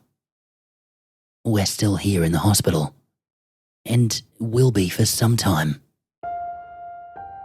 I've spoken with several police, doctors, and even a weird British man in a black suit. But it doesn't seem like the authorities really believe me. The doctors are absolutely baffled. They're struggling to come up with any plausible explanation as to how we could have sustained these injuries. Apparently, they think I've just gone crazy from the trauma. I have been diagnosed with a moderate concussion, and I'm now completely deaf in my left ear. Physically, I'm relatively okay, but emotionally, I'm absolutely wrecked. My wife is in a far worse condition than I. Both of her ears are so far beyond damage that it will be impossible for her to ever hear again. If she ever wakes up, that is. My wife slipped into a coma shortly after we arrived at the hospital. I'm sitting by her hospital bed now, trying to make sense of what the hell happened to us. She has suffered a severe subdural hemorrhage, which means that her brain started bleeding. They've done emergency surgery to stop the bleeding and had to remove part of her skull to alleviate the pressure. The doctors can't say yet if she will have permanent brain damage or not. To make matters worse, the doctors told me that she has suffered a miscarriage. I didn't even know she was pregnant yet. I think that she may have been waiting to surprise me for Christmas. I'm telling you this to warn you about these carolers. I don't know what the hell they are, but they're not human. Whatever you do, if you see 5 matching Christmas carolers standing on your porch, do not open your door, lest you should suffer the same horrible fate as my wife. They are not normal carolers. They are the Christmas carolers from hell.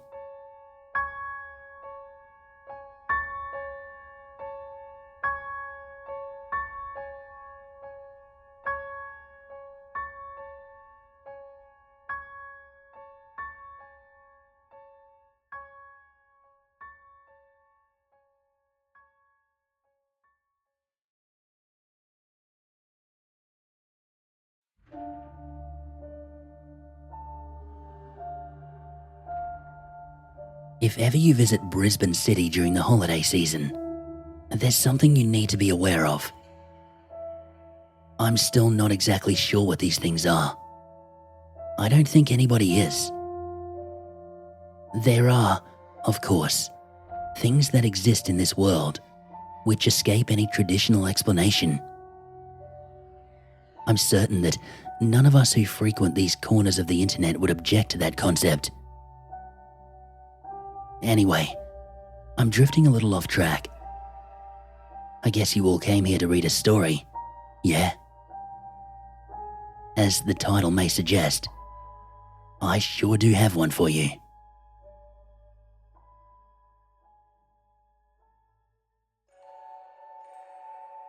I was recently in Brisbane City over the Christmas period. For those of you not from this part of the world, Brisbane is one of Australia's quieter capital cities. It's essentially a well-developed central business district surrounded by an overgrown small town. The city itself is absolutely beautiful at Christmas time. The streets come alive with the festive colours of the season. Wreaths are hung, tinsel lines the quaint alleyways and arcades, and performers dressed as beautiful angels and fairies dance around the central Queen Street Mall. This central area is where I was staying during Christmas. I was here to visit family. You know the drill. That one time of year to suck it up and endure the presence of people you love dearly but really don't like all that much. My mind was already turning through pages of unpleasant memories like a picture book. An entirely disgusting Christmas lunch cooked by Auntie Joanna, an infamous fist fight or two between my many cousins, and me, stuck in the middle of this crap every December 25th. The things we do for family. It was the 23rd when I got the call. My phone erupted into an ear-piercing buzz on the table where it sat, rudely interrupting my terrible pay-per-view movie that I'd begrudgingly shelled out for. Glancing down at the screen, I sighed as my eyes landed upon my cousin Paula's name.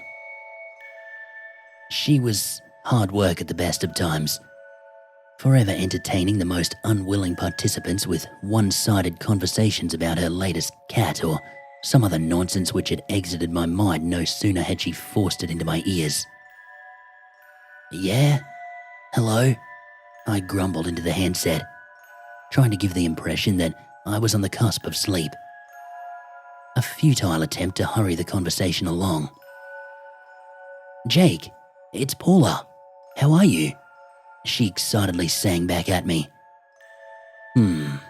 Seems my strategy had fallen on deaf ears. Yeah, I'm okay. Excited to see you guys in a couple of days." "So, what's up?" I said, trying desperately to make this exchange as brief as possible. It didn't work.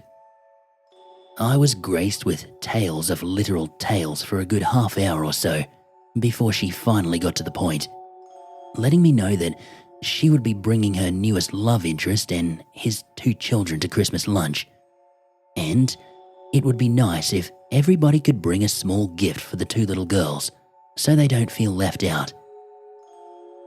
Jesus Christ, why is this my problem? I, of course, didn't say that. None of this is the kids' fault, and it's likely their home life isn't great. Never had a stable partner come into Paula's life. I'm certain that this would be no exception. So, at 9 p.m. at night, I found myself pulling on my jeans and joggers, ready to head back down to the mall in search of a gift or 2. I suppose it could have waited until morning. I probably should have in hindsight. But Christmas Eve was always absolute madness in the middle of Brisbane City.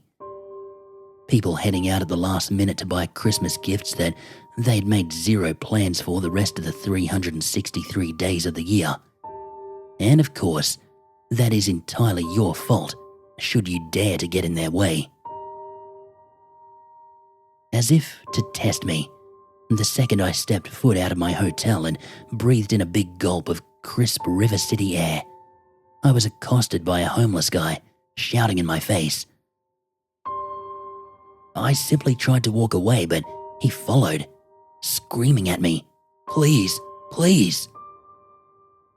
Look, I'm always willing to give when I can, but I only had $50 notes on me, which I really couldn't spare. So, sidestepping him once again, I simply apologized and wished him the best, before moving on. I kept one eye on him as he skulked off into a back alley up the street a ways. You never know when drugs might be involved and how that might affect a person's behavior, so best to stay alert. Slowly, I made my way down Edward Street towards Queen Street, keeping a sharp mental focus on the alleyway behind me. I must admit, that guy got to me a little. I'm in the city frequently, so I'm not too rattled by encounters like this. But there was something quite manic in his eyes. I didn't like it. Other than that, though, it was a rather quiet night.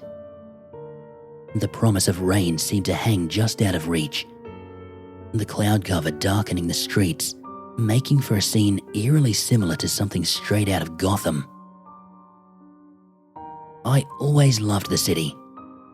Something about the calm yet somewhat chaotic ambience just soothed me in a way that's probably foreign to most of my country-dwelling acquaintances, particularly these night walks. Just the sound of your footsteps, along with those typical urban sounds. A siren in the distance, wind howling through the looming buildings, the faint hum of engines as traffic endlessly droned across the nearby road bridges. Before long, the opening to Queen Street Mall was in sight. I was a little taken aback at first, noting that the place was quite a bit busier than I anticipated it would have been at this time of night. Late night shopping hours in the lead up to Christmas seemed to have attracted many more people than usual. It's all good, I reasoned. I'd be in and out pretty quick. It couldn't be too hard to hunt down something that a couple of kids could play with for a few hours on Christmas Day. I made my way towards the uptown shopping centre, and I stepped onto the escalator. As I did so, I heard an enormous racket behind me. Children screaming and parents shouting. I spun around to see a group of kids running frantically down the middle of the mall's main thoroughfare. Of course, it was one of the fairy godmother stilt walkers. They occasionally will chase people around. I never really understood why. Thought it was all a bit of fun. The kids didn't seem to think so, though. They honestly looked terrified. Who can blame them, I guess? Some 10-foot-tall woman comes lumbering after you in the mall at night. What's a kid that age supposed to think? Would have scared me to death were I still an innocent 10-year-old boy. I left all that commotion behind me, entering the shopping centre and making a beeline for the nearby Target. As I made my way through the centre, I noticed that the shops were all beginning to pull down their roller doors. Looks like I got here just in time. Checking my watch, I was surprised to see the hour hand ticking its way ever closer to 10 p.m. I didn't think I took that long walking down here. I began to hustle, wanting to get in and out of Target as quickly as I could and get back to the hotel. I was getting a weird vibe in the city tonight. First from that run-in with the homeless guy, and now as more and more shops began to pull down their doors and shut off their lights for the night, I was beginning to feel a little vulnerable. I couldn't quite put my finger on why. I was getting that emptiness feeling. Have you ever looked at pictures of liminal spaces and come across those typical images of abandoned shopping centres? That was the vibe I was getting. I jumped a little as a nearby shoe store suddenly slammed its doors down with a mighty crash, which echoed through the mall's seemingly deserted twists and turns.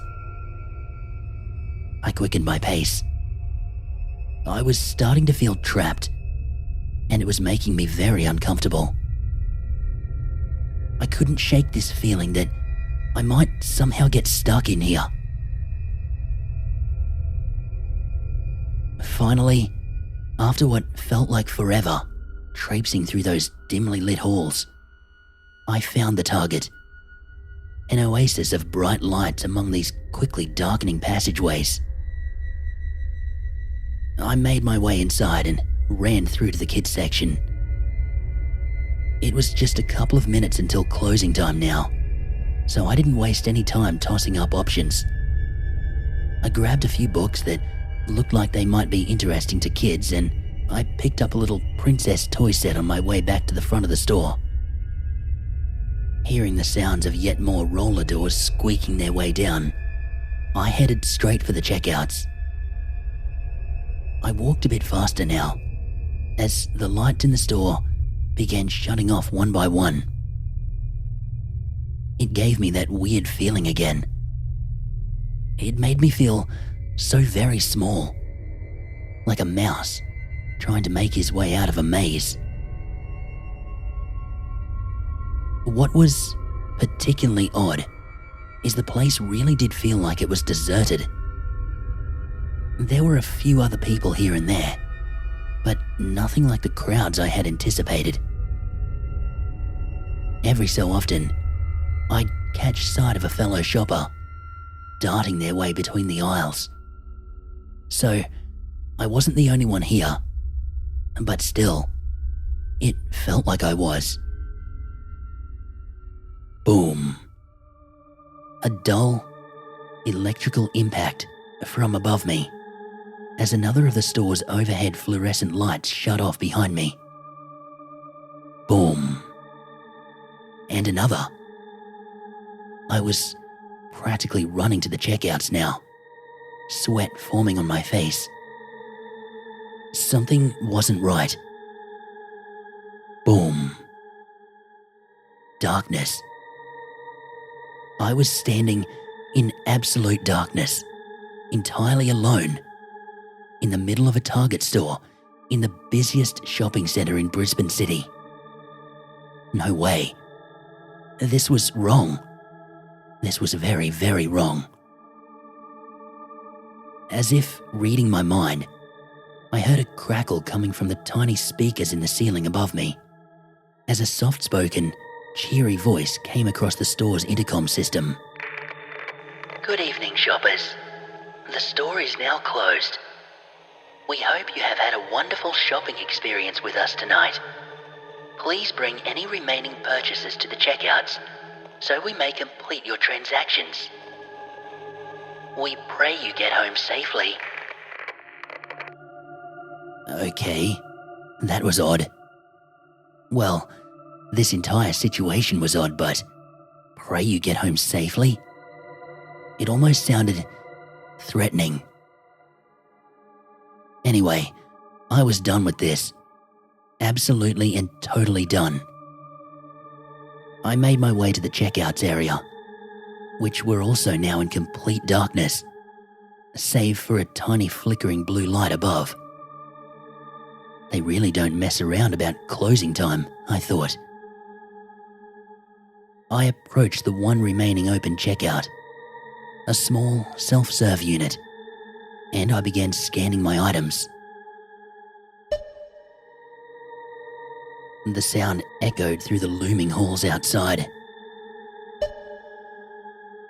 I glanced up, looking down that gaping maw that awaited me.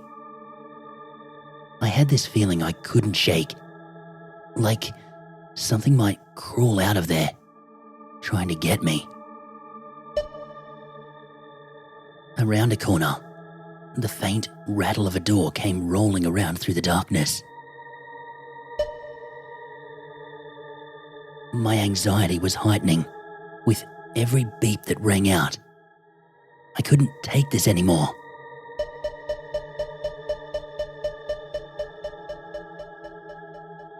The checkout started making an absolute racket. Oh, screw this. I am out. I grabbed the rest of my stuff, pulled a $50 note out of my pocket and threw it onto the counter, leaving one of the books to keep it weighted down. I wasn't sticking around any longer.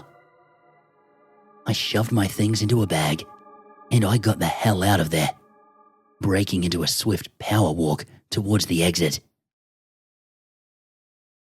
As I walked, one quick step at a time, that ominous ambience of a dead shopping mall in the silence of the night emanated around me. Distant footsteps, faint buzzing from the remaining dull lights. Every so often, I'd hear some voices in the distance, shouting or laughing, the sounds bouncing their way around in the center. After a minute or two of this, I finally caught sight of the exit, and I broke into a jogging pace straight for it. The feeling of fresh air on my skin is one of the best sensations I've ever felt after that experience. As I clanged my way down the now deactivated escalator, I swore to myself that this was the last time I was ever going to chance shopping at night. Something about what happened in there was not right at all. Beyond just being creeped out about being stuck in the center alone, it felt like something more, something I couldn't place. But it touched on a primal part of my brain. Anyway, I was out now, and all was fine. I slowly strolled my way down the now devoid of life Queen Street Mall. It's like a fever dream in the early mornings or late hours, a stark contrast to what is usually a bustling tourist hotspot. As I walked, I noted the sounds and the smells around me, no longer surrounded by the crushing emptiness of that damned shopping mall, but instead the peaceful ambience of the night. I noted the calls of the many nocturnal animals that lived in the city's parklands, the breeze whistling through the streets and alleyways, which felt nice on an otherwise warm summer's night, and the soft lapping of the Brisbane River, a sound which could be heard blocks away when the city was quiet enough. It was perhaps because of this calming atmosphere that I was not alarmed at first when I looked up ahead and noticed that a few of the mall's Christmas performers were still out and about. They were merely silhouettes at my distance from them, but I could make out a group of kids and 2 or 3 of the stilt walkers still up and about doing their routines. It gave me a chuckle at first. They were very committed to their bit. However, it was when one of the stilt walkers broke away from the group, lumbering away from the others in a wide turning circle, before walking straight down towards me, that I decided to take an alternative route. I get it's fun for the kids or parents shopping with their children, but this whole chasing thing was not something I wanted to be dealing with at 10:30 p.m. at night. Shuffle, shuffle, shuffle. The stilt walker continued her slow approach in my direction as I made a swift left turn down an open laneway. I just wanted to get back to the hotel already. This night had been so weird. Shuffle, shuffle, shuffle. The footsteps of the stilt walker continued behind me as I heard her slapping her way past the small opening of the laneway and disappearing beyond. I was nearing the opening to Elizabeth Street when I heard it again. Shuffle, shuffle, shuffle. From the other side this time. What the hell was she doing? And why? This joke was going too far.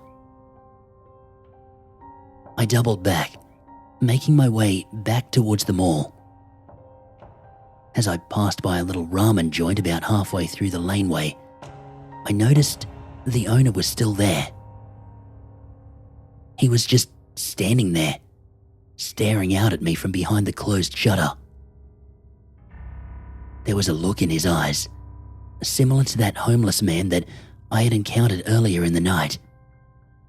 Almost manic, yet a hint of concern. As soon as I caught his eyes, he turned away, disappearing into the back room. I don't know what it was, but that small exchange got my heart racing, and I began walking much faster towards the opening back to the mall. I was nearing the exit, ready to emerge and run back to my hotel when... Shuffle, shuffle, shuffle. Again. Another one. Yes, more than one now. One behind me, and one right in front of me. I turned back again. I know, it's just a stilt walker, you might say. I should have just run past her and gotten out of there if I was so scared. But that's the thing. I was scared. I didn't even know why at the time. I just didn't want to go out there with that thing. I made my way back through the laneway for a third time, stopping midway and pushing on a little white doorway, hoping that it would take me elsewhere. Anywhere. Shuffle, shuffle, shuffle. In the laneway now, coming towards me.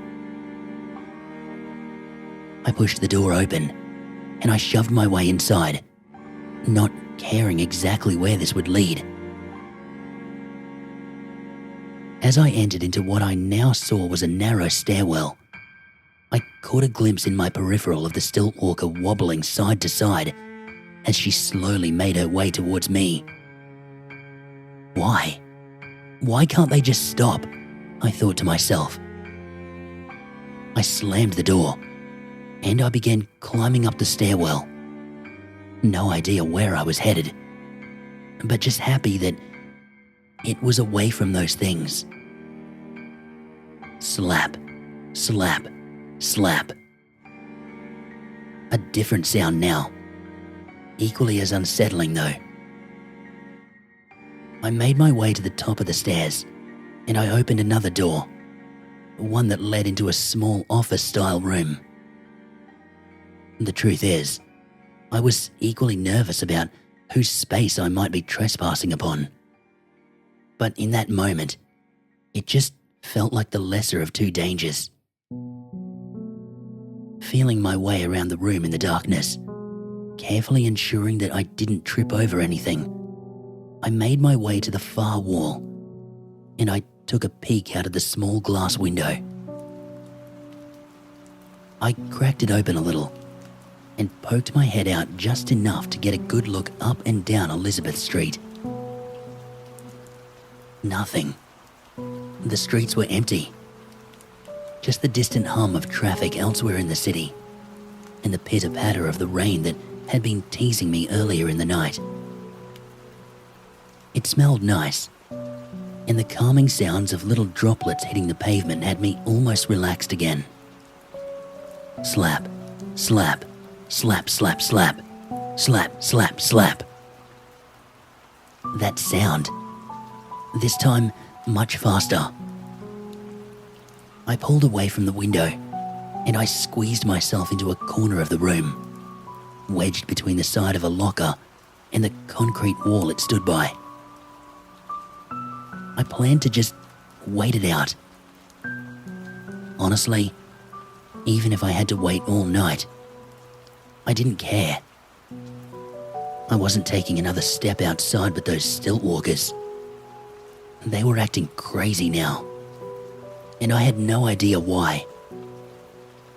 It had gone far beyond a joke. So, I waited there, in the stillness of the night. I stood there for hours and hours, eventually sliding down the wall to sit and allowing my head to rest against the steel locker beside me, drifting between that almost asleep state and back again, wondering how the hell my otherwise boring night had ended up here.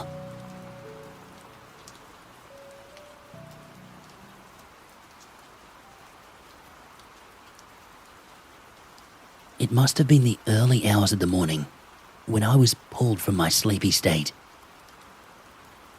It took me a while to figure out what had disrupted me and why I felt so uneasy as I drifted back into consciousness. It is a strange thing, the human mind. When confronted by fear that it cannot comprehend, it will often try and find anything to reason the situation, or simply distract itself. The first thing I completely took notice of was the sounds.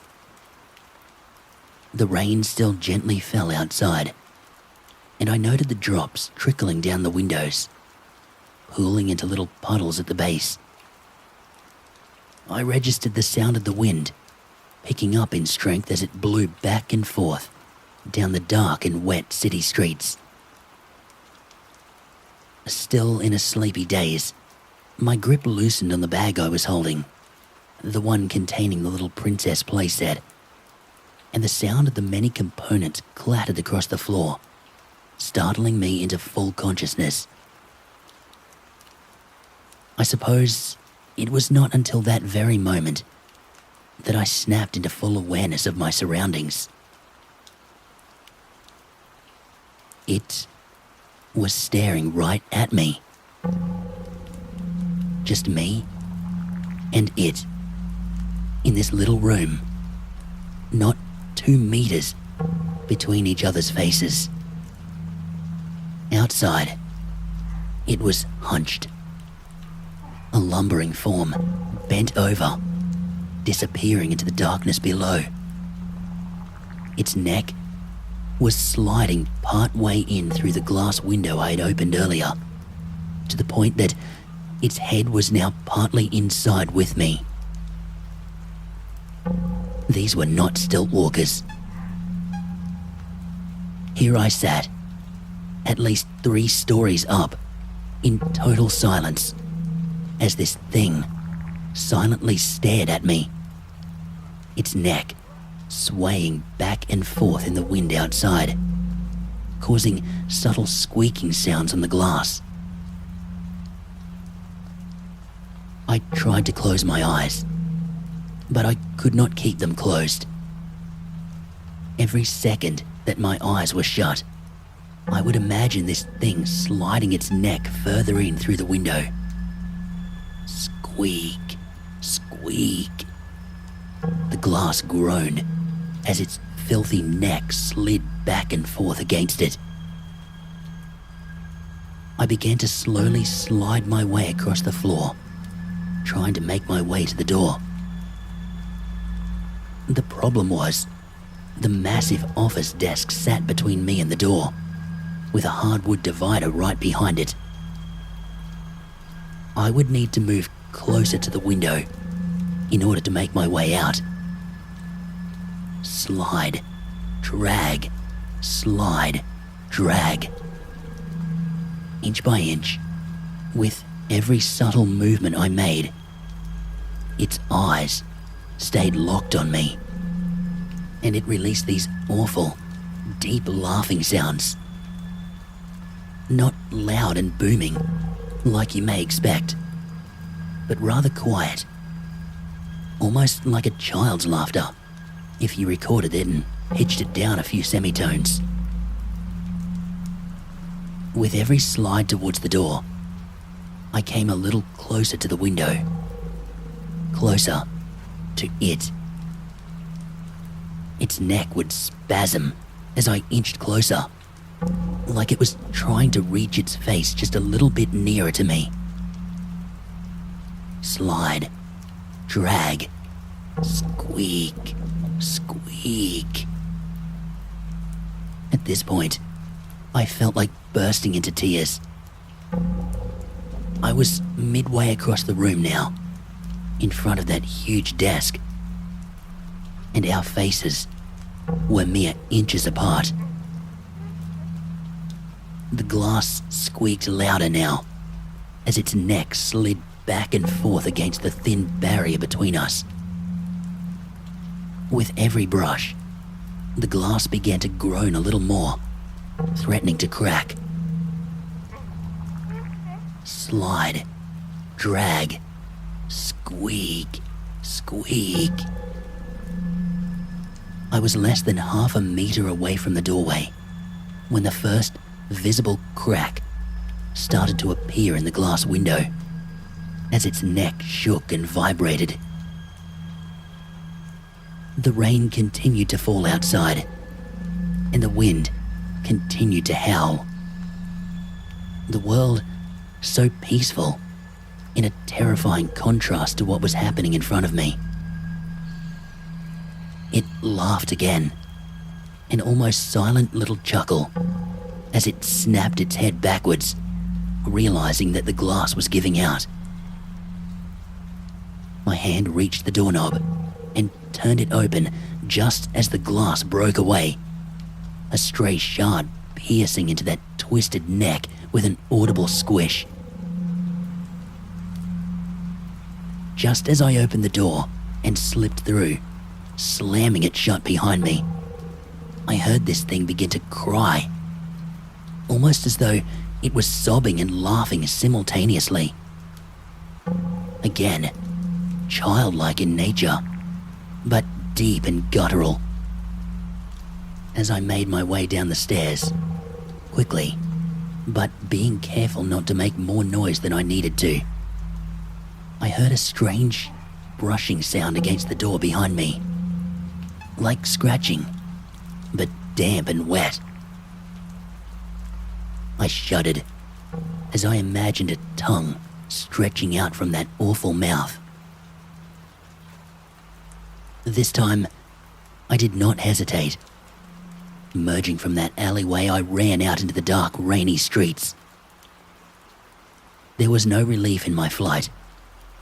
With every step, the image of something massive following close behind me was present in my mind. I was acutely aware that at any moment, an all too large hand may clasp around me, raising me up to my demise. And of course, the sounds were there to confirm my fears. Slap, slap, slap, slap, slap. The distant sound of something barefoot running through the mall. After me? I did not know, nor was I going to chance looking to find out. I quickly made my way back to my hotel, taking every shortcut that I was aware of. Arriving at the front lobby, I slammed my card against the reader and I flew in through the doors, grabbing the first elevator up to the 12th floor that I was staying on, where I hoped beyond hope that I would be safe. I admit, my haste was selfish. Should I have warned the staff at the desk? Maybe. I guess I'll never know if I made the right choice. But who in their right mind would believe the ramblings of a man who had just witnessed what I had? The elevator dinged at my floor, and I ran to the assumed safety of my room. Swiftly, I made my way to the window and flung open the curtains. I suppose this is the point in these stories where, typically, one might neatly close things out by explaining that nothing of interest could be seen. That I didn't know if it was real or imagined, and never would. How I wish I could sit here and tell you that. For what I saw was very real, and no doubt will forever remain in my mind. There were many of them. Tall, impossible things, lumbering up and down the mall and the streets and laneways beyond. They appeared just as the thing I had encountered did, almost innocent in their nature, even childlike. I sat there and I watched them all night. As the hours crept towards 5 a.m. or so, and daylight began to crawl across the streets of Brisbane City, I watched in horror as these things began to shrink. What had been giants suddenly were a fraction of their size, yet still quite tall. Maybe 10 feet, if I had to guess. It fell into place then. The stilt walkers, performers they were not. Or they were by day at least. I mean, that's what they were masquerading as. But I knew now, those were not their true forms, not their true faces. As night fell, they became something else. I thought back to those many times I'd seen these things chasing people, chasing kids through the mall. I thought back to earlier in the night, when I first caught sight of these things. There had been many children around them. Were these kids who had been captured, spirited away? I dare not think of it. There are still things I don't understand, and many questions I'll never have answers to. But the realities here remain, and you would do well to heed my warnings. Stay away from Queen Street Mall after dark. In fact, just to be safe, The minute you hear those shops rolling down their doors, leave. Get yourself back home. Get on a bus. I don't care where it's headed. Just get as far away from that damned place as you can. You don't want to find yourself alone in those desolate, abandoned streets when the tolls come out.